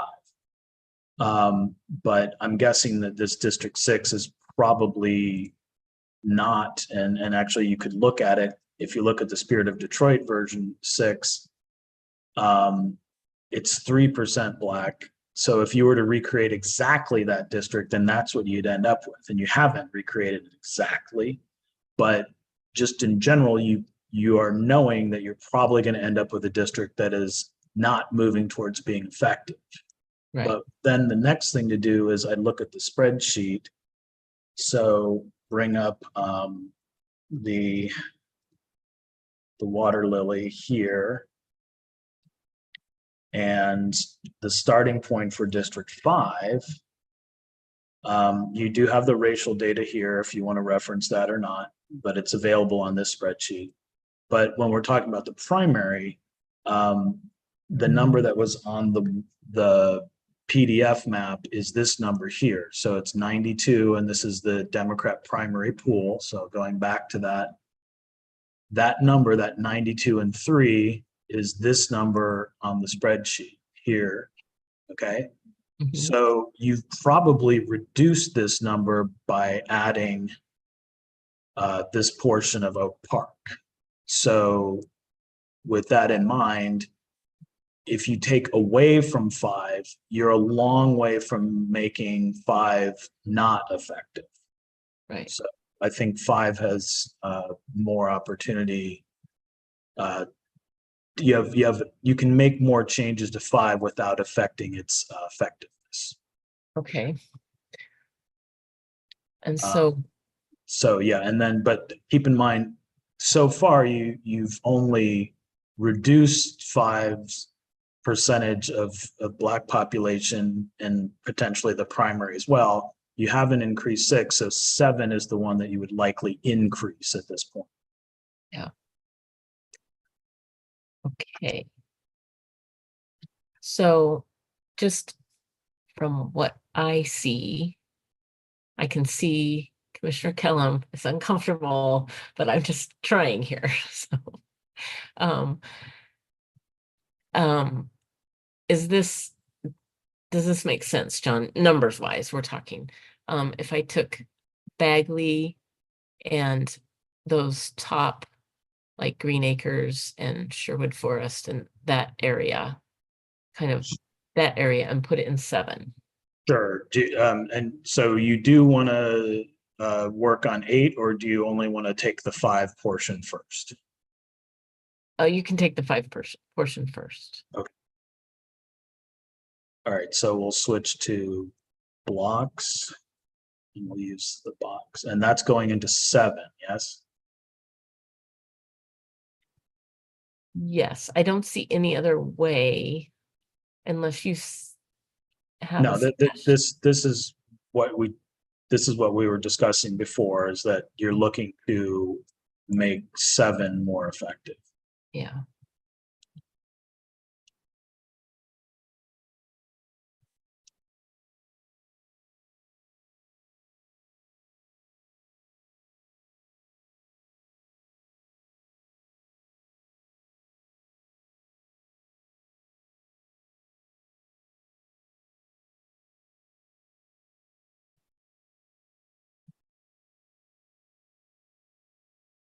Okay, and then you said Bagley, down to Bagley.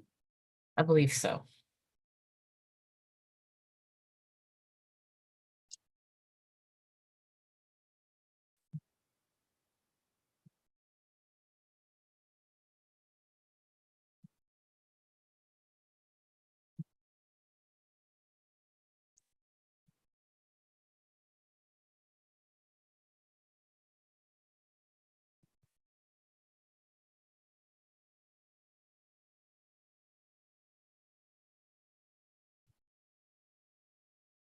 Can we take those blocks out at the west? Yes.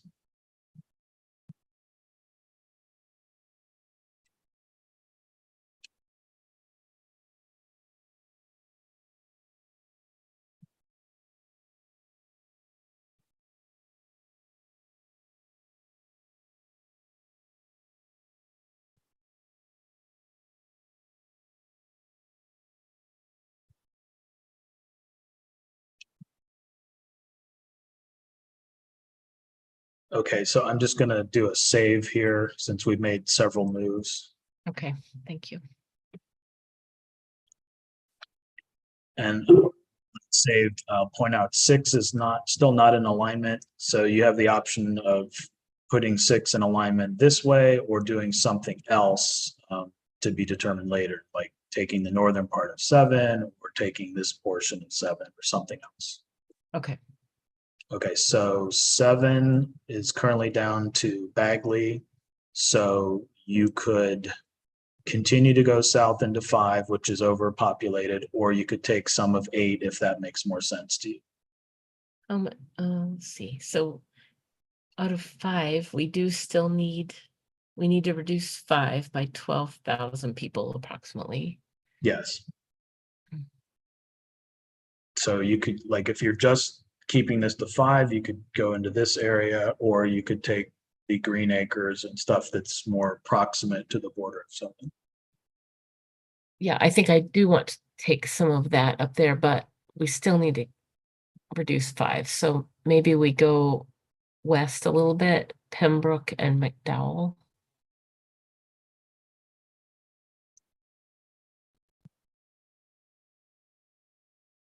Into 7. Yes.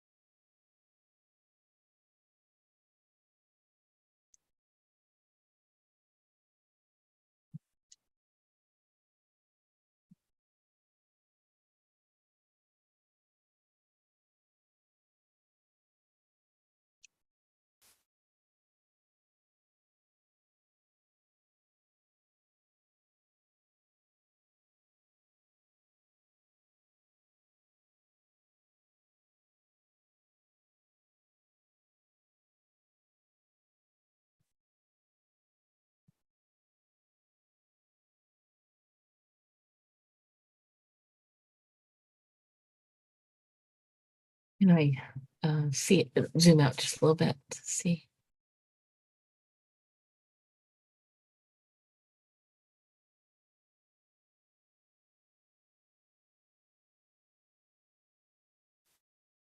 Here, let me do this. I will zoom to District 7, but then I will zoom to District 5. So that puts the focus on the boundary of 5. So the red outline is 5. So it's Oak Park Township, including Oak Park City, Royal Oak Township, and these neighborhoods in Detroit. Okay.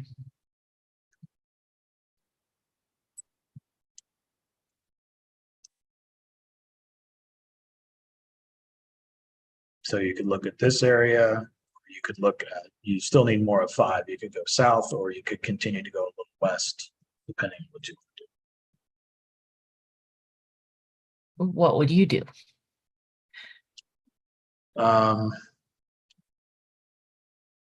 Sorry, don't mean to put you on the spot, but No, you're the one with experience. Sure. I think either of those options is reasonable. Let's take a step back and look at the water lily map. So District 7 has changed substantially. It's going to have to change more potentially. So you'd need more of 5 or more of 8. Okay, I think I want to take some of 8. Okay, so the area that's closest to the border, like Green Acres. Yes, Green Acres, State Fair, Sherwood Forest. And that still doesn't solve the 5 problem. Right. So you could take a little bit of this and then maybe Schultz or something else from 5. Yeah.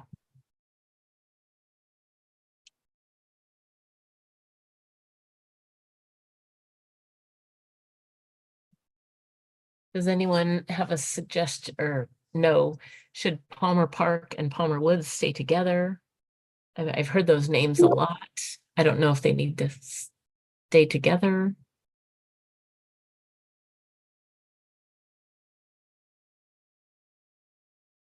Commissioner Callahan?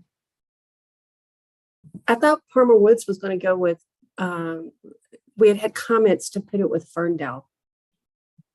Just the Palmer Woods part? And I don't know about Palmer Park.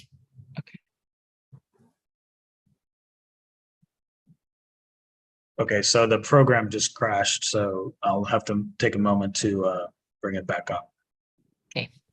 Hopefully not much or nothing was lost, just a moment. Hopefully. Also, and for the roll taker, I have rejoined the meeting. Thank you. Thank you.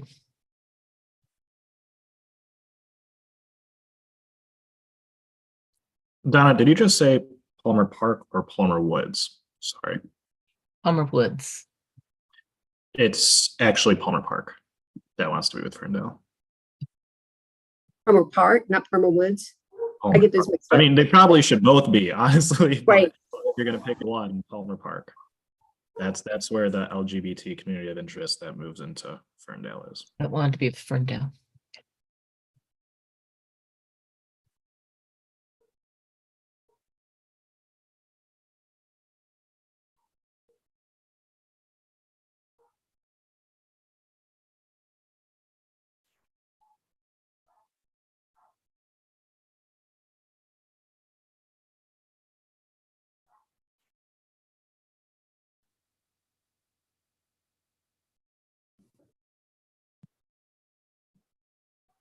Give me a moment to readjust this. So it looks like everything was more or less captured, but when I reopen the plan, it does not keep the overlays. Okay. So we have that. So change the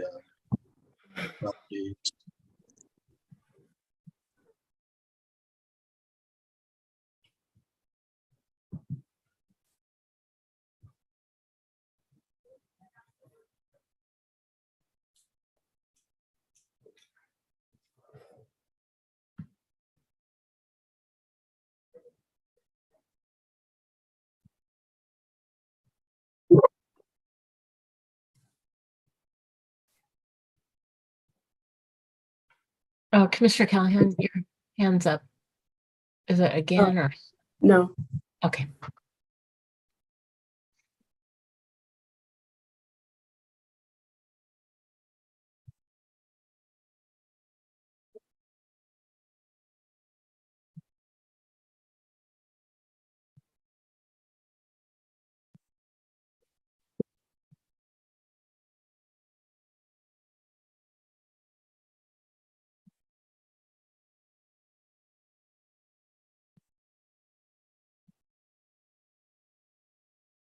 Okay, we're basically back where we were. We have Bagley in, and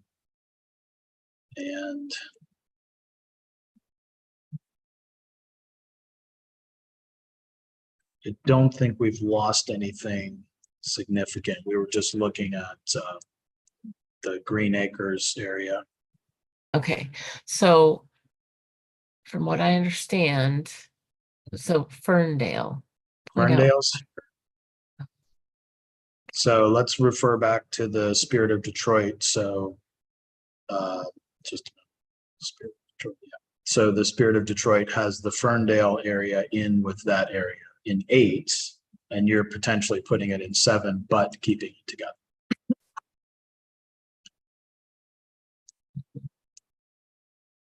Okay, yeah. So let's take, let's see, we need.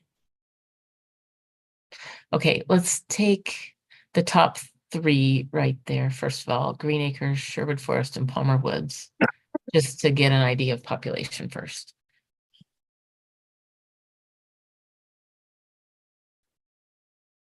And you'll probably need to take some off of the north end of 7 at some point. Oh, add to selection. Let's try that again.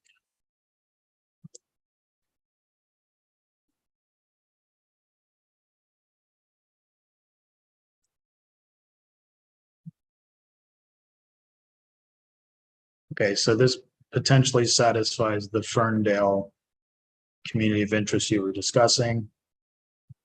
So that's 4,000 people, so I'll assign that.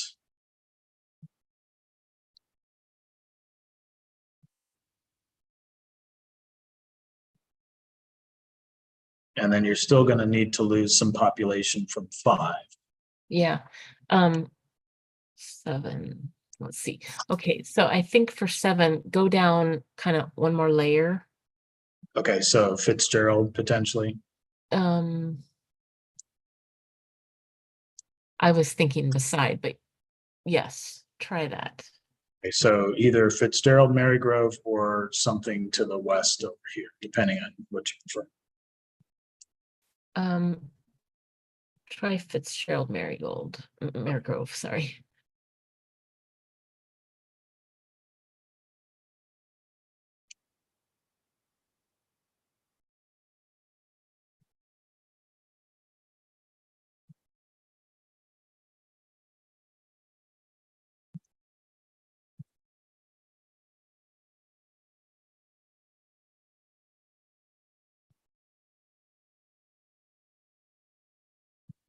Okay, and assuming this move goes in, I will save again after this. Okay, thank you.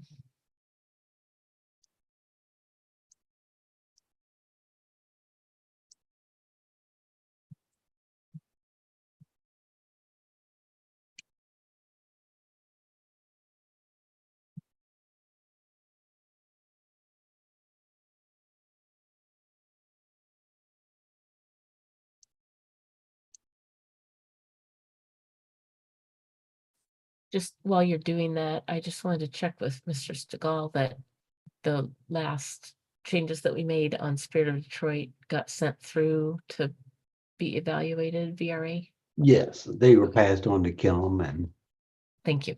passed on to the next. Yes, Max has those. Thank you.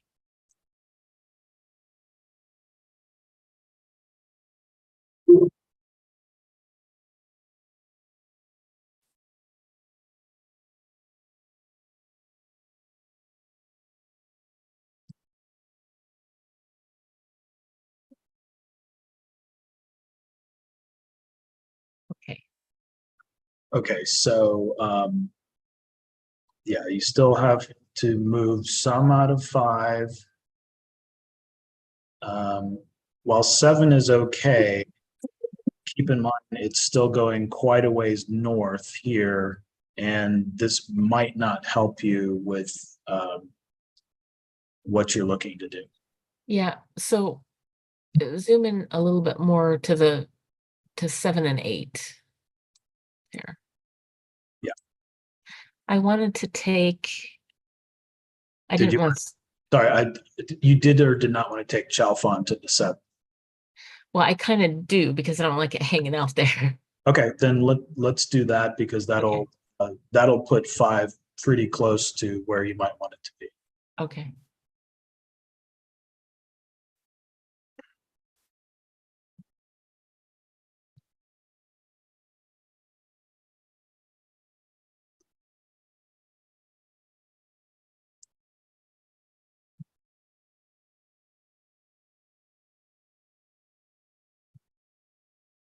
Okay, so 5 is now within population tolerance, and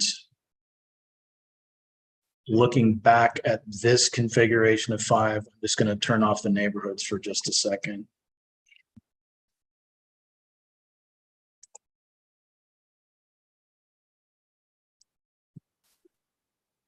Okay, so the blue outline, again, was the Spirit of Detroit version 5.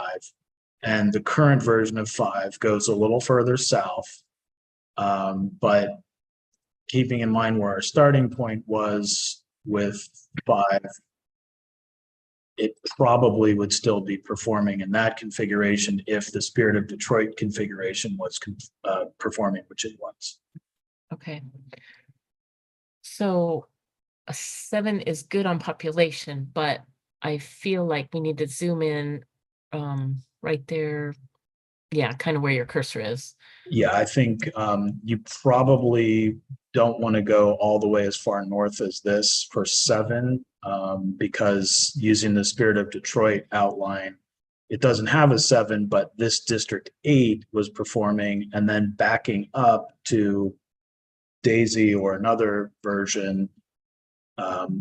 Let's see if we can find another version. Bergamot doesn't do that. Tulip doesn't. So I guess I'll just back up to the Daisy. So you haven't recreated the Daisy version or the Hickory version of 5. You have a different version, but you are coming closer to approximating 6, but not exactly because you've kept Ferndale in it. And we don't have the tail end of 6, but I believe it went quite a ways up.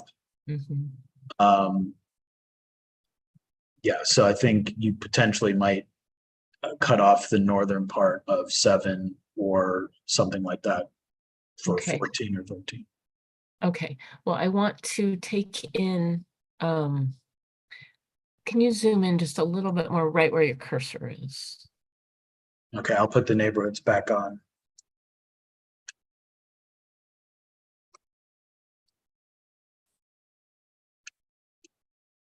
Okay, so would you, this is gonna move us population-wise in a wrong direction, but I think we can fix it.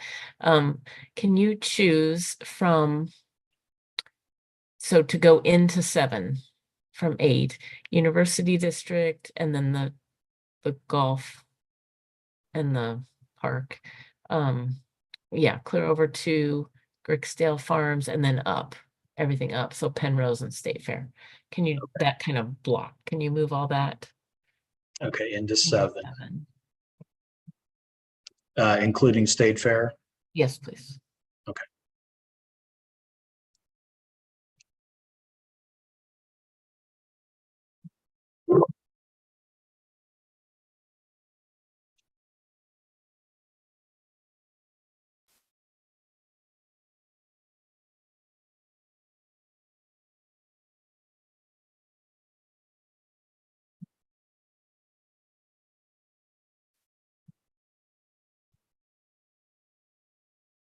And actually, I should have asked you first before you assign. Yeah. So that is getting us farther away, population wise. What we need to be doing is moving from 6 to 8. How would you do that? Oh, well, you're not necessarily moving from 6 to 8.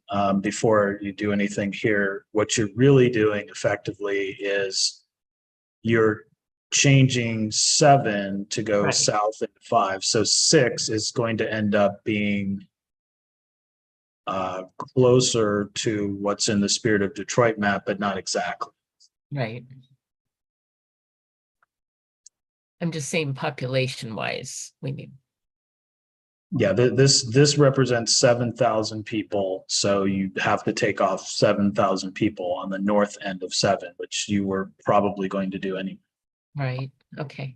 Well, let's try this, just see what happens.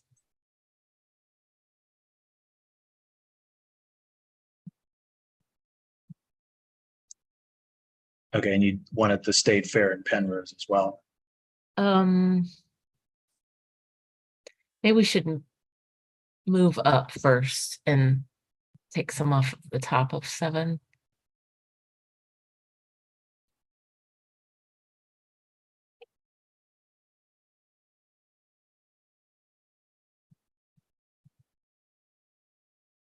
So there's quite a bit of population here. 6 is still overpopulated, so it would potentially have to lose. So you would probably send this into 14, or eventually you might pull 8 north into 14, which is similar to what the Spirit of Detroit does, where its District 11 goes up into this portion. Yeah. Of is this Oakland and Macomb? Let's see. Okay. Yeah, Macomb. Okay, so zooming in on this, so this is what 7, 10. You probably talking about 10 or 15,000 in this area here. Okay, and we need 8,500. So take like down through Madison Heights, where it looks like there's a line Okay, there. yeah, sorry, I moved away. Okay, so, and this would probably go to 14. Yeah, I'm thinking 14. Okay.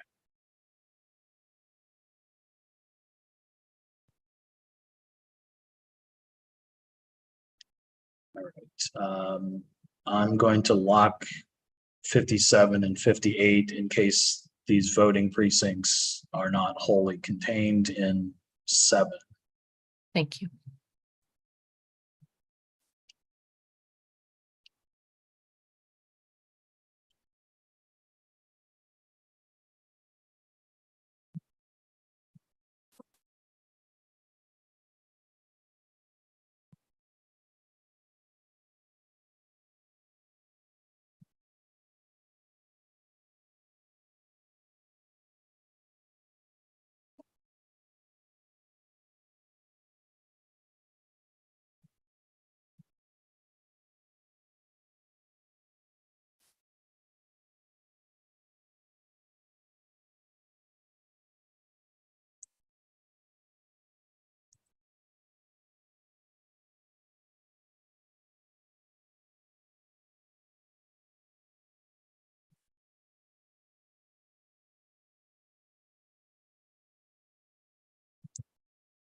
Okay, so now you have 6 is over still by a little bit. So you would have the option of taking this into 5 and then shedding a little more from 5 if you wanted to, and that would recreate the same district that's in Spirit of Detroit. Or you could take 7 could take a piece of that, or 14 could. But 6 is currently overpopulated. Okay. If you want to address that, or just continue working on 7 and 14 and 8. We'll have to go back to 6 at some point. Yeah, we can go ahead now. So do you want to take this roughly the same boundary as the Spirit of Detroit, or do you want to choose a different boundary? Zoom in just a little bit on the bottom part of 6.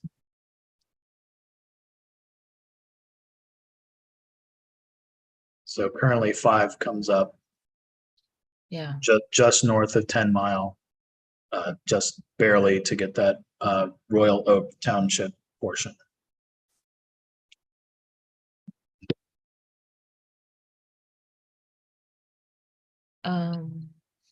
Let's see.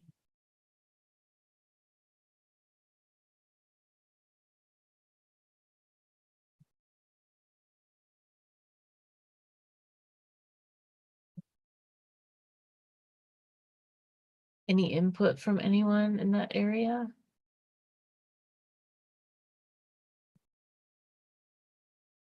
Or John? Sure. If I still think probably you have room to spare in 5. So taking this area here is probably fine. And then you'd have to shed a little bit more from 5, which probably works. Okay, go ahead and do that. So that part into 5.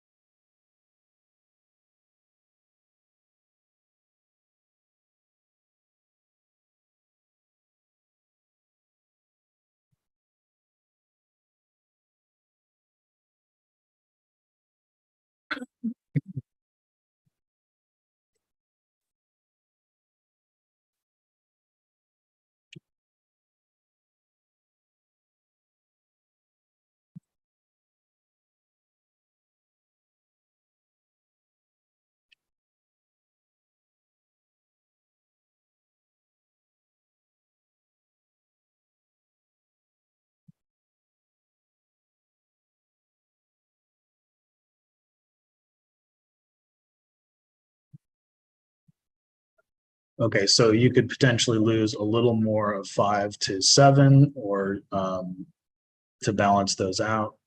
Yeah, how much population is in Bethune?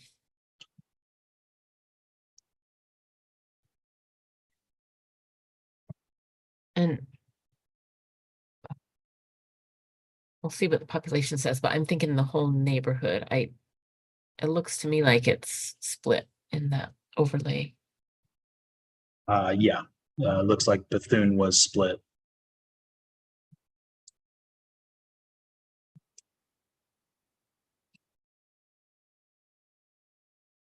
As I recall, when we were drawing the spirit of Detroit in that area, Commissioner Cullum was using road boundaries as well as Yeah. neighborhoods. Yeah. Yeah, there was a little bit of a focus on roads with that one as well as neighborhoods.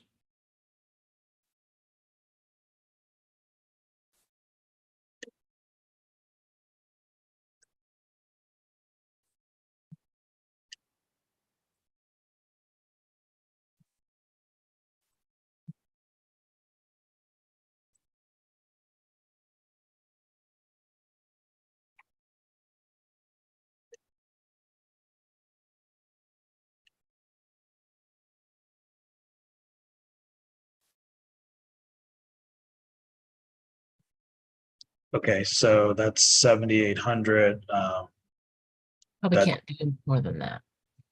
Okay, so I'll assign that, Yeah. and then I'll do two things here. I'll save as soon as that's done, Okay. and then we'll just back out a little bit.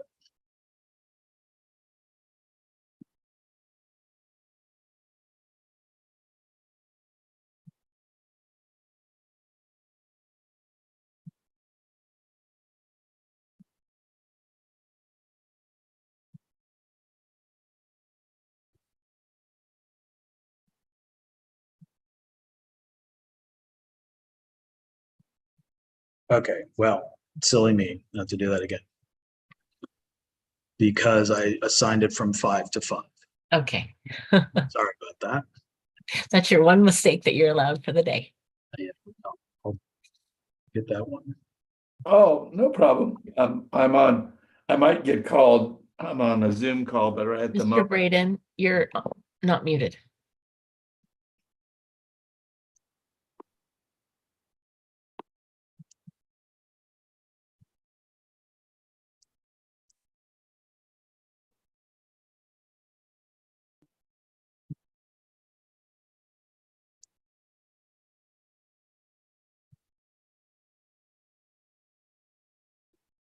Yeah, I wondered why I wasn't changing the numbers, and then I realized I assigned it from one district to the same district.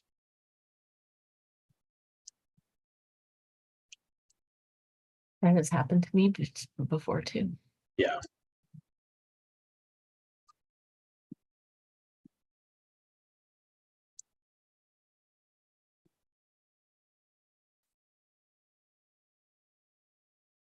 Let's try that again. So into 7. That is correct. So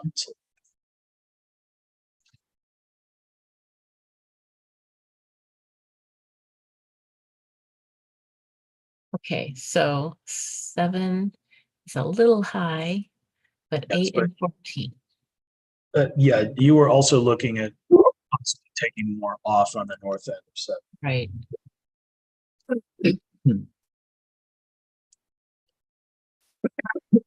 Excuse me.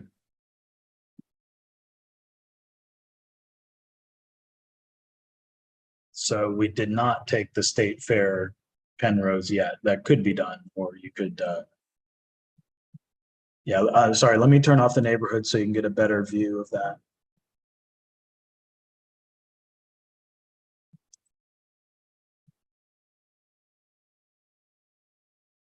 And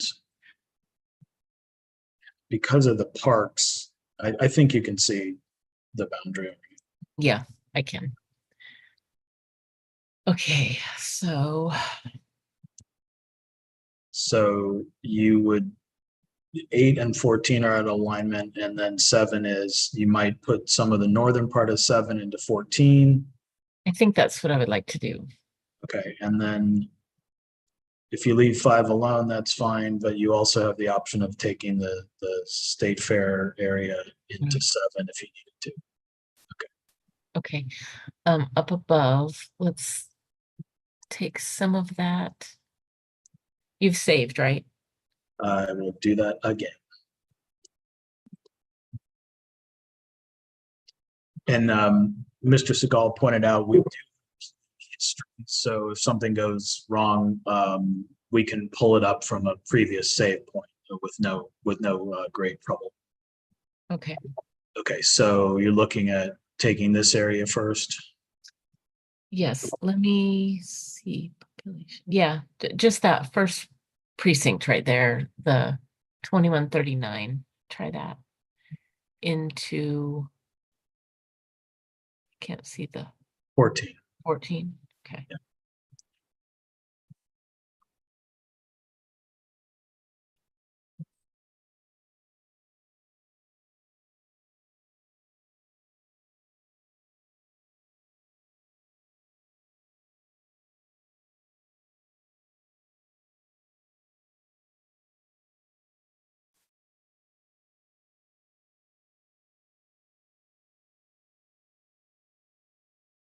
Okay.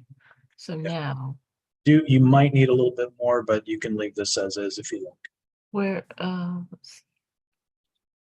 So you have 8 and 14 are out of balance. So one thing to consider is while you were contemplating making changes to 2 districts, once you finish balancing 8 and 14, you may want to save that and then proceed to changing a second district. Okay. Let me just look for just a second.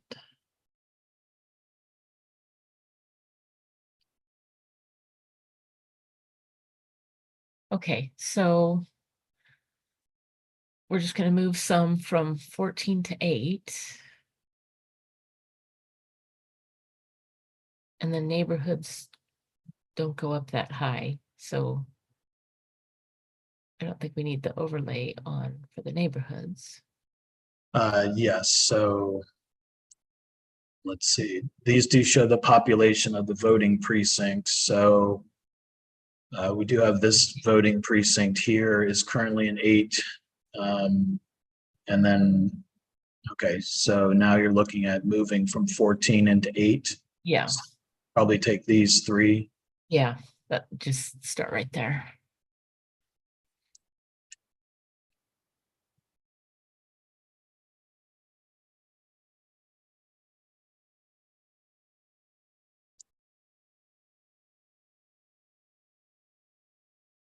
Okay, so that's about 12,000 people. Probably want 1 or 2 more. Okay, grab that one. Yeah. Okay, so assign that. Yes, please.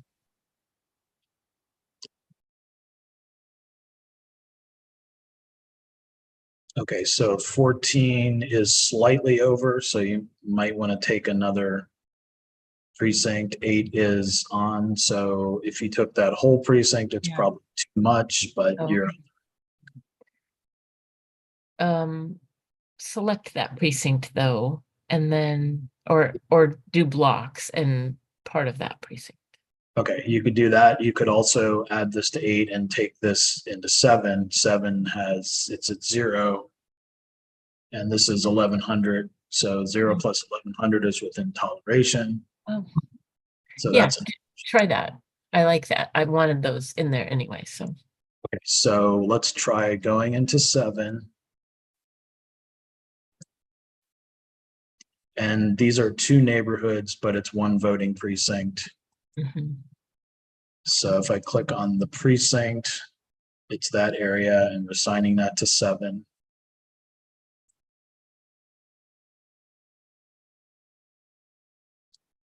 Okay, so 7 is still on population. And now you have a little more room to accept this precinct here in 8.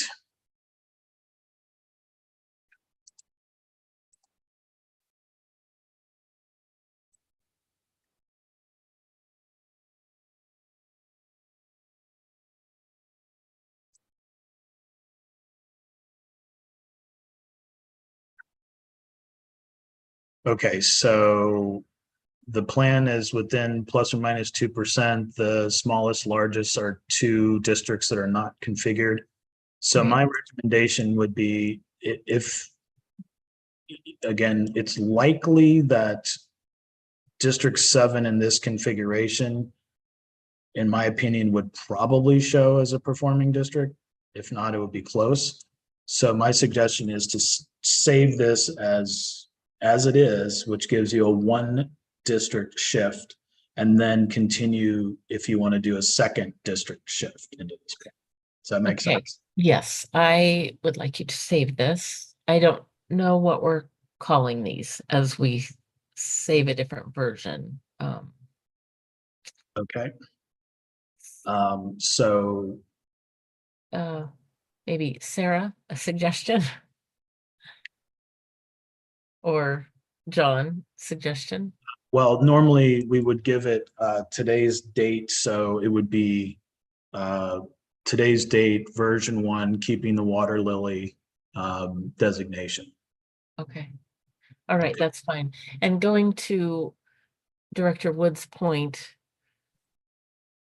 we had talked about sending all of these forward, and then if we make changes, sending that version forward too. But to his point, if we can improve them to the VRA analysis, then maybe we want to revisit whether we send the ones that are farther out of VRA compliance along, or if we just want to send the final one. I guess that's a discussion for later when we deliberate, but Commissioner Callahan? Yeah, I was just going to ask that question. We're going to put 2 out there called Water Lily with separate dates, and the public's just supposed to know that one is changed for VRA purposes. That doesn't seem very clear to me. So do we want to put a different identifier on it right now, or wait until we discuss and see how many we're sending out? I don't know. I mean, surely we can wait till we discuss how many we're sending out, but to me personally, it would be confusing to the public to have 2 published or 2 draft published water lilies where they don't know, with only a date being different, they won't know what's what. Right. Yeah. That makes sense.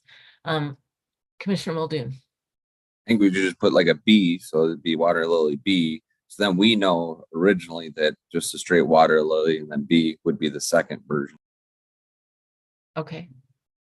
Can we do that? Okay, do you want B or 2, or B is good? What do you prefer? B's fine. Yeah. Okay. So Commissioner water lily Muldoon, dash did you have B. something?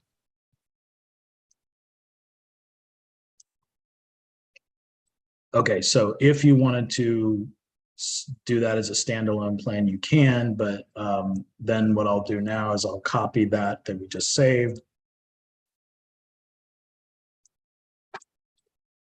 I don't know if you want to call this C or just continue. Internally, it's not a bad idea to just do that. You could end up discarding B or C, but I think the point of stopping here was you've probably adjusted one district. This District 7 is probably now a effective district. And so that's a 1-seat shift. And then you'd be looking at shifting another seat like 3 or 14 or 13 or 10 to get your second seat. Okay. Okay, so I'll call this C unless there's another reason. Go ahead. Commissioner Muldoon, your hand is still up. Okay. Sorry. But yeah, I think it makes sense to have C, A, B, because then we can always, like you said, get rid of B if we find that C worked out better than B, or we might find out that C didn't work and B worked better. Okay. And Mr. Fink. Thank you. It looks like Mr. Brace has received the results back from Dr. Palmer on the changes that Anthony, the Commissioner Ede had made an hour or so ago. So I don't know if the commission wants to take a look at that. Obviously, we want to avoid jumping around too much and confusing things, but if you want to try to get some feedback on that and see how things played out. Just a thought. Okay. I'm not telling you that's what you should do. I'm just kind of want to make sure everybody was aware that that information is apparently available. Well, I think we've been wanting that information. So, what's the will of the commission? Do we want to stop and see that information and then come back? Or do we want to keep working until we're done with this map and then look at that information?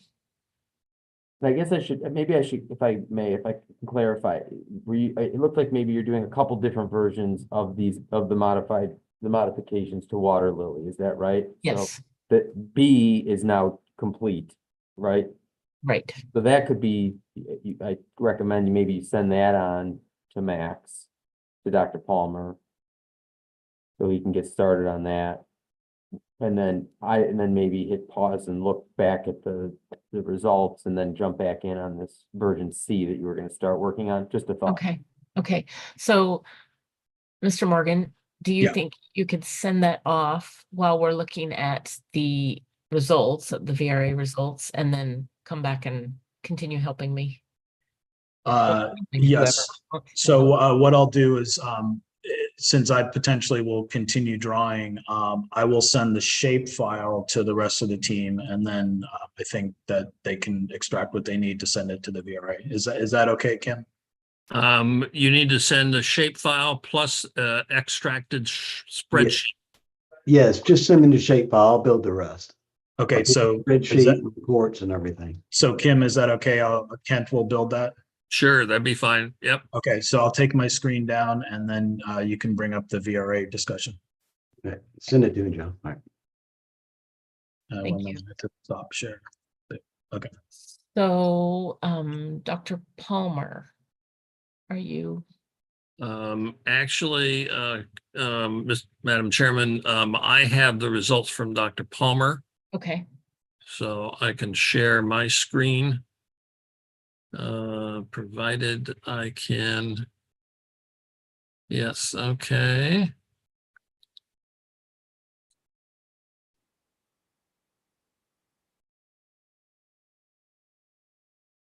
Okay. Can you see me now as a saying? Yes. Okay. It's your screen.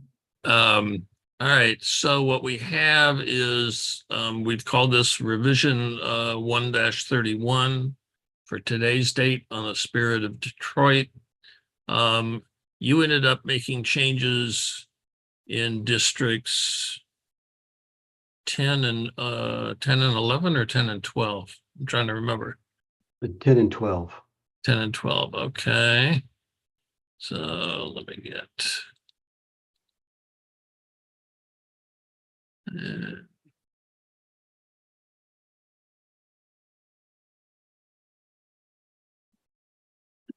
Okay.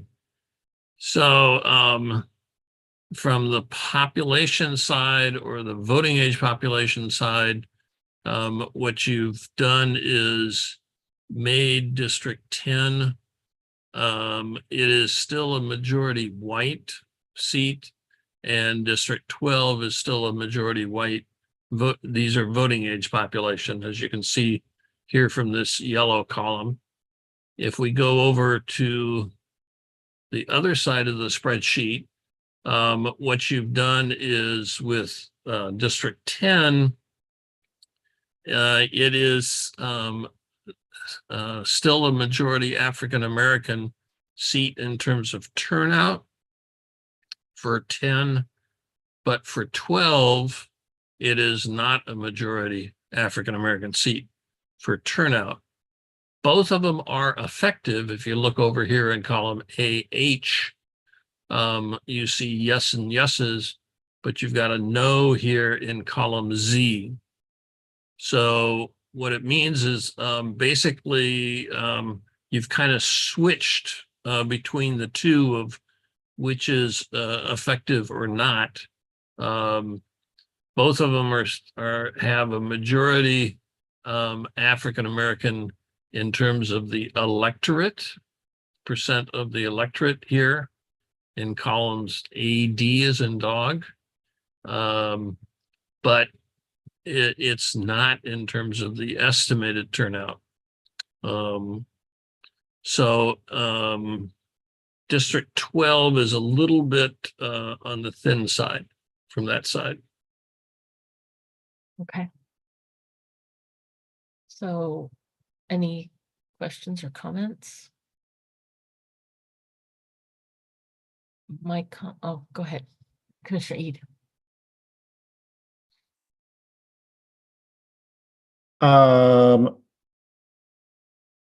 Is it closer?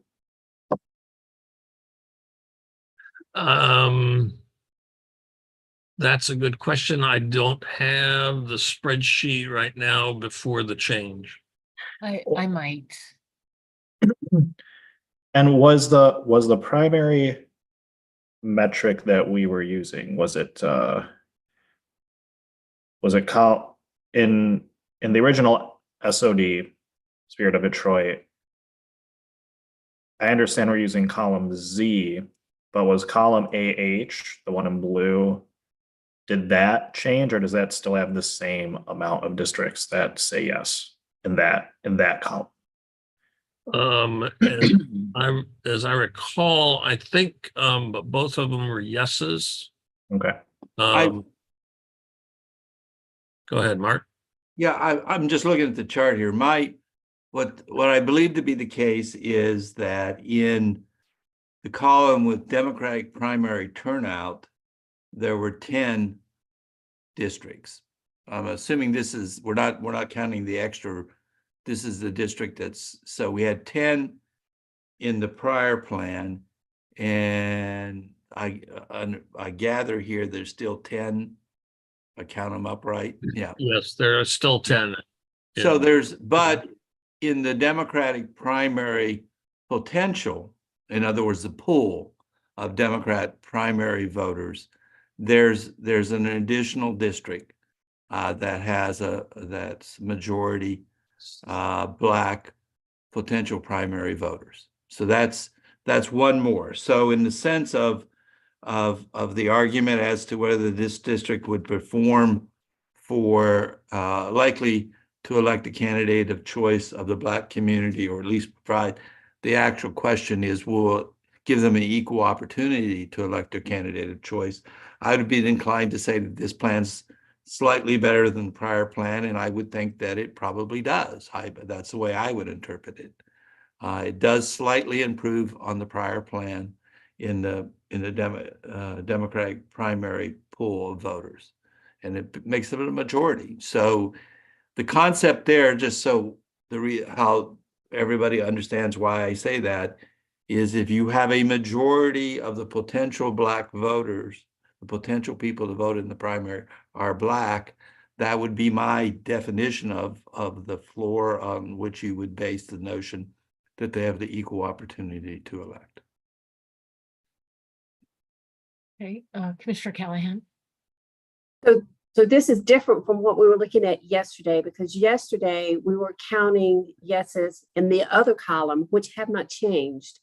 Maybe they have always agreed before, and this is the first time we've seen where they were not in agreement, because we've got more yeses in one column than the other one. But can we pick and choose which one of the yes columns we want? Yeah, there's a chart that we distributed, I believe, yesterday. In the first version of this chart, all the plans except one had identity across. Well, actually two. In the original plans that we were looking at, in the original chart that was created, Daisy 2 had 11 Democratic primary turnout districts, but had 12 Democratic primary pool voters. And then Centella's plan had 9 Democratic primary turnout number, but 11 primary pool numbers.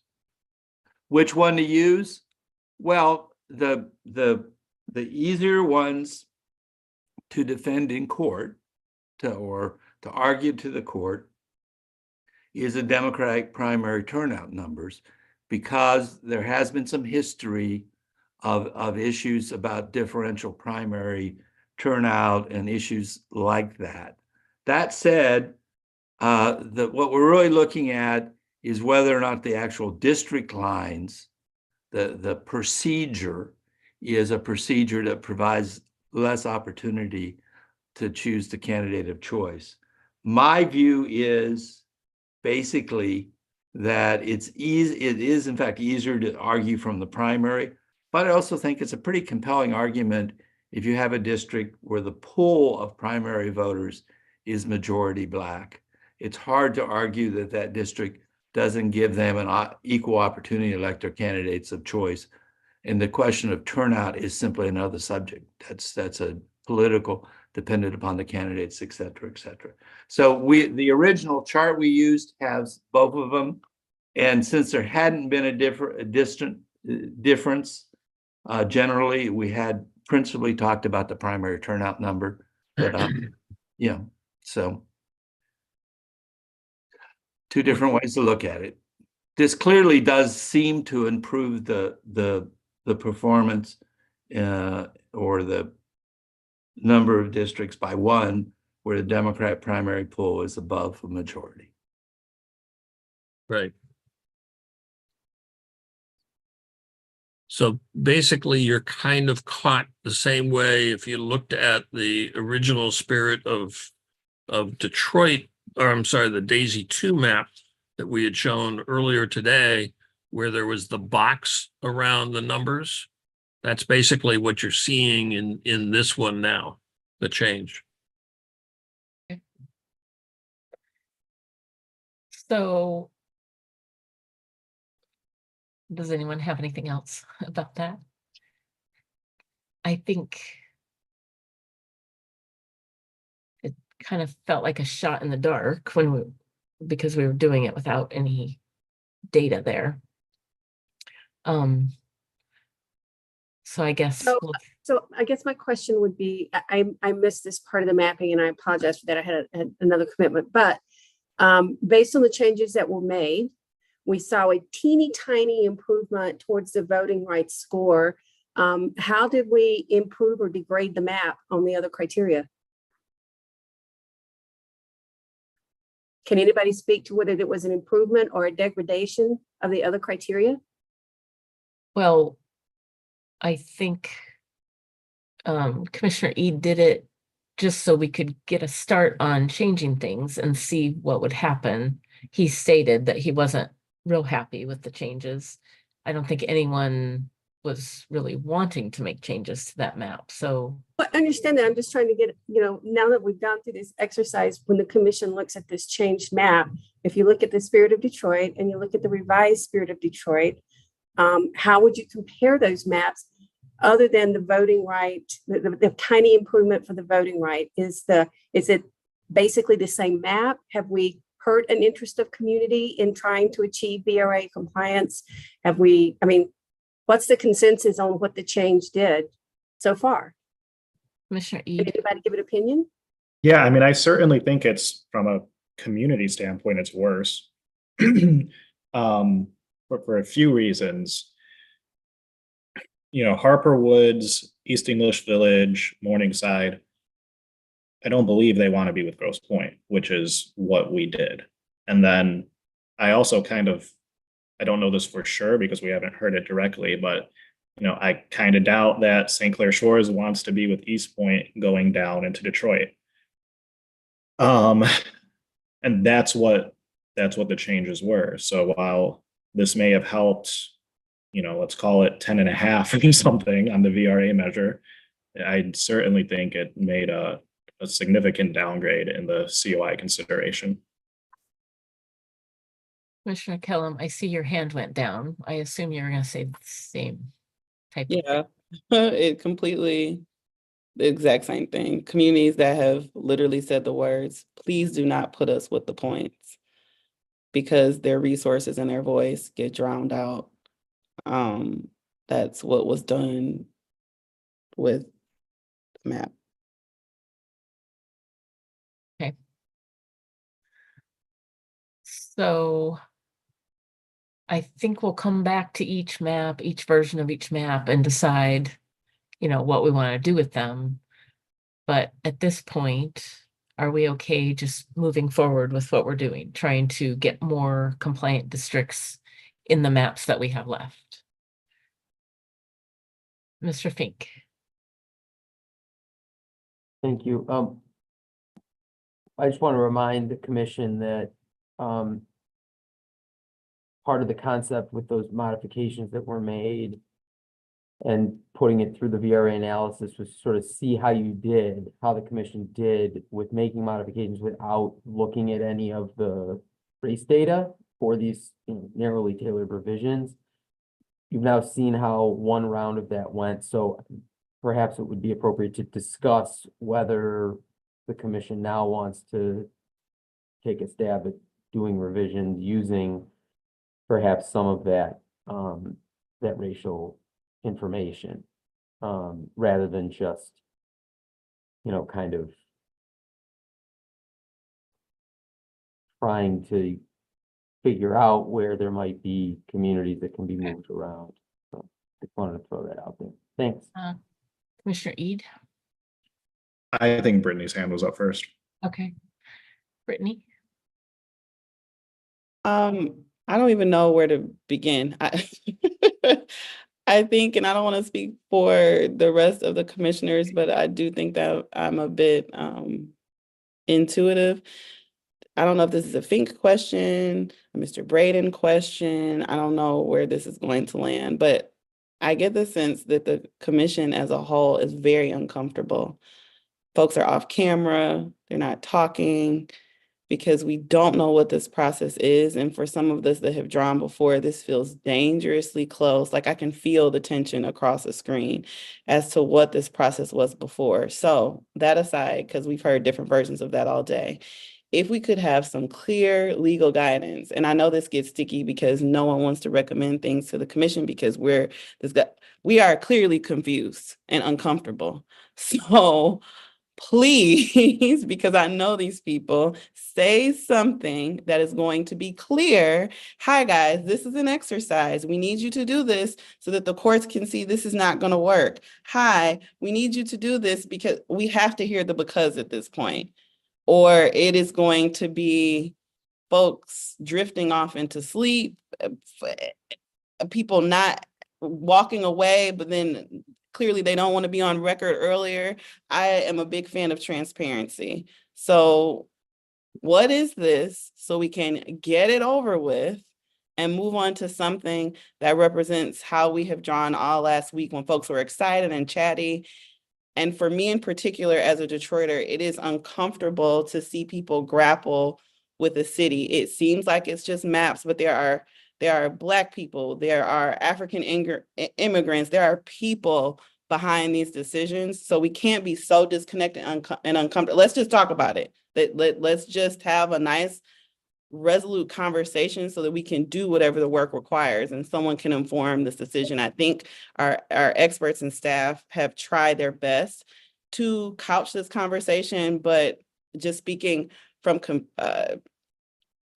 experience, it doesn't seem like it's translating well. Okay, that's all I wanted to say. I'm happy to say something, express a clear view on one point. You drew these plans race blind, as we felt we were required by the court to do, and we were required by the court to do, in my opinion. Now we're looking at whether or not these plans comply with the Voting Rights Act. There's no way to give an opinion on that without using race. Just zero.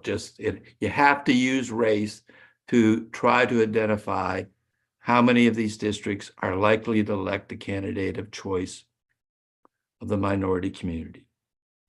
If you've created districts that don't create a reasonable number of districts where the candidate of choice is likely to be picked, that will be a violation of the Voting Rights Act. You've drawn all these plans. If you use race to modify them, I know no way to do a narrowly tailored change to change the number of districts of 1 or 2 districts. I know of no way that you can conceivably do that process without looking at race, why you do it. You need to bring the race numbers up as part of the process of doing this. I know that's different than, this is a change of how you drew these plans, but you can't fine tune without knowing what the numbers are you're attempting to fine tune. So you have to look at race. Two, which again, we all know that no matter how you draw the plans, there are going to be some communities of interest and some changes that people aren't going to like. And that's sort of a given. And that's your decision as to how to balance those and look at those. But you certainly can't, that point comes after you decide how to comply with the Voting Rights Act. I think to comply with the Voting Rights Act, I'm totally confident the plans that only have 8 districts are a non-starter. The ones that have 9, maybe we can defend, maybe we can't defend upon, but it will certainly be easier to defend districts as compliance with the Voting Rights Act that have 10 or more districts. 2, that you receive 2 pieces of paper, 2 basic pieces of paper to look at. One includes a chart of those that shows those districts that have very high concentrations of African Americans in them. That is a starting point for most VRA people looking as to whether a plan complies or not. A starting point is often, are these districts packed? So if you've got plans that have districts that have very high, you've got plans that have a lot of districts above 90%. I understand the dynamics of the geography of Detroit and demographics of Detroit, but I can just tell you the more districts you have, above 85 or 90%, the more difficult it's going to be viewed as in compliance. So those are the 2 things you want to be looking at. So when you're looking at just out of the blue, I'm not making any comments upon all your other criteria, which are very important. I look at the spirit of Detroit and I see District 4 that's above 90%. I can just tell you that Groffman's going to look at that and go, that district's packed. That's way more than the Black community needs to elect its candidates of choice. And if you divide that district up, you probably you'll probably create another Black district that will elect a candidate of choice in the primary. So just to sort of try to move it forward, you have to bite the bullet if you're going to do this. You can not do this. You could just decide we're going to go with the plans we do race blind, and that's a totally legitimate thing to do. I'm not saying you can't do that, and we can defend these plans. But I'm just saying if you want to make some small adjustments and narrowly tailored changes, the only way that's successful is using race to look at the numbers. And to be cognizant of the other chart we gave to you, be thinking about whether there are these very heavily concentrated Black majority districts, which will be like a beacon of a problem for people looking in from outside. Now that maybe that's totally inappropriate, but I'm just telling you that's the reality of them looking at it and saying, geez, why do we have 90, 95, 85 plus districts? People will be concerned that by definition, something like that large a number is a starting point to look as to whether or not you get equal opportunity. So you got to use race. So that's the simple answer on that. My 2 follow-ups, and then I have to go off camera briefly.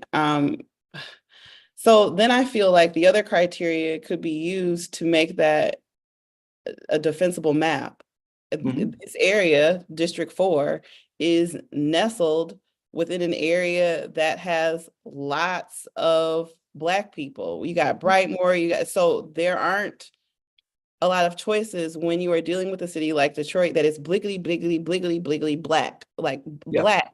Okay, so that's one thing. And then I was also thinking it's almost like we need to take another map, chunk out the area 5 and 6, take an overlay of the best map that we like, and then start to draw based upon COIs and other information, because I don't know I think you have myself, and this is just, I don't represent all folks, right? You have myself, you have Commissioner Eade, you have Commissioner Curry, but largely without saying it, people are uncomfortable. There is an, I don't know what to do. And people aren't willing to take stabs at it. Even when they're willing, they're still relying on my voice. And we all, at this point, I really do feel confident that there is the same amount of information that we've all heard in different ways. And we've got to be comfortable with synthesizing it. Otherwise, yes, we need another approach because this isn't working. But maybe, again, that could just be a Brittanyism. Well, let me say, I couldn't, my view, and one that I'm more than happy to advocate to the court and to the master, one or two districts that appear to be a very high Black population, far in excess of what would need to elect. I don't see that as a violation of the Voting Rights Act. And it may well, given the demographics and geography, make total sense and is the right way to draw the plan, assuming there was a right way. There's no one right way. I'm totally happy to do that. But if you do that, you need to show that you don't end up with 8 districts that are that we can point to that we're comfortable will perform looking at race data. So I mean, I raise the 90% because I just know that's where the people who do this look at. It doesn't mean it's not appropriate in this situation. It may well, in fact, for whatever the hell my personal opinion is worth, I think that makes total sense. The geography of Detroit, having a district that's 85 or 90% Black, probably makes a lot of sense. But I'll have to tell you that pressures the notion of having an equal opportunity, that the language you hear from these political scientists and the people drawing these plans are, well, that looks packed to me, and you're wasting Black votes. So that's the concern. And again, the one clear thing I can say to you, I can imagine how you can adjust these districts in a useful manner and not totally wasting your time without using race. You just got to look at it. We're trying to adjust these in the least way possible, and you got to look at the racial numbers that do that. And so that's it. I talked too much already, so sorry. Commissioner Eade. I mean, this is hard, folks. What we're doing is hard. I think this is why the appeal is important, because on one hand, you have the courts telling us not to use race at all, and we have our VRA experts again saying, well, you have to use race to narrowly tailor some of these districts to comply with the VRA. So we have this conundrum, and we have to try to fix it. But I don't really see a way to fix it without either going north of that District 4 and recreating just the old districts 5 and 6, which it doesn't seem like anyone really wants to do, or going south and breaking up another VRA protected group in the Middle Eastern community, which also nobody else seems to want to do. I will say at this point, because we did the changes to districts 10 and 12 already, the more 30,000 people. What Mr. Muldoon said earlier was that after we do that, then we could turn on some data and make smaller changes. I'd feel a little bit more comfortable doing that now, but I mean, if 10 is defensible, which is what we've heard today, a few times now, then I'm okay with that. Why are we creating things that nobody wants to create? It just doesn't make sense. Okay, Commissioner Callahan. So one thing that's a little disturbing to hear in this conversation is, which is why I asked the question earlier for the commission of, is the map degraded? Because I want it to be spelled out for everybody. We made tweaks, little tweaks to 2 districts, and yet we wrecked at least 3 communities of interest. So there's that whole community over there that no longer has the representation that they would want because we made a tweak. And what did we get out of that tweak? We got a 0.5 point. We didn't get very much out of that at all. We barely moved the ball on the viewer. So now to get the other 0.5 point that we supposedly need, we got to go make another tweak. Only this tweak is going to be like what, District 4, because it's a Black neighborhood. Yeah, all those neighborhoods are Black, so it's a lot of Black people there. We can shove them down with the Middle Eastern community and wreck 2 more very large, very important communities of interest that we have heard over and over and over not to do. And that's what, just to get what, another half point on a VRA score that's based on a value that came from a map that's not even valid. So I'm with Commissioner Eid. I don't think we should be trying to do this. I think the 10 Spirit of Detroit map is defensible. I think there's logical arguments that would say why it's the best scoring map we have, drawn race blind, that achieves the best results for the most people.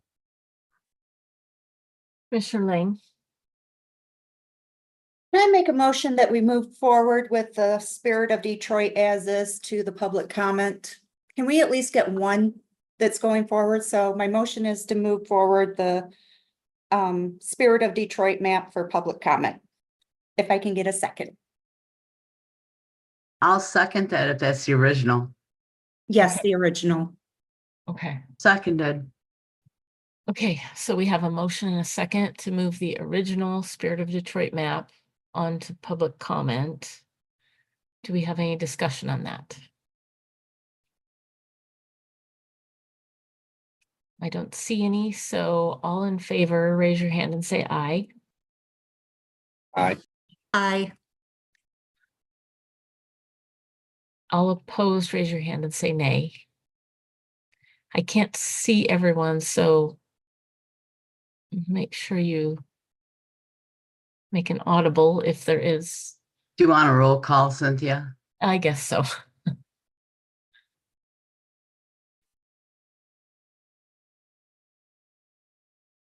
Secretary of State, did you hear that? Okay. Yep, I heard Yes. part of it. If you would be so kind, I want to be sure that I have it correct. If you would be so kind as to repeat it, move the Spirit of Detroit map.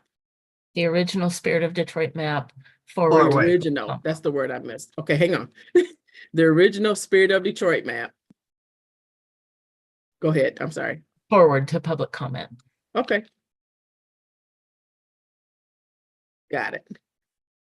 Thank you so much. I just wanted to be sure I had it right in the minutes. So you just heard the motion. A yes vote means that you are in favor of the motion, and a no vote means that you are not in favor of the motion. I will call commissioners alphabetically, beginning with Anthony Eid.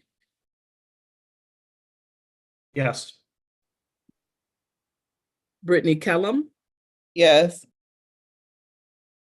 Rhonda Lang, Yes. Stephen Lett, Yes. Marcus Muldoon, Yes. Cynthia Orton, Yes. Rebecca Zatella.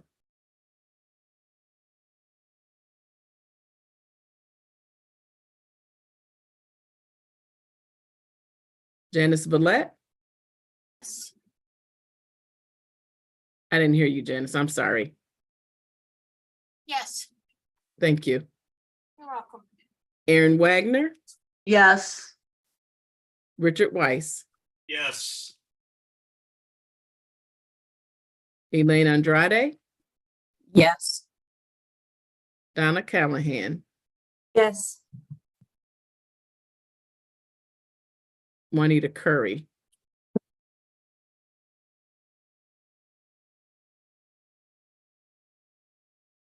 I think Juanita's off. If I'm not mistaken. Are you there, Juanita?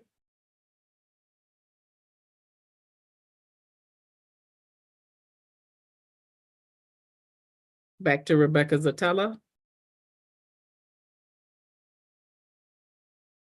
Madam Chair, there are 11 commissioners, all responding positively and affirmatively with yes. Okay, so the motion carries. So the original Spirit of Detroit map will go to public comment. So if there's nothing else on that, I would like to go, Mr. Brayton.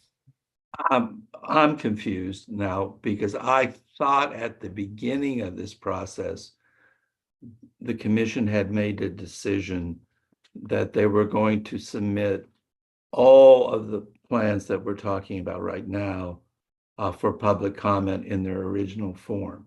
So did we just vote to do what you'd already decided to do, or am I likely confused? We had had a discussion about that, but we did not have a motion. So it was not official. Now this one officially is the first one going forward to public comment. Okay, I'll get out of the way because you're doing the important part. I do believe it is important for you to put out all the plans that you think are appropriate of the list that we're looking at right now in their original form for public comment. That will certainly improve our ability to defend whichever one you choose. And so I think every single one, before you do anything, you should have a decision, I believe, and should follow through on it, sending them all out for public comment. So I'll shut up. Commissioner Weiss. Well, in that case, I'd like to make a motion that we move the Daisy 2 forward also. Second. Okay, we have a motion and a second to move the Daisy 2 map original, which we didn't change, forward to public comment. Is there any discussion on that motion? I just wanted to confirm on the motion. I know that you added the original Commissioner Orton, that Commissioner Weiss's intent was to move forward the Daisy 2 original plan, not the Daisy 2B maybe. I'm not sure what it was called. The one that Commissioner Eid made minor adjustments to today. I believe the one I was looking at was a Daisy 2FC, but I guess I don't remember what the other changes might have been. I don't think we made changes to that one. I don't think so either. Oh, sorry, maybe I'm mixing it up. Whatever the latest Daisy 2 map is, I think that's the one you're talking about, right, Commissioner Weiss? Well, we haven't gotten the response back from Commissioner Ead's changes. So just so we're all on the same page, we're talking about the Daisy 2 FC is what we're talking about. It's posted on the website. Yes, sir, that's it. We're waiting. Did we make changes to that? I mean, it hasn't gotten back yet. I mean, you were working on it, but I'm thinking what Commissioner Weiss intended was the original Daisy 2 FC that is listed on the website. I think it's been there a couple of days or so, but it's not what happened or transpired in today's meeting. But I don't believe we changed anything in today's meeting, did we? No, you didn't. I was thinking of Spirit of Detroit. I apologize for that. The last edits to Daisy were made on the 29th by Commissioner Weiss. Okay. Mr. Morgan has his hand up. Yeah, I was going to say the same thing. It's the Monday changes that Commissioner Weiss made regarding the population where we adjusted one voting precinct to bring the population into alignment. That's all. Okay. Commissioner Ead, do you have something?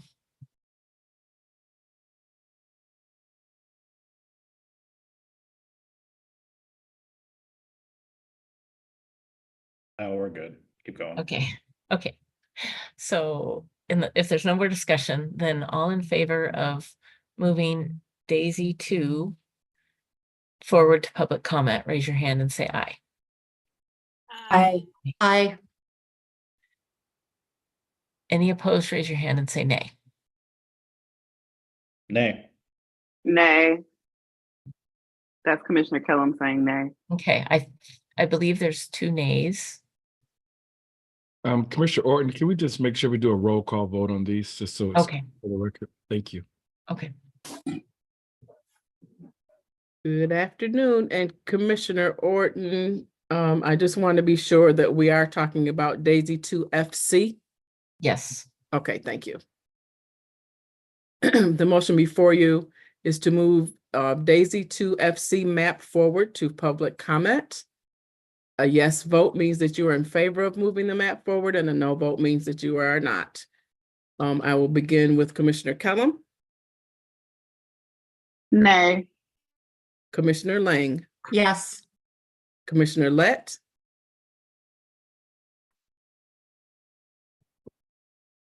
who's clearly on the phone. We'll come back to him.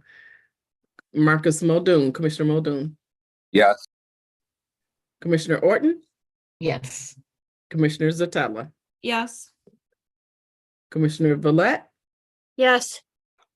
Commissioner Wagner, Yes. Commissioner Weiss, Yes. Commissioner Andrade, Yes. Commissioner Callahan, Yes, reluctantly. Commissioner Curry, Commissioner Ede, No. and I'll go back to Commissioner Lett.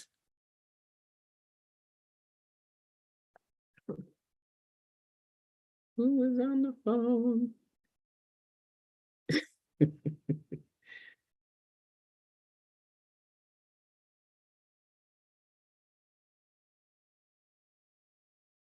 Sarah, shall we move forward or shall we wait? I think you go ahead and move. Yeah, that's what I was thinking. With 9 yes and 2 no votes, the motion carries. Thank you. Okay, thank you. So the Daisy 2 map also moves forward to public comment. Commissioner Eat. A motion that we move Bergamot 1 to the next phase. Public comment. We're doing the 5 that we did the other day, right? We have okay, so we have a motion and a second to move Bergamot 1, you said, That is correct. forward. Discussion, Commissioner Villette. I just wonder, why are we resisting sending them all? Mr. Braden has said several times that he thinks that we should send them all. I don't understand why we're not. If someone could explain that to me. And Mr. Fink, I don't know if you. Yeah, no, I did, I intended to have a hand up, thank you. Earlier today, there was a discussion on, I think, each of the maps that were just moved forward. You went through the 7 ranked criteria discussion on those, and I know that there was a discussion a couple of days ago on all of these maps where you sort of had the pluses and minuses. As you move forward with the remaining maps, that I think you're considering sending forward in their original form, you know, the pre VRA tweaking form, so to speak. I just want to make sure that the commission is satisfied with the discussion that they had on each of these other maps in terms of the pluses and minuses, and the analysis of the criteria, all of the ranked criteria. Thank you. Commissioner Lang. Commissioner Eid, would you be opposed to amending that motion to do the final? I believe there's 4 that we haven't talked that were initially moved forward, just to move them all forward. Sure, I can change the motion to also include Bergamot 2, Water Lily, and Tulip. It's Tulip, right? I believe Tulip. I'll second it. Okay, so we have, the motion now is to move all of the remaining original race blind maps forward to public comment. Is there any discussion on that?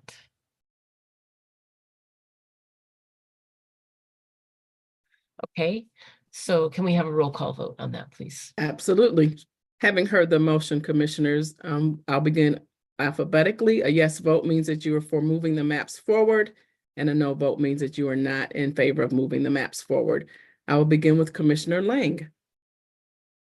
Yes. Commissioner Lett. Commissioner Muldoon. Yeah. Commissioner Orton. Yes. Commissioner Zatella. Sorry, yes. Commissioner Villette. Yes. Commissioner Wagner. Hallelujah, yes. Commissioner Weiss. Yes. Commissioner Andrade. Yes. Commissioner Callahan. Yes. Commissioner Curry, No. Commissioner Eid, Yes. Commissioner Callum. Sure, why not? Yes. Madam Chair, with a vote of 11 yes, the motion carries. Thank you. Okay, thank you. So all of the original maps that we have been discussing will be moving forward to public comment. So now, Mr. Morgan, I wonder if we could go back to where we were and see if we can get more of these maps into what our VRA expert feels is compliant. Commissioner Eid.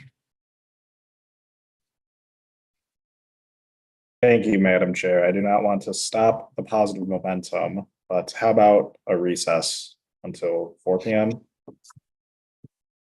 Okay, we have been at this a while, so, all right, not a recess. We'll just take a break. Just a quick break. We'll be back at 4 p.m.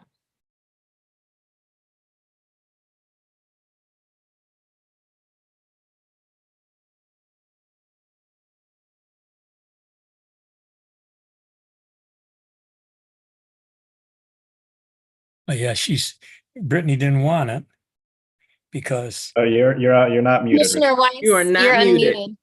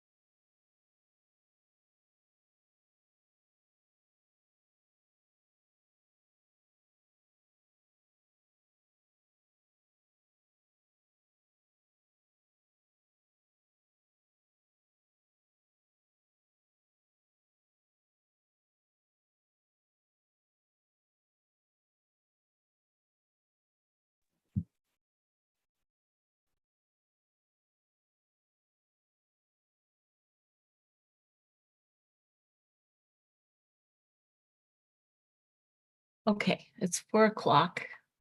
We're back from break. So, Mr. Morgan, I'm hoping that you can share your screen and pull back up. So this would be Water Lily C. I'm hoping that we can get this map, get a couple districts so we think they might be compliant, have them evaluated, and Mr. Fink has his hand up. Mr. Fink. Thank you, Mr. Morgan. Thank you, Madam Chairwoman. I know, I understand that in the sense that there's some frustration with going through this process and trying to see if you can make these modifications for VRA compliance purposes. I just want to make an overall comment, which I think all commissioners are aware of. I know all commissioners are aware of, but we talk about the ranked criteria in the Constitution.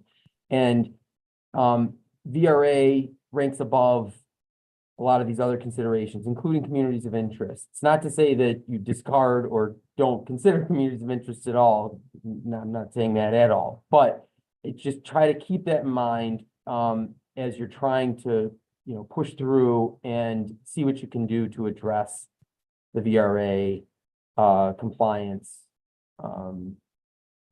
issues that you're tackling right now. Just wanted to keep that in mind and ask you to keep that in mind. Thank you. Thank And you. I think, I don't know, someone put this up on the screen. Had just Yeah, put it up on the Sarah was screen. showing us. Oh, Sarah had just put it there. So just, again, I think it's important for everybody to keep that in mind as you're going through the review of, and the minor work that you're doing on these. Thank you. Thank you. Okay, Mr. Morgan, so that would be Water Lily C, I believe, is what we were gonna start working on. Okay. So as we talked about before, we saved a Water Lily B, which made changes to one district. So before moving forward, let's look back at the earlier map here, the effectiveness map. Okay.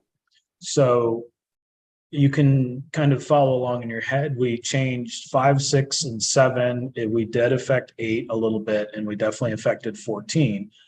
But probably District 7 will be an effective district as redrawn. So with that in mind, you have adjacent districts 13, 14, and 10. You also have 3. And those are 4 districts that you could look at to make another effective district. And if you want suggestions, I can give you some. Okay, I do want suggestions, but just looking at this, my first thought was thinking of, so I think we have seen that if we don't bring them up above 8 Mile, it's hard to get enough districts that are effective.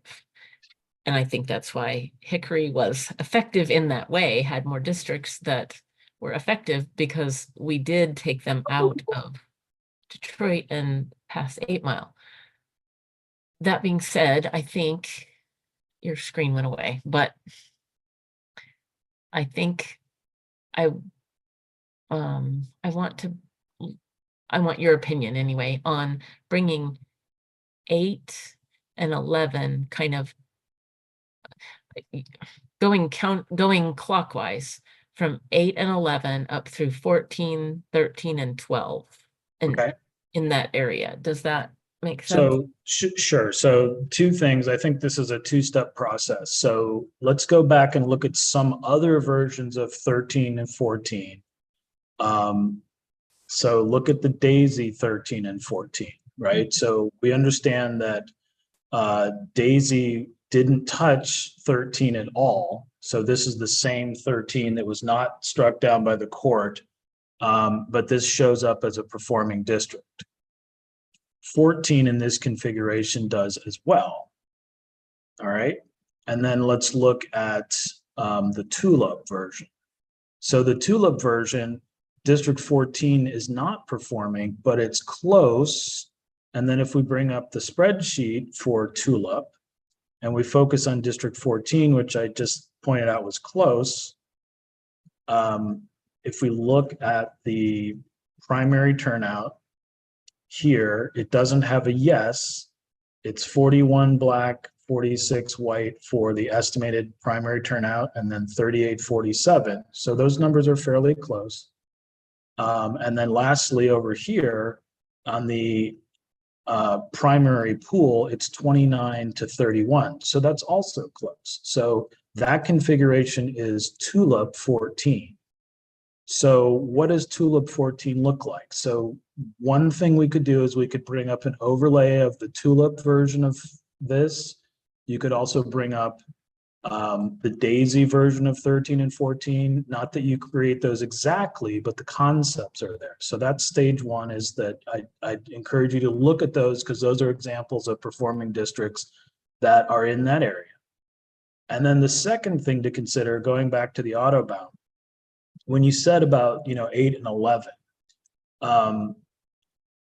looking at 8 and 11 as they're currently configured, you have Highland Park in 8, and it goes all the way up here into Macomb County. And District 11 currently has drawn, has Hamtramck, and then has Bangletown, and then it goes north up to 8 Mile. So I'm going to go back to the Spirit of Detroit. So the Spirit of Detroit has Highland Park and Hamtramck in a District 7, and currently in the Water Lily B/Water Lily, I believe they have Highland Park and Hamtramck in separate districts. So a secondary option would be to, after you potentially look at the configurations of tulip and daisy for 13 and 14, you also might consider looking back at something that might be a little more east-west with 8, not completely, but a little more, like maybe picking up Bangletown and Hamtramck, maybe. And then 11 could go up like that. So you could end up with some sort of combination where you have something like 14 here, or again, the daisy version of 14 has this portion, which I think goes down to 7 Mile. So those are some ideas to consider before actually doing anything. Okay. Thank you for those ideas. So my goal here is to try to get this in the numbers that would be VRA compliant, but not make it look just like another map, because we want to give the public different options to tell us about, to comment on. So with that being said, okay, this is really bold here, but I'm going to ask for, I think we've clarified that it's fine if we use racial data at this point to narrowly tailor some VRA compliance. So could we have the thematic circles? Sure. So, and you don't want the neighborhoods or another map overlay at this time? Not quite yet. I think we will before we start moving things around. Okay, so the first thing is right here, the active matrix is just showing districts in the view with total population. However, in the active matrix, the racial data is there. So you can see what the current state of any of these districts is if you want to. And then we can also, if you want, put themes on the voting precincts and or townships. I think I don't know, voting precincts or townships, whichever you think would be the most informative at this time. Okay. Do you want to look at any of the other data before you look at the thematic maps? No. Okay. I think it just gives a quick visual idea of areas for me. Okay, so let me ask Mr. Brace, when we do these thematics, I believe we want to use some kind of Black population. Do you want voting age or total population? And do we use the A or the C variable? We usually use the A or the C is personal choice, but it's the first one you mentioned.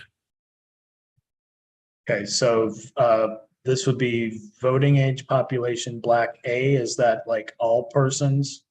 Yes, that's alone. That's Black alone. Okay, so we want that's going to be C. the low numbers. So the higher number would be the C. The higher number would be the C. That's correct. Okay, so that's one, and then our threshold here would be voting age population. So this is similar to what we previously looked at. And the So- C means combined. That means combined, yes. So if you remember, the census ended up doing whether or not you selected one race or you could select multiple races, but the multiple races get you more than 100%. Okay. But the C gets you a larger number than the A or a lone number. Okay. Okay, so I made these adjustments, but I don't quite have my control back, so just a second. Okay. I think it's graphically processing the whole state, so take.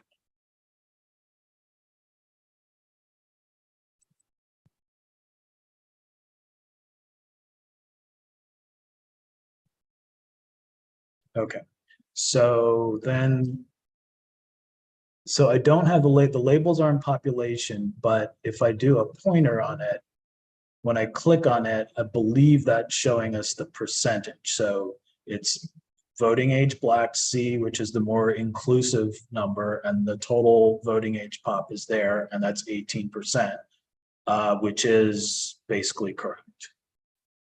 So the size of these, it's relative to what's on the screen, I believe. So this 18% is bigger than this, click on this one, 12%, which is 45% here. But the point I'm making is when you see this big circle, it doesn't mean it's 80 or 90%. It means relative to what's on the screen, that's bigger. And if we go to an area where we know there's high concentrations of Black voters, now that's 88%, but you'll see that the size of the circle is similar to what we just saw, but the relative size of that neighborhood, that's large. And this at 74% is small, but it's very large when you compare to precincts in Macomb County. So I just wanted to clarify that on the circles. Thank you. Okay. So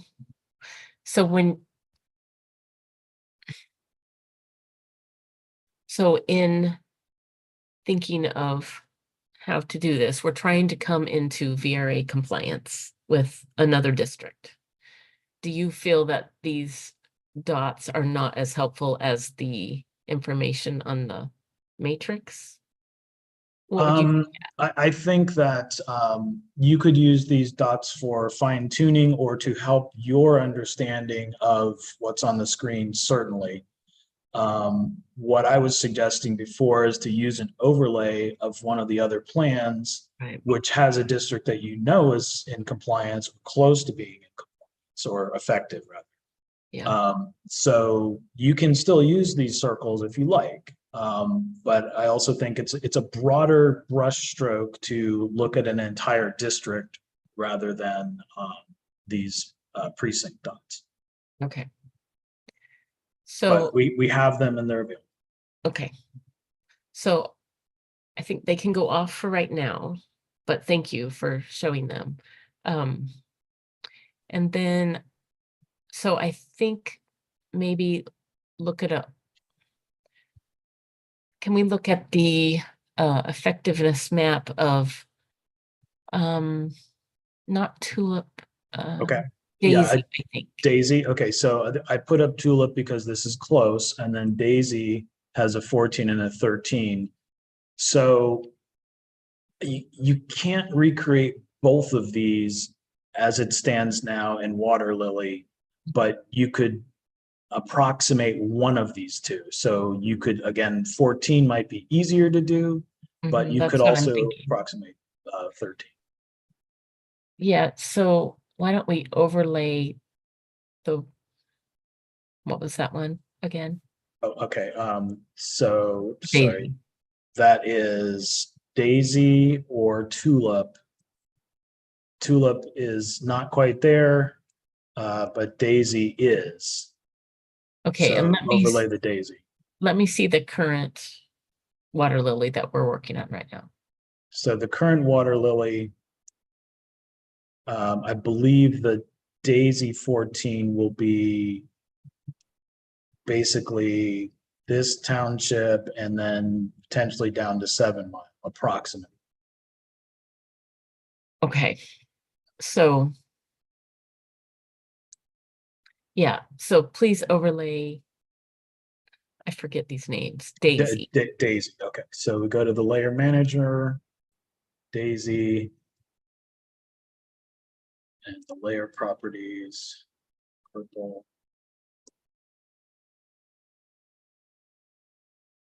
Okay, so what's different between Daisy and the current 14? So the current 14 has this portion of Madison Heights, has this portion here as well. So you could potentially keep the Madison Heights, which might be necessary, and then go a little south into Detroit, and then take center line into 13, something like that might work. But in taking away from 8, you'll ultimately have to have 8 take from 11 and 11 potentially take from 13 or 14. So that's the population circle that you're looking at. Right. Okay, can you zoom out just a little bit?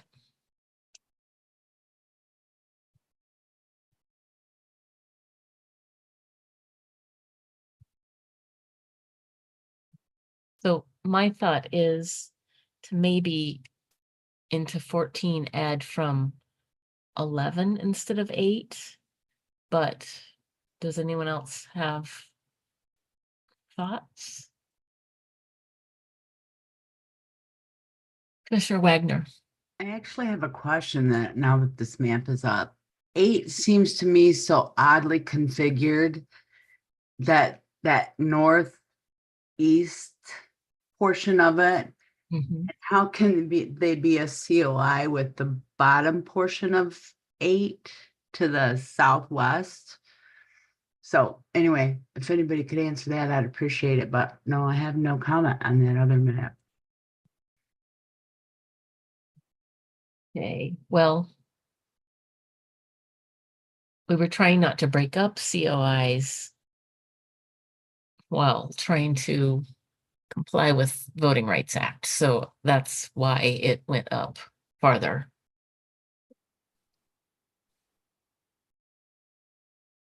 I think in my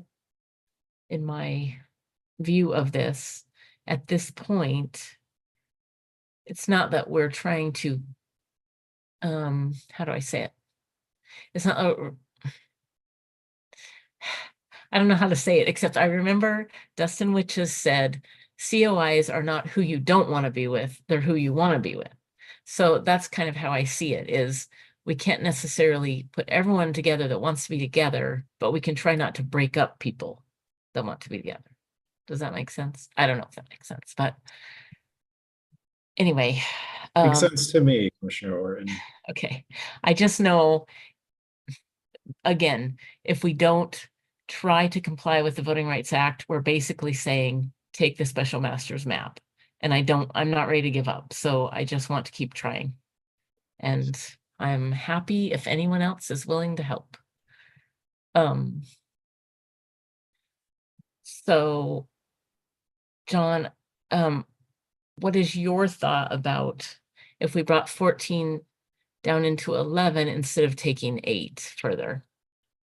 Okay, so again, thinking about the tube of toothpaste here. So if you bring 14 into 11, you're going to take away from 11. So you could go right down here and you could get into 11, and then 11 is going to have to take from 14 and basically go up north like that. Or That's possible. That would, you Um, basically would trade between those two. okay, But the other option would be recreate something closer to this 14 and then potentially look at 8 moving into Hamtramck and Bang. That's possible. And then you have 11 doing something closer to what Spirit of Detroit does here. Or well, 11 would go. okay. So what I'm seeing, but tell me if this is not feasible.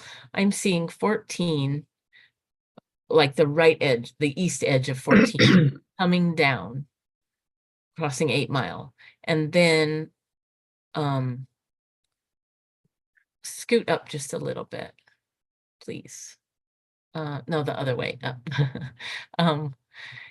And then, so I'm thinking 8, 14, and 11 all turning clockwise a little bit.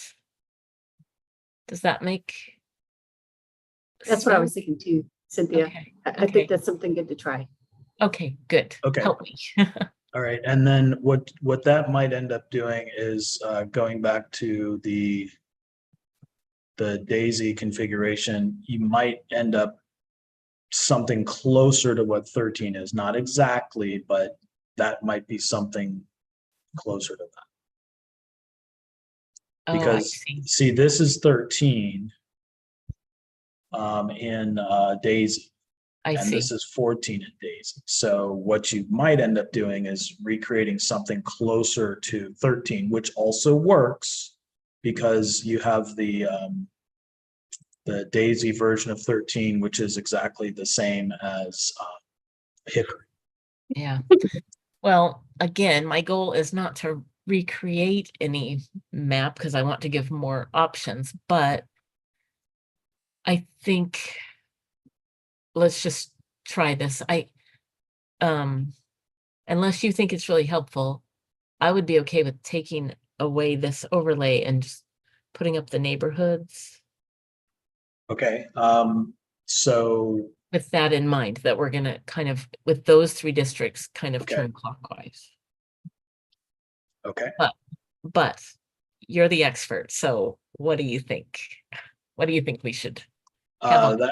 that might work to some extent. I think that you'll have to be cognizant of what happens to this upper portion of 14, because I don't think you'll move towards the change you want if you have this, and this. So you're going to have to reconfigure it, like approximate 13 or approximate 14, Oh, I see. Yeah, right? Because if I you see. keep Madison Heights and if you bring 14 down here, then you're going to have to remove some of 14. Commissioner Heed had his hand. I guess he maybe put it down. Do you want to say something, Commissioner Reed? No, I think you're going down the path I was going to suggest. Okay. Yeah, I thought you were going to try to move 14 down on the east side there to come closer where it's got that, where 8 is now. Right, but if Right. we, where 8 is. 8 I was is thinking- here, 11 is Put here. that 8 there, yeah, 8 goes to 11 and 11 goes up. Yeah. The problem is, look at how high 14 goes over on the west, so then we're really stringing that out and we're not really So- changing the population. So the suggestion would be Madison Heights plus part of Center Line plus maybe up to 7 Mile or something like that, which would approximate 14. Yes. Or the other way would be to approximate 13. And then I'm not sure how that would turn out, but So- either of those is close to what you want to do. Okay. Commissioner Callahan? No, go ahead. Well, I'm thinking, yes, I like what you just said about approximating 14. So can you move us towards that and then we'll see where that leaves us. This is a copy so we can always just scrap it, right? Yes, we could go back to B, which have none of these changes. Okay. Right. So, and then just thinking an additional move ahead, after you take away from 8 will need population. So you would have to either take from 14 or take from 11. So again, one possible thing, I'll put the neighborhoods on because you'd asked for that. Sorry, let me get that on there. And then do you push 11 up to where 14 is now? Yes, like here's what you would do. You'd end up potentially taking 11 into a small portion here in Macomb County, which is not exactly, but similar to what's happening here in the Spirit of Detroit version of 11. So that might happen. And then you also have the option of looking, I've heard you talk about the community of Hamtramck and Bangletown. Sometimes maps have Highland Park and Hamtramck together. So if you were to need population from 11, you could potentially take all of this community that direction. That's one possibility. Okay. But well, the let's start first, the first step is you want to do 14. So you're going to overpopulate 14, and that's understandable. And so the first step is to take all of this into 14, right? Yes, yes, please. Okay. So we're assigning into 14 by voting precinct. What I really hope doesn't happen is that we end up with 6 maps that all look the same, because that's not helpful.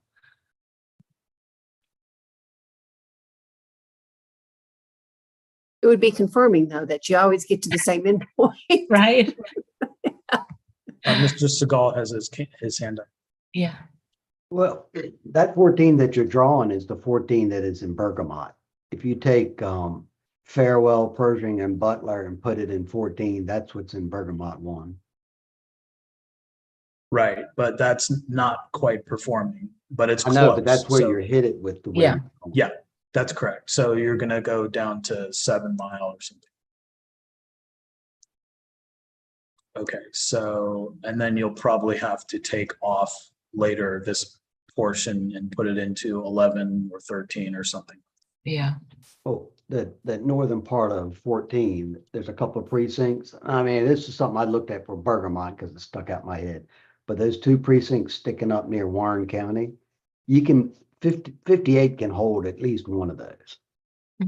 Okay. So you can, you start moving a little bit, and then you can move further down in Detroit. Okay. Thank you. Okay, so taking from 8, you would do these 3 potentially, or this whole section? Well, do the 3 first. And Okay, and then you could also look at these if you needed to. Okay, so let's start on this.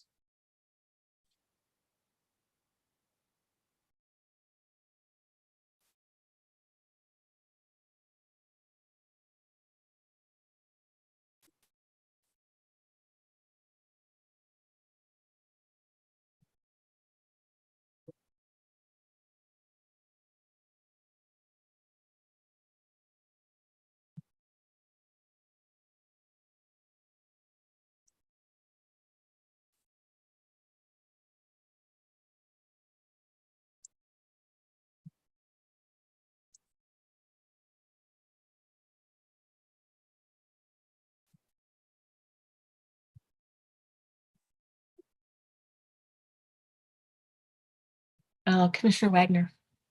I was just wondering if we had saved before we did this part of it, because there's some conversation on the YouTube chat that might be interesting if we're considering the neighborhoods in this district.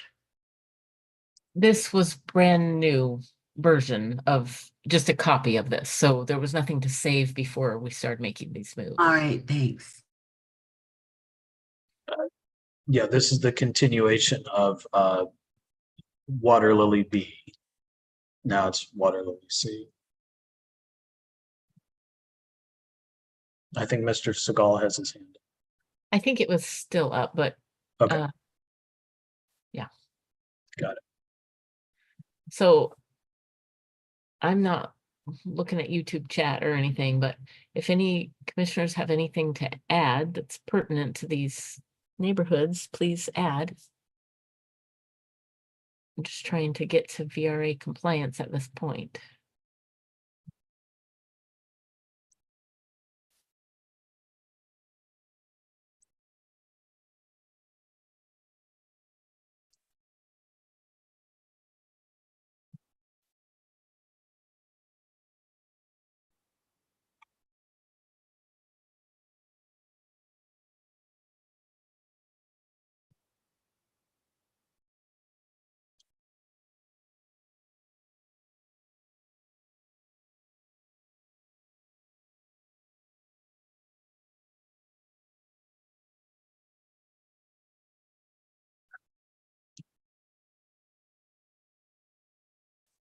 Okay, so as soon as that finishes, I'll save and then zoom out so you can look at it. Okay.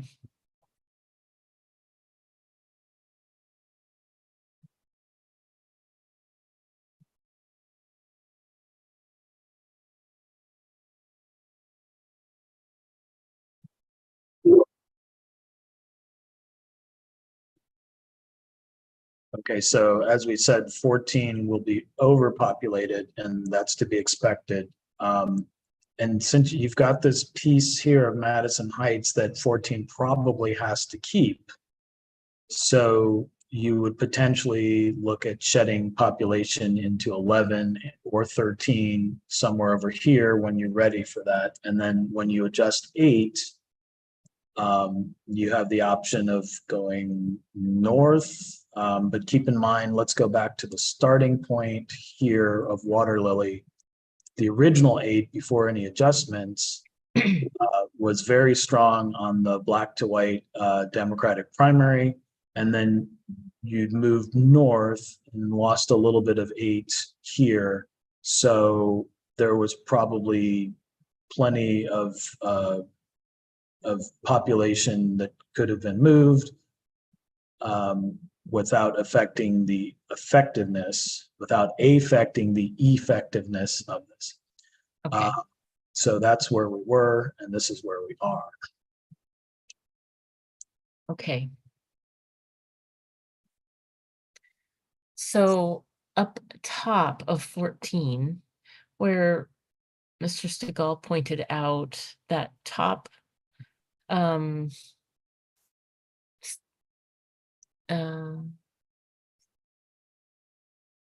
yeah, it was a precinct, that top precinct. He suggested that 58 can handle that, so let's see about that. Okay, so just this one is 1,500, so you could do that. I'm assuming that it won't affect the other 2 districts. Let me look at 8. So 8 is there, 28 and 29, so they're within 1, and you're going to take 1 away, so it'll be 28 to 28, so that should be fine. Okay. Okay. So this goes into 58. Yes. Right, so let's make sure 58 is unlocked.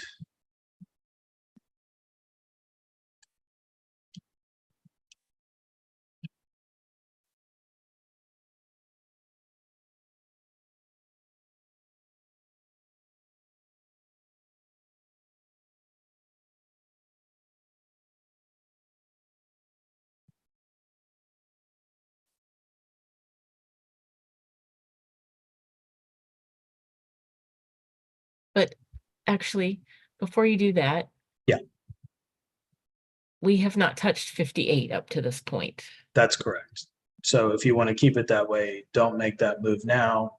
But Mr. Skull's point was that as it stands, 58 is underpopulated. So if you added a 1,500 precinct there, it would still be within tolerance. So that's an option if you want to come back to that.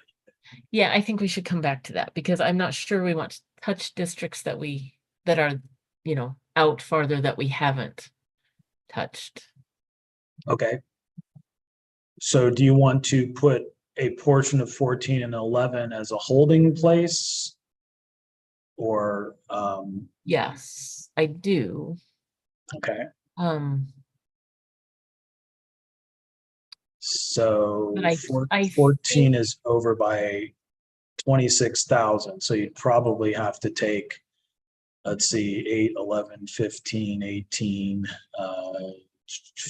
20, 27. That's almost the right amount. This plus a little.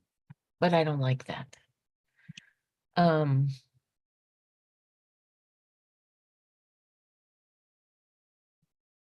Well, I think first of all, 14 is going to need to come down a little more.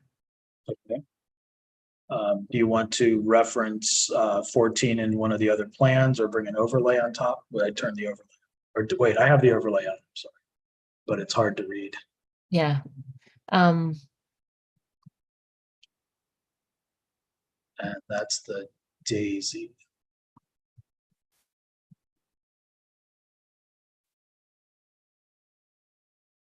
Commissioner Callahan, do you have any suggestions of like which neighborhoods to add into 14? I'm wondering about Sherwood and Northtown or Davidson.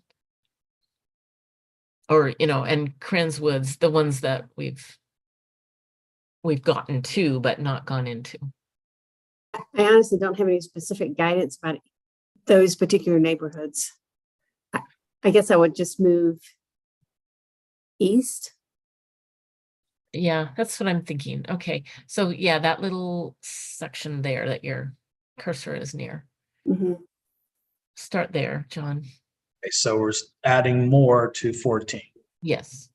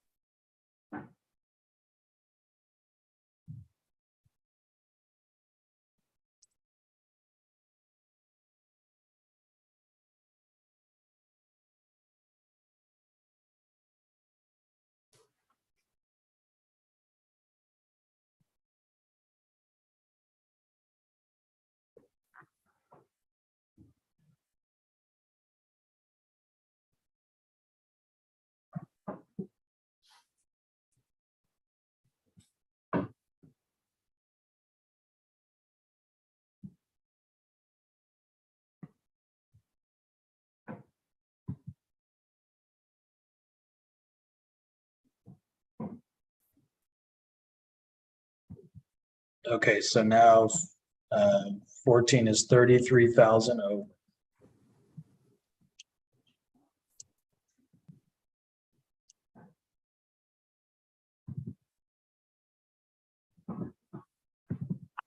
And then 8 is 25,000 under. And 11 is 4,500 under. Because we took a little bit from 11, quite a bit from 8. And so, again, what I was going to say is the purple thick outline is from the tulip, or sorry, not the tulip, from the daisy. So this is the daisy boundary in the Detroit area. So we have this part and this part, but not this part. And then I think, yeah, so you have this portion that needs to be accounted for. So that's one of the reasons why the numbers aren't quite working. Right. Because you have to add that in. So you're going to have to take out a portion. So as soon as Yeah. I get my mouse back, I'm going to save. Okay. It doesn't, sometimes when we make a lot of changes, we can lose the memory buffer.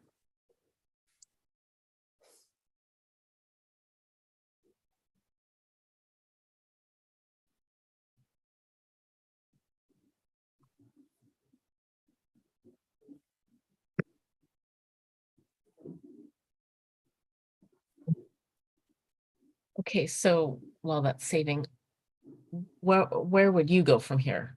Do you think we should try and balance out the population first or get 14 down to where we think it needs to be? Well, so I think that, 8 has changed a lot. So I think you might want to look at what makes sense with 8. And I mentioned the Banglatown community in Hamtramck. If that makes sense, you could put some of that area into 8, and then 11 would need to go north. Yeah. to 14. Yeah. Commissioner Callahan, were you saying something? No, no. Okay. Okay. Just waiting for the plan to save. It's taking Okay. a little Still longer waiting. than expected. Okay, let's hope it saves. So, yeah, I guess Cynthia, I would do as he was advising, I'd take Banglatown, maybe Hamtramck, I'm not sure how far down 8 is, and push 8 to the east. And then we can wrap 11 to go up above 8 Mile Yeah. and take some out of whatever that other one once we just added too much to. Okay. Well, while we're waiting, what are people's thoughts about changing that one precinct that Mr. Stegall mentioned into 58, I believe it was, which we have not touched? Is it worth touching a district that's beyond the scope of what we're working in? Should we just leave it? I'd say just leave it. Yeah, I'd say leave it. Okay. We're already far beyond the scope of what the court said has to be changed. So going even further beyond that scope, I don't think it's a good idea.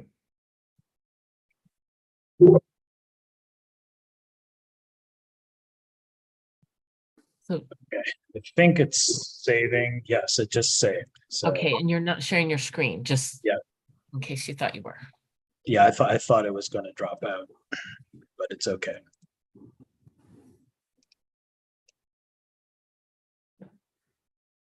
Okay, whoops.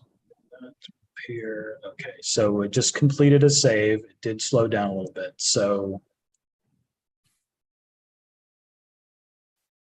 what, okay, so I'm getting things a little slower. So what I think we should do quickly is let me exit the program and come back into it. That'll only take a moment, but I think that's a good thing to do. So Okay. Please do that.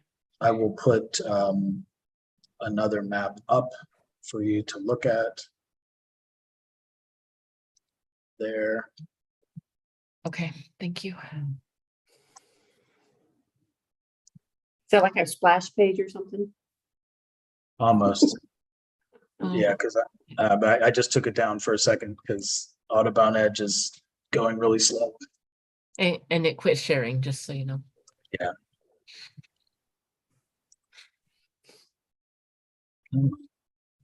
Well, I do apologize that this is taking so long, but at least we're trying something. That's what I think. Commissioner Andrade. Yeah, I just wanted to say thank you for doing this because it's something that needed to be done and you're doing a good job. Thank you. Commissioner Eid. I was gonna say the same thing. No need to apologize. Be nice if more people, maybe participate, help you out. Because I know what you're doing is hard. Well, thank goodness John's here to help. But I'm reopening the Autobound plan here. Be right back. I think we'll all feel good after we get a map and see if we can get it in compliance. And then we can look at it and see what we think. So what did we make it come to a conclusion about the modified spirit of Detroit? Are we gonna send that for public We did not review come or to, no? we did not come to a conclusion. Okay. I can look at that a little bit more after Cynthia's done and see if we can continue to Get that last half point. Okay, almost back. Okay, Just, I'm adjusting the neighborhoods, and then I have to confirm that it saved where we thought it did. It was a memory error, so I don't think we lost anything, but it was getting slow because of the memory. And that's what happens sometimes when we make a lot of changes. It just eats up the memory. All right, so I'm bringing the share back on. What happens with Autobound is it's saving each of the little individual moves.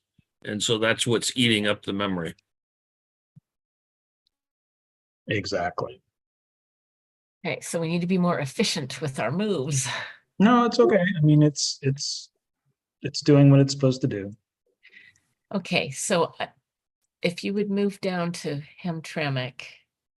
Yeah.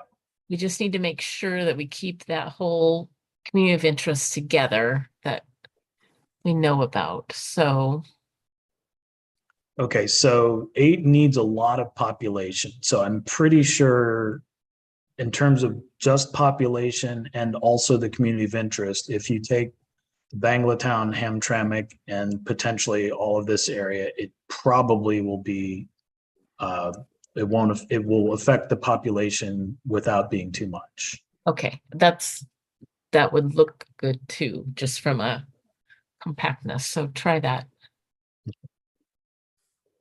All right, so we'll, let me start with so many things. Okay, here, voting precincts. We're talking about into 8. Right.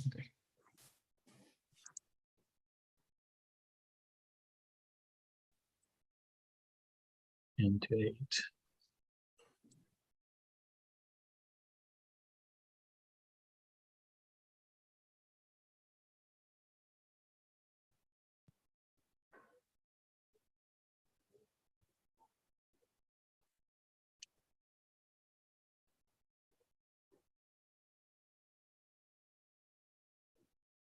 Do you want Davidson probably, or not sure yet? Probably if it can handle it, Davidson and Buffalo Charles as well. Okay. I believe. Right, we'll come back to that. Let's do Hamtramck first. Theoretically, the voting precinct should be okay to use.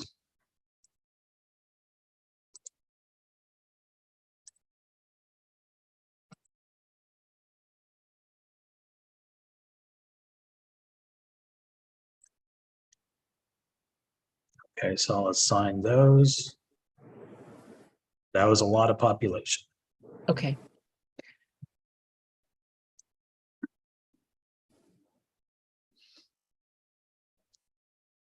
Okay, so 8 has 8,000.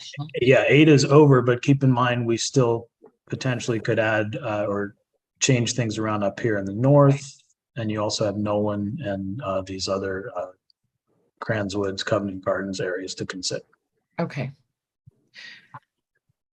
Finish that. This one? Yeah, and the partial neighborhood there. This one. Okay. All right, one at a time. Mm-hmm.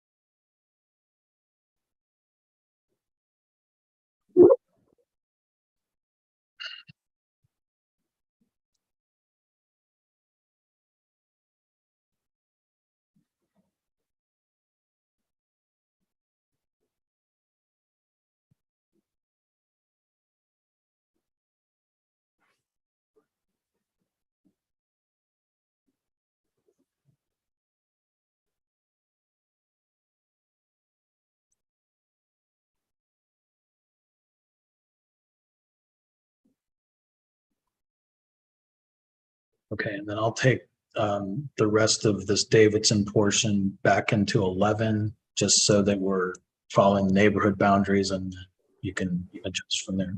Okay, thank you.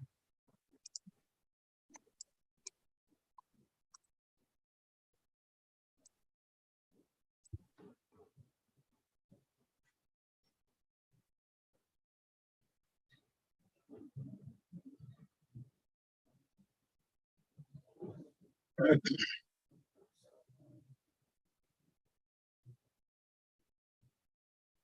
think there might be a portion north as well. This here? Yeah. Yep.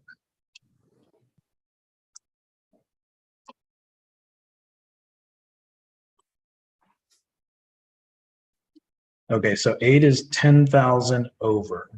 Okay. And then 14 is 33,000 over, and 11 is 40,000 under. So that's where that stands. So you need to lose a little bit from 8. Okay, something. Or here. We're not really in this area right now, but down below, like Hamtramck, Oh, here. just that little sliver to the east right here. Just that little sliver needs to go into that neighborhood. I don't know if it's populated. Oh yeah, and that. Yeah. If you could just okay, fix so I'll those. take care of into 8.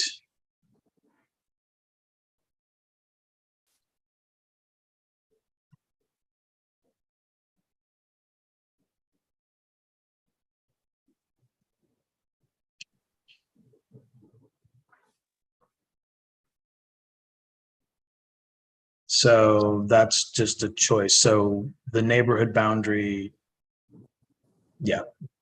And there's not population because it's. Yeah, that's the GM assembly plan. Okay, fine. Then it's fine like it is. Okay. So now, so we need to take some of 8 to 11 or 14, okay. depending on where you want to go. Okay, so I think in my mind, if you zoom out just a little bit, not quite that far.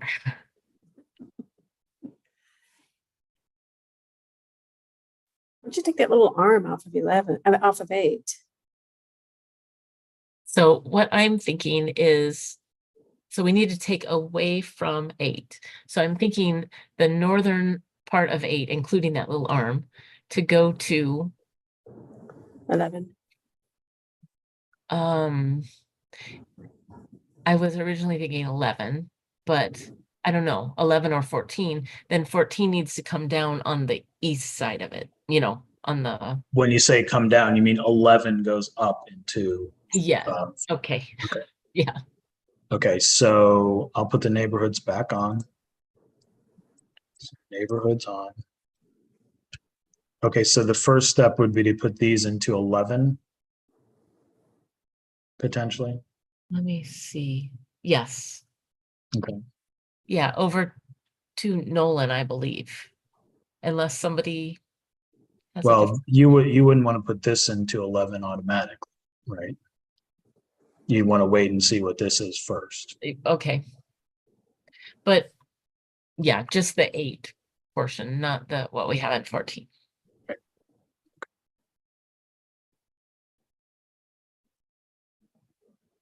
You clicked on. Okay, never mind. I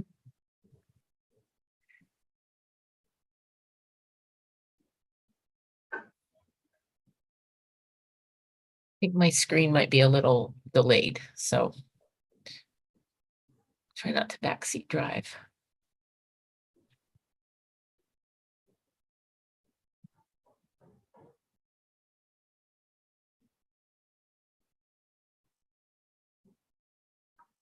Okay, so this portion first, and that's going to get you about half of where you want to get population wise. Okay.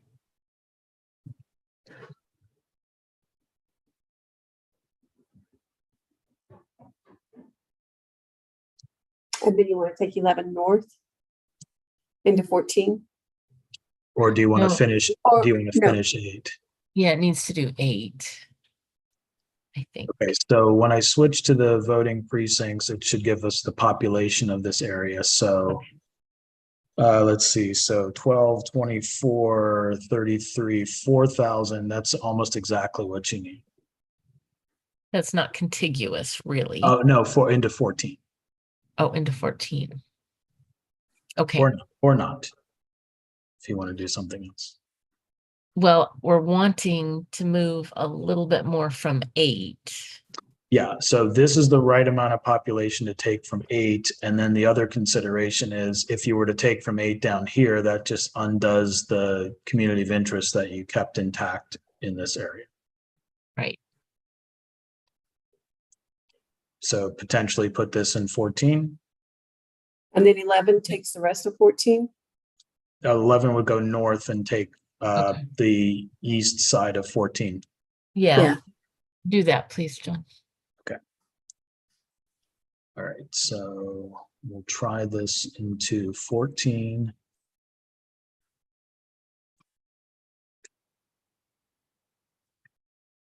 A voting precinct.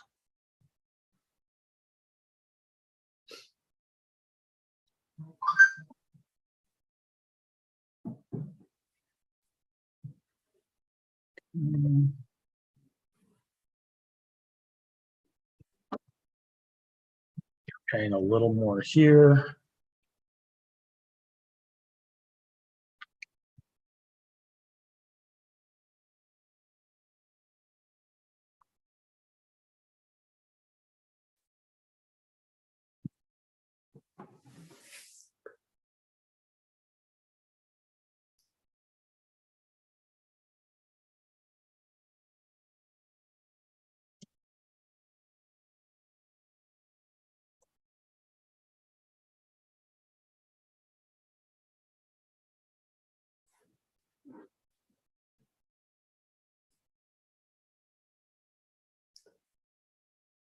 Okay, so I just have to undo this one here.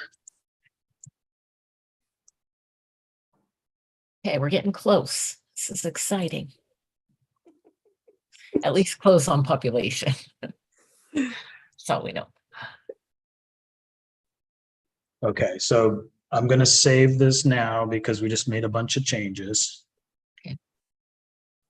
And then let's see, when we're looking at the population numbers, so we're 35 under, 35, almost 36 under in 11, and we're over by 39,000 in 14. So they should be pretty close to balancing. However, that move into 58 is an option if the population doesn't quite balance the way that we expect. Right. Okay. So yes, we just need to do that then. We need to move 11 up. Okay. So we're going into 11. We can probably use precincts because we're moving large population. Right. Okay.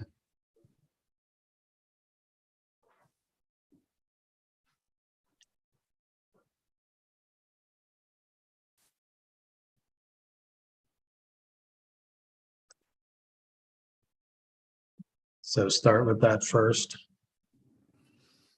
Yeah, I think we'll go one more row over, but yeah, start with that.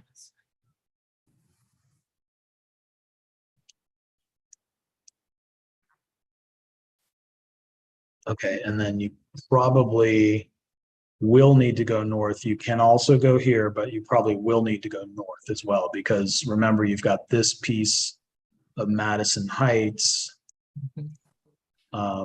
which is in, and the version of Daisy doesn't have Madison Heights in there, right? Okay. So you'll Yeah. probably end up having to go a little north as well. Okay, so for right now, zoom in just a little bit more. North for population or for turn it for into an opportunity district? Population. Yeah, it's a bit of both, I think. For right now, can you start, so I don't want to break up center line. So just kind of below there. Okay, do you want to put all of center line in 11 or not? Not really, not really. Choose what you think just by eyeballing it, population wise, and we'll just Well, look. you're going to need 20,000, so Okay. that's going to be a lot.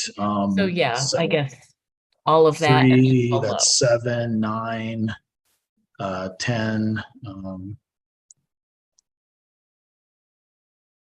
Yeah, you might end up having to take all of center line, but I'm not sure.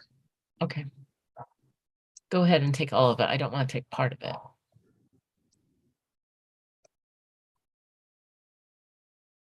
Okay, so that's 18,000.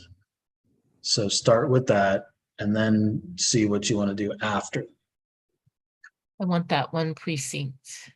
Yeah, we can take that one as well. So yeah, do that one.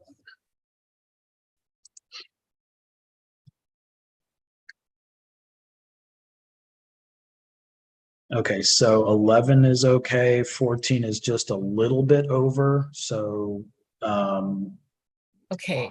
you would have the option of moving this into 58, which you don't necessarily want to do, or just splitting one of the precincts along this line, or probably you don't want to do this because it's a neighborhood. Or Right. you could actually, this might work. 14 is over. You could take this Oh. out, and that's a neighborhood that's split. Right. Yeah, do that because we don't want to split that neighborhood anyway. Okay. Good eye. That's what I do.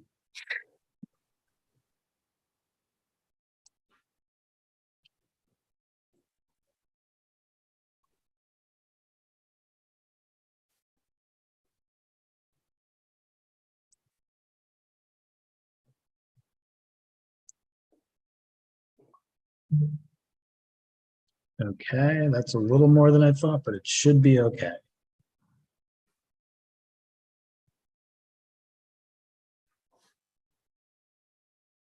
Close. Oh, there we go. Okay, so it brings us within our deviation. Yes, and you're here at the deviation 4.96, largest is 59, or sorry, smallest is 59, largest is 21. So that means everything you changed is within those bounds. Okay. All right. And That's a really ugly district though. Beauty is in the eye of the beholder. Okay. So will you take the neighborhoods off? We know that we kept neighborhoods together. So if you could take those off just so we can see a cleaner view of the entire map. Okay, so neighborhoods off. Okay, and then the other map overlays are also off. Okay. All right. Okay. Well, unless somebody has something else, I would like to just send this off for VRA review. And then we can discuss it after we see what the findings are. I agree. I like that idea. Okay. I don't see any opposition, so please do that. And then, do we have anything else back that we have sent off for review?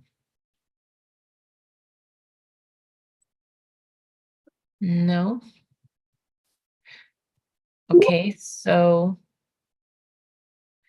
I have a question then. It's 5 o'clock.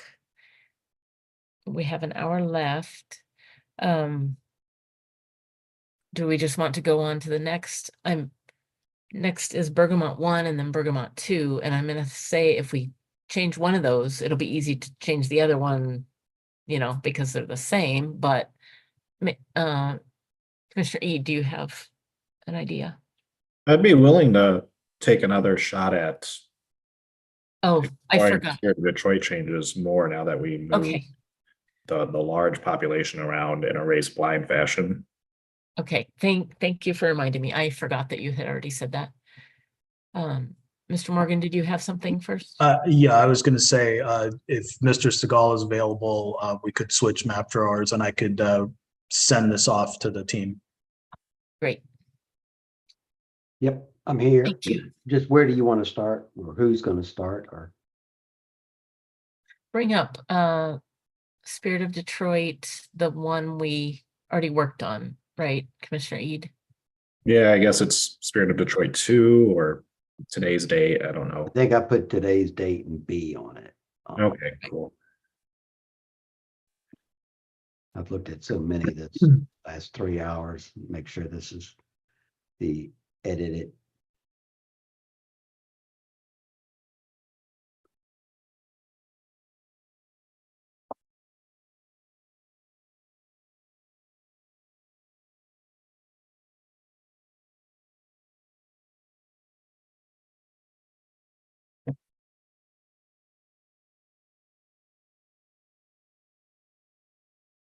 Got some extra caffeine in me now, so let's go. Sure, we can all use some after this meeting that we had today. Yeah, why not? Let's see. Yeah, this is the edited Detroit version of it's with the neighborhoods on, or how do you want to approach that? So remind me with the spreadsheet, which one out of the 10 and 12 we have in here, which one did perform and which one did not perform? I think what happened is it flip-flopped. I don't think I have the new one up, but it flip-flopped 10 and 12. Halfway flip-flopped 10 and 12. But one of them currently under column Z said yes, and the other one said no. That So was I'm 10 and now says yes, and 12 says no. okay, so I believe that's correct. can we double check that? I'm trying to see if I have it.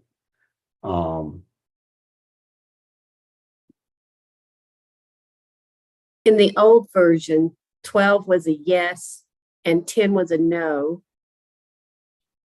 And in the new version, those two flip-flop and they both turned into a yes on the dim primary pool.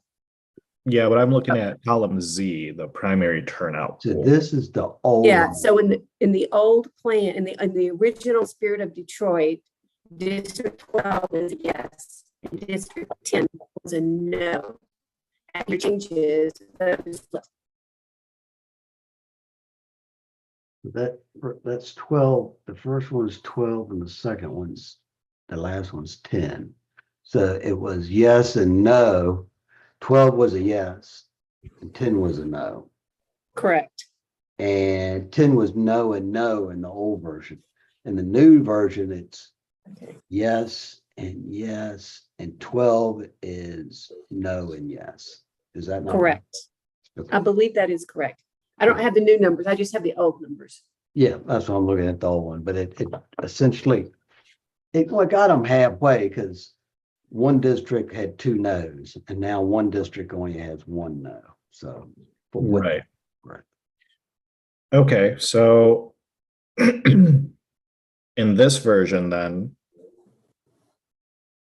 10 is a yes and 12 is a no. Correct. When you say this version, This one, Spirit of Detroit 2, that we moved District 10 to include East Point and a couple of the neighborhoods in Detroit. and 12 is a no in this version. Not quite performing. But it's Okay, yes in the well- primary side of it. So it's. Well, Ken, how do you think we could rearrange 10 I to tell you right now, 14? Mark Braden said it 100 times, look at race. And I know y'all are real hesitant on it. But when you're talking about just making it work, I mean, it sounds to me like he's saying do it. Now, I understand if you don't, but you could turn on just show the black and white. My guess is all you need is to move a few hundred people. Yeah, I think And you're right, but And I'm if you trying to. know the neighborhoods, you can really, really, really well, you can do it without looking at the numbers. Personally, there's 100 different ways to move these numbers around. But or more than 100, thousands. So like 11 has an extra 780 people. So one way to do it would be to take a smaller neighborhood and add it into 12. Well, 12 is overpopulated as well. So you can move some population into 10, maybe move some out of 12 into 10. And Well, I really want to try to keep this to 10, 12, and 13. Right. And right now 10 is performing, but 12 does not perform. So, Well, correct?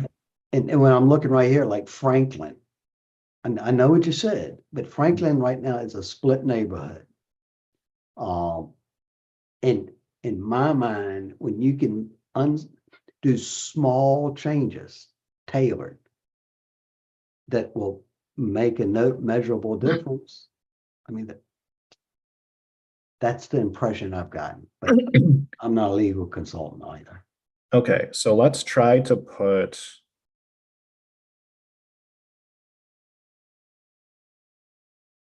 Yeah, the only issue that is 12 is the one that's not performing. So, but 10 is. So if you're saying like put Franklin in 10, then we would have to move some. Okay, so let's try this. Let's try Denby, Yorkshire Woods, and Morse in. Let's try putting that in 12. Okay, let's highlight them and see the total population. Yeah, maybe even before we start making commitments to this. Where's my? I gotta open this thing up some more. Can you see it?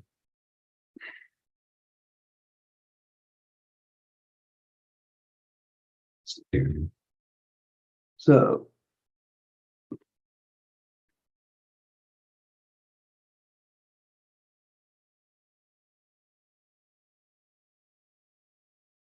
So take some of like this. Right.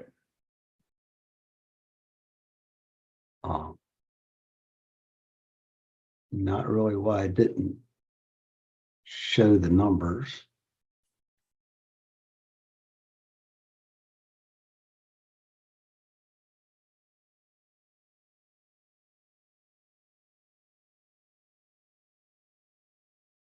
So that's 4,000 people. And, that I don't know the population of that neighborhood. But is that enough to tilt 12 significantly? Well, Does anyone have the spreadsheet that shows what the statistics were? I mean, how far off is 12 now? I need to see those numbers. Otherwise, I don't know if 4,000 is enough or not. Well, 10% of a district is not 5,000. 1% is roughly, or all right, 10% is 9,000. So 5,000 is 4,500 people. So that's 5% of a district. If it's 80% Black, it probably will tilt those because you're looking at for tenths, 1%. And if you want to look at those numbers, you can look at them, but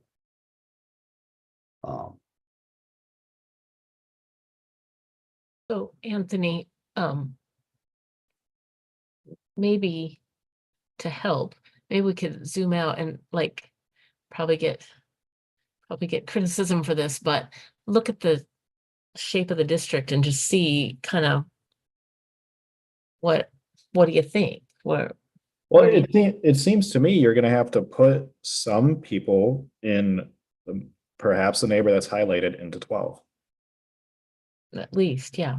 Yeah, so let's start there. Sign at the 12.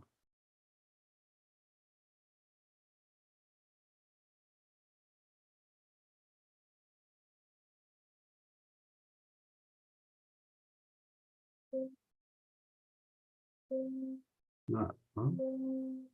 Zoomed out in the middle of doing it.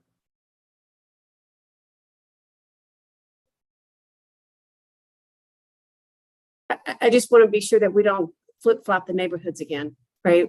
12 is good, but 10 is bad. Then we get back to 10 is good and 12 is bad. Yeah. But they're so close. And that's why it's going to be hard to do without actually looking at the numbers. Well, we Unless- can, at this point, since we've already sent this off once, this is what Commissioner Muldoon was alluding to earlier. Since we've already sent this out once where we changed like all of East Point, I think now would be an appropriate time to actually be able to pull up those numbers. You want me to label the features or? Yeah, I mean, I don't think we need like the dots per se, but I mean, I think you can look at The spreadsheet. the spreadsheet.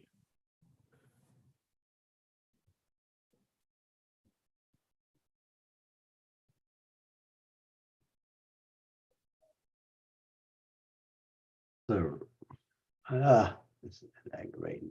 All right, get down here.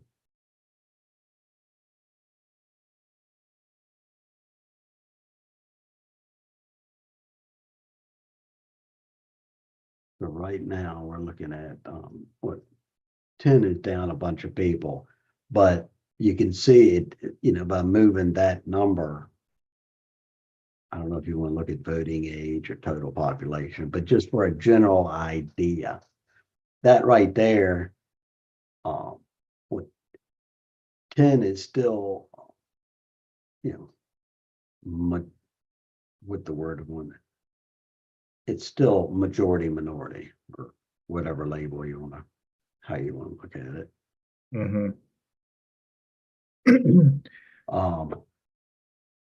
Whereas 12, yeah, we still really haven't moved the meter. On 12. Okay, so You know, so I don't know that. remove maybe- that. Excuse me? So let's look at two more of those neighborhoods. Denby and the neighborhood above it. Let's add those to 12 as well. Gosh, stop it. I had it on blocks and I'm not zoomed in far enough. So if we look at Denby,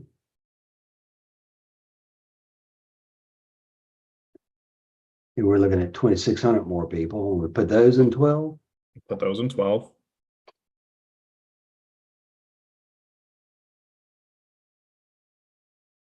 And now you got, you know, it's 53% minority. And 10 is also minority still. You know, just general sense. I mean, like you said, we don't know exactly what the analysis will come back at. Right. Well, okay, so add that last neighborhood to 12 as well.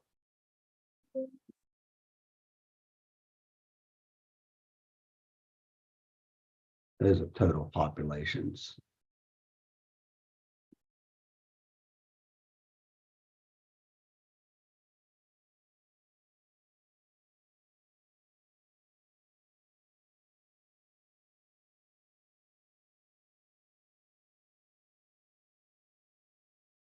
Okay, now for 10, zoom out a little bit. Let me get these few blocks right here. Sure. Just we see them.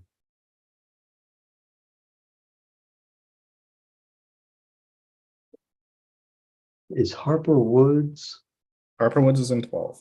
That's correct. You want to keep it into Yes, absolutely. Now you have this split neighborhood right here. I know Yeah. it isn't, you know. Well, do me a favor, remove the racial data now. Okay.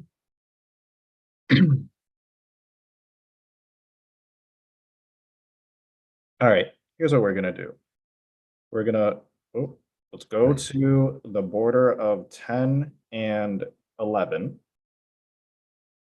We're gonna add a little bit of these neighborhoods into 10 to make up for that population deviation. That's gonna bring the population on 11 down, and we're going to fix that by moving some of 13 down into 11. So you want to do it up in here or Well, in Detroit? we need to make sure that there are more Detroit neighborhoods in 10. So let's start there.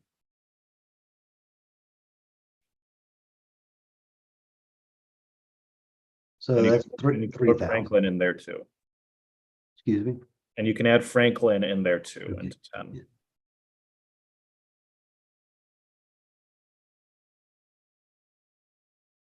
Now you want to do all of Franklin? All of Franklin. Like we're taking some. Mhm.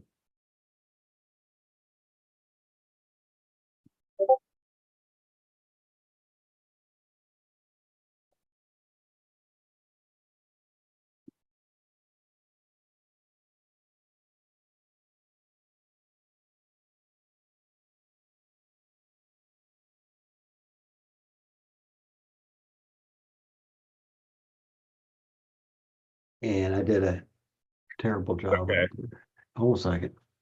It's in 12. It's in 12. I'll get it right this time.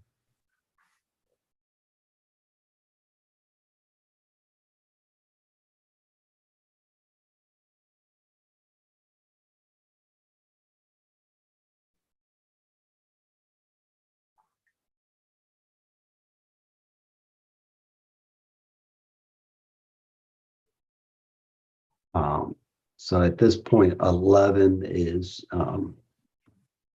under, well, you can see the numbers. Yeah, so we need more people in 10. Zoom out, please.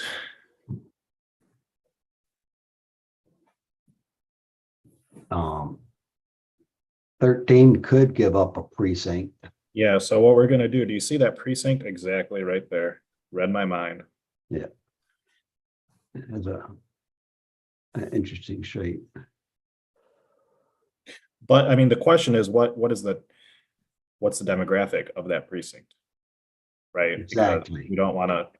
I suspect 3,000 people, so it's gonna, well, 10 still needs a lot. Okay, so and the numbers are in 12, so that the numbers are there in 12. So what is the? Okay, yeah, go ahead and assign it to 10.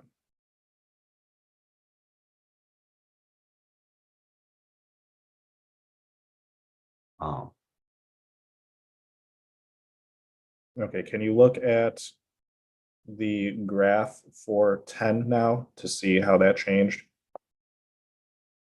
and it's still within a, well, it's percent or two. Okay. It's 53% 53. minority. All right. I don't know how it would. 12 is still very high, it's just overall high population. So that but you took some from 7, which, yeah, this is a little bit of a split up neighborhood.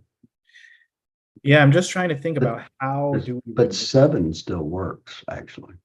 Right, but I'm trying to think about how do we reduce the population on 12. The only way I can really think of is going into the Grosse Pointe area a little bit, but well, I'd rather not, but that's the only thing I can really see because you're here on the border between 10 and 12. That's all I see too. So I guess let's take just a few precincts of Grosse Pointe and put them into 10. So that would be up in this region, right? Do you want to come back over in here? Well, that's Harper Woods, and I think you want to stay away from Harper Woods, right? Unless you have a better idea, Ken, on how we can get this to work. I mean, why couldn't you put well, however anytime you split any area, you run a certain amount of risk or disadvantages and advantages to doing any one thing. Well, actually, what if? When instead I of look that- at it, I look at it as, this is not, shorefront, Right. these precincts. Um, Actually, what if you Or see you Outer put- Drive Hayes, that's right below 10. right below 10. Yeah, it's currently in 12, Outer Drive, I'm looking, what's the name of it? Outer Drive. Yeah, right here. Yeah. What if we put that in 10? Put all this in 10. Maybe not all of it, but however much we need the population to work out. Yeah. All right. We can take selected piece of it. 12 needs to drop, 12 needs to drop 14,000. So Okay. it's going to be all of it plus. All right. Well, let's. I'm not so sure you couldn't do something. Seven can take some. 11 needs some. So, Right. one way. But of 12, doing 12 it- needs to drop first. So let's take that out of 12. Well, look at this. What if, 11 needs people? So 11 takes some from 7, and then 7 takes a larger piece of 12. Does that make any sense? Yeah, that could make sense. The only issue is I'm worried if you do that, you'll flip 12 from a yes to a no. Yeah. But let's try it. Let's try it. Let's see what But happens. another way to do it is if you, and this is just going by speculation, you guys know the neighborhood. If you took, Morningside, well, you want all these villages together, correct? Yeah, I think let's try this with Outer Drive. If not, then I think the only other way to do it would be to start looking at those upper precincts of Grosse Pointe. Yeah. Well, you see, let's see here. We have Grosse Pointe Shores. Would you want to leave all that in the 12 or, I'm just selecting, see what it looked like. Does that fit with the north of 8 Mile? I mean, it's a different, it's a whole different township. So no, but I mean, we could try it and see if it works numbers wise. But we say that, but what I see is these neighborhood roads crossing over. That is true. All through here. So I know they live in different localities, just like, all across America. But at the same time, they're different county government, county seats, granted, yes. But if you did something like that, you're keeping most of the shores, most of Grosse Pointe. All right, let's assign that to 10. See what happens.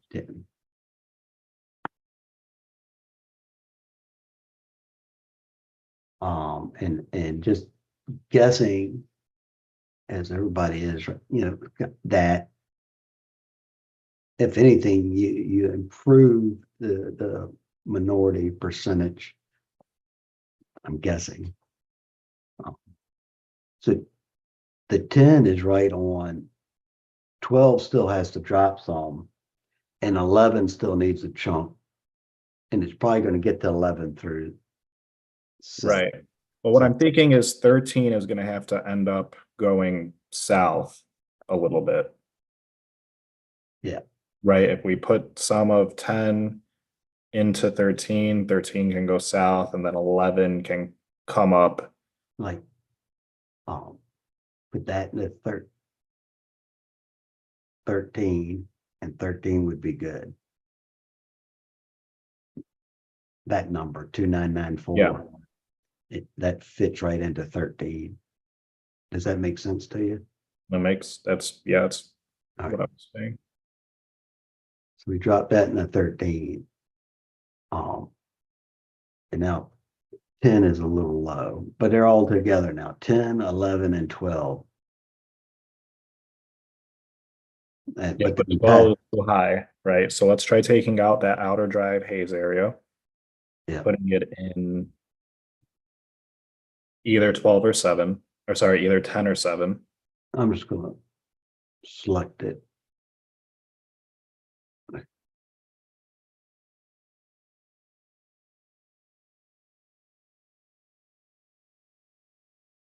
And I gotta change that, but I'll get that right now.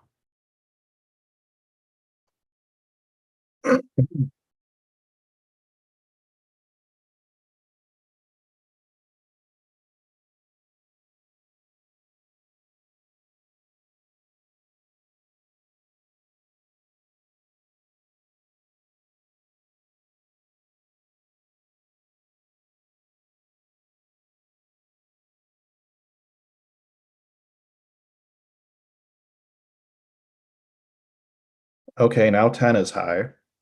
Yeah, so Okay, can you no. check now? Can you check the demographic makeup of 12? 10 Okay. is low.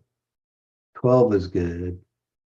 7 is high. So now it's 7, 10, 11, and they all touch right there. So I think Gotcha. so 12 is 48%.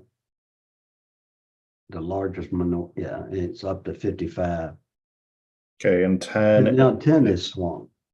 But 10 is down in population as Right. So we're going to put either some of 7 or 11 into 10 right now. this somewhere right in there. I'm Okay. thinking. Well, let's try that that neighborhood right there that's kind of split. Okay. Put that all into 10.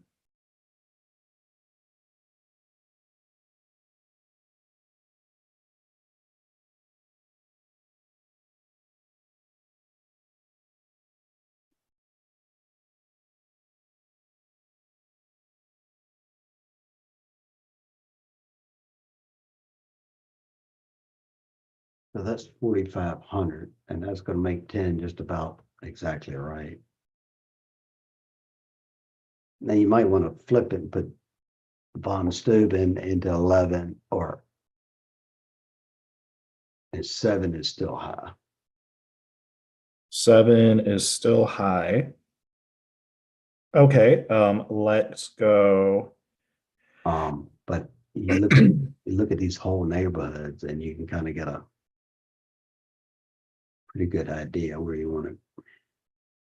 Well, okay, so 7 is high, you said. What is low? 11? So 11 is low, 7 is high. Yeah. So Are they by about the same amount? within 1,500, something like 1,600. Okay. Can you check 10 now with that change that was just made? 10,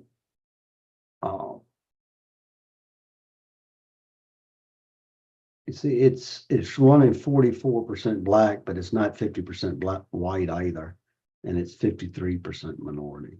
Okay, I think that's good enough to see if it made a difference. It might not have. We might need to do more tomorrow, but it might be a small improvement there. All right, now let's just look at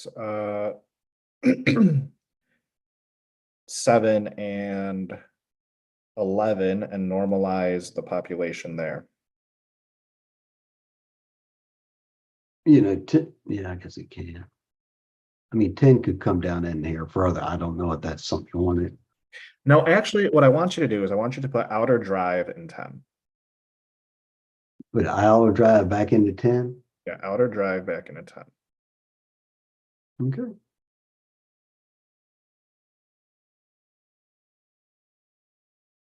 Let's try something. You might want to do this instantly. We'll find out. Oh, I see where you're going with it.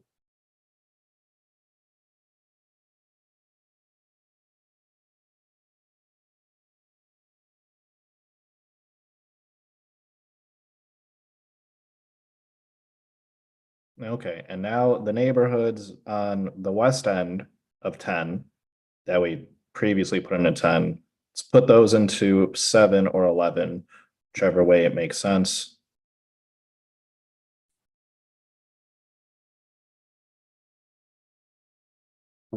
What is 4,500?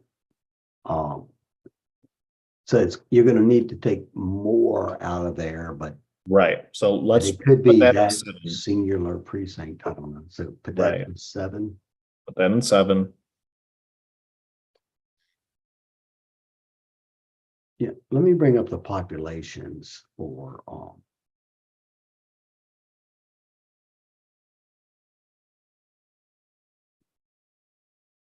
the precincts, so we can at least get these numbers done.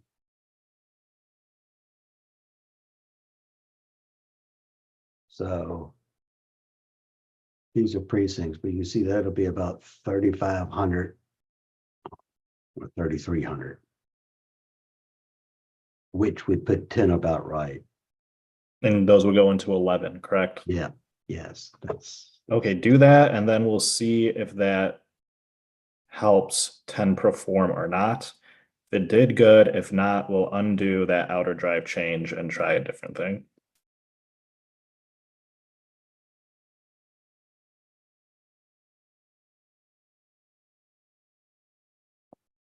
all right. We'll put that into 11. I gotta fix that again.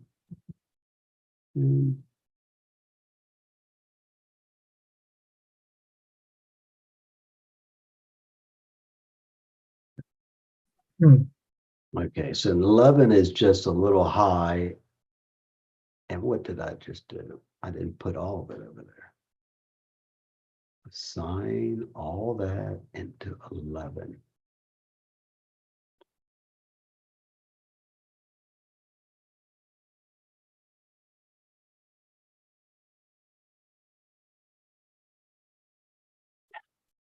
Yep, how many times I'm gonna do that wrong, right? That goes to 10. Yeah, that can go into 10. All right, I got it right that time. Cool. All right, now let's see where we're within deviation. And 11 is just a little off, but it's whole neighborhood. So I think it's how It's you want to. yeah. So where are we at 10? Did that change how 10 performs? 10's 45% non-Hispanic, Black, and 53% minority.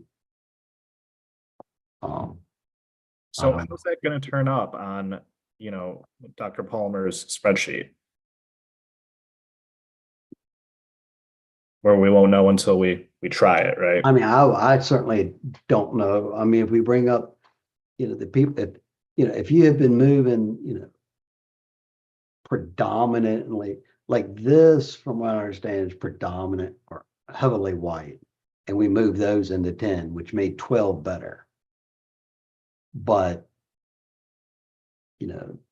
technically VRA, from the way it's been discussed, it could have, basically, tit for tat. I mean, you could be just tilting, tenths of a point here and there, and it goes back and forth. So I'm not certain. Okay. Now, if you want it, you can go in here and move, what is, Black neighborhoods, like right in here. I don't know. You could make 10, 2% high rather than just 200 people. Well, yeah, and 11 is low, right? And 11 is low. And 11 is going to perform. So what about if you came up here in 11? Well, let's add first, before you do that, I agree. I see where you're going. Let's add that one neighborhood that's right above Franklin. Let's add that back in 10. Put that back in 10. Let's see if I can do this the first 10 times.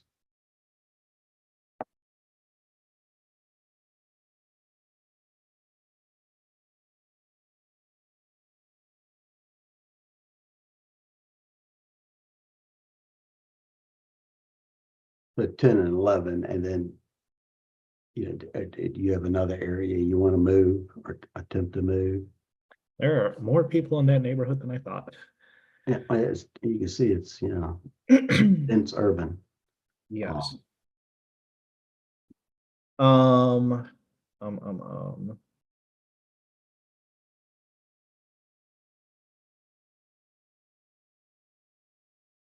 that's 2,700 right there. That wouldn't even do it. It would be more like both of these would be 4,500. And then that'll put 13 too high. But Well, then no, I was gonna put them in 11. Oh, you can put them in 11. Okay, yeah, do that. Let's see.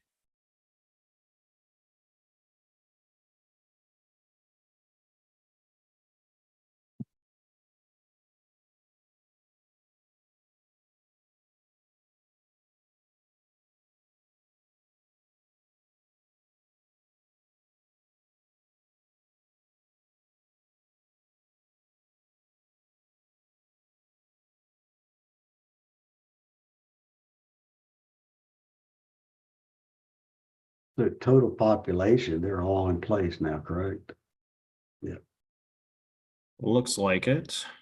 So 10 is actually went up a couple of tenths. So it's the largest non-Hispanic race category at 46.39%. Right, and it's over the non-Hispanic. 11's way up. 12 is large, the largest single population. I mean, from what we can read. So Okay, well, I don't like it, but let's send it and see if it works. see if it works. Any thoughts from anyone else?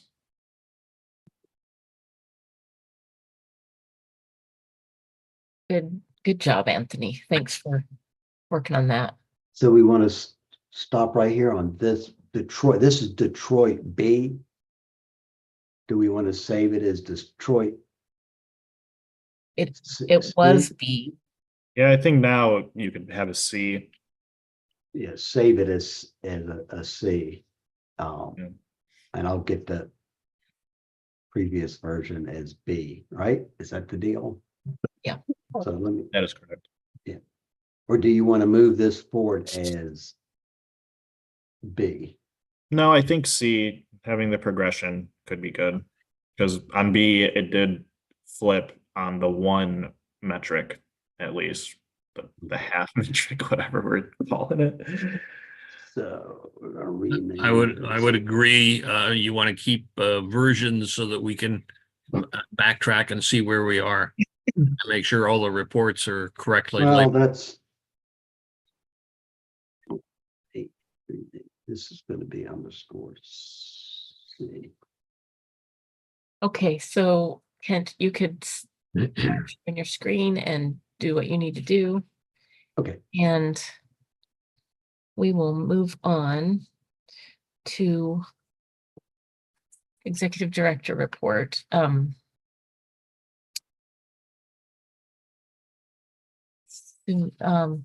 Without objection, I will ask Director Woods to present his Executive Director report. Hearing no objection, please proceed, Mr. Woods. Thank you very much. I'm just gonna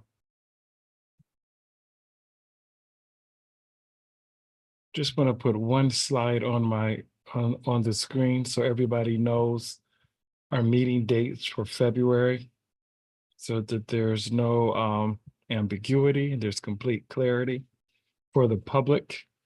We meet tomorrow from 9 to 1 and 2 to 6. We meet February 8th from 10 to 2. That's going to be a regularly scheduled meeting. So commissioners, if you have any agenda item or something you want to discuss regarding the business of the commission, we will need that on, but no later than Monday. But that's for the agenda items for February 8th, the regularly scheduled meeting. February 15th is a virtual meeting. It will be like a virtual town hall, and it will be with the commissioners. It will be similar to what was done last week. We will rotate time so people can facilitate and take feedback from the public in a virtual setting. So we'll meet 9 to 12, 1 to 4, and 5 to 8. On February 21st, we will have our public hearing from 10 to 1, 2 to 5, and 6 to 8. On that Wednesday, we want to thank Mike Brady from Michigan Department of State, as well as Bishop Charles Ellis of Greater Grace Temple. They will be hosting us for the public hearing on February 21st at those times. On February 22nd, I want to thank Mike Brady again and Bishop Edgar Van in the Second Ebenezer Church We'll be hosting our public hearing on that Thursday from 10 to 1, 2 to 5, and 6 to 8. On Tuesday, February 27th, we will be meeting virtually from 8 to 11 a.m. And then on Wednesday, February 28th, we will meet from 9 to 1 and 2 to 6, which will also be a virtual meeting. So just wanted to share those dates with you and the public, so everyone's clear on the dates. And our contractors want to thank once again Michigan Department of State for their assistance. And if there's any questions regarding the dates that the commission is meeting in February, please let me know. Hearing none, that concludes my report, Madam Chair. Okay, thank you. So I'll just say, along with those dates, tomorrow is our last day to get where we want to be to send the maps out to the public. So we, I think, have learned a lot today about trying to reconfigure these maps, and hopefully we can get where we want to be tomorrow and do our vote. So without objection, I will ask Department of State if they have a report or an update. Hearing no objection, Sarah Reinhardt. I do see your hand, Mr. Fink, after. I have no update, so I will let Mr. Fink speak. Okay, thank you, Mr. Fink. Thank you, Madam Chair. Thank you, Ms. Reinhardt. I actually was just wondering if Mr. Brace had received any of the reports for the earlier maps that you had sent out, because it would be nice to have that. If not, I'm sure he'll share it upon receipt, but just wanted to see if they have it yet. So thank you. We can wait on that for tomorrow, Madam Chair. That'll be fine. Okay. That's fine. Yeah, I Maybe, see we're almost to 6 o'clock here. maybe first thing in the morning. That would be a great way to kick it off. Terrific. All right. So correspondence was received in advance of our meeting, along with any written public comment public comments to the commission. Are there any announcements from any commissioners? Seeing none, our business is finished for today, so a motion to adjourn is in order. So moved. Okay, moved and seconded that we adjourn. All in favor, raise your hand and say aye. Aye. Aye. Any opposed, raise your hand and say nay. Okay, we are adjourned at 5:48 p.m.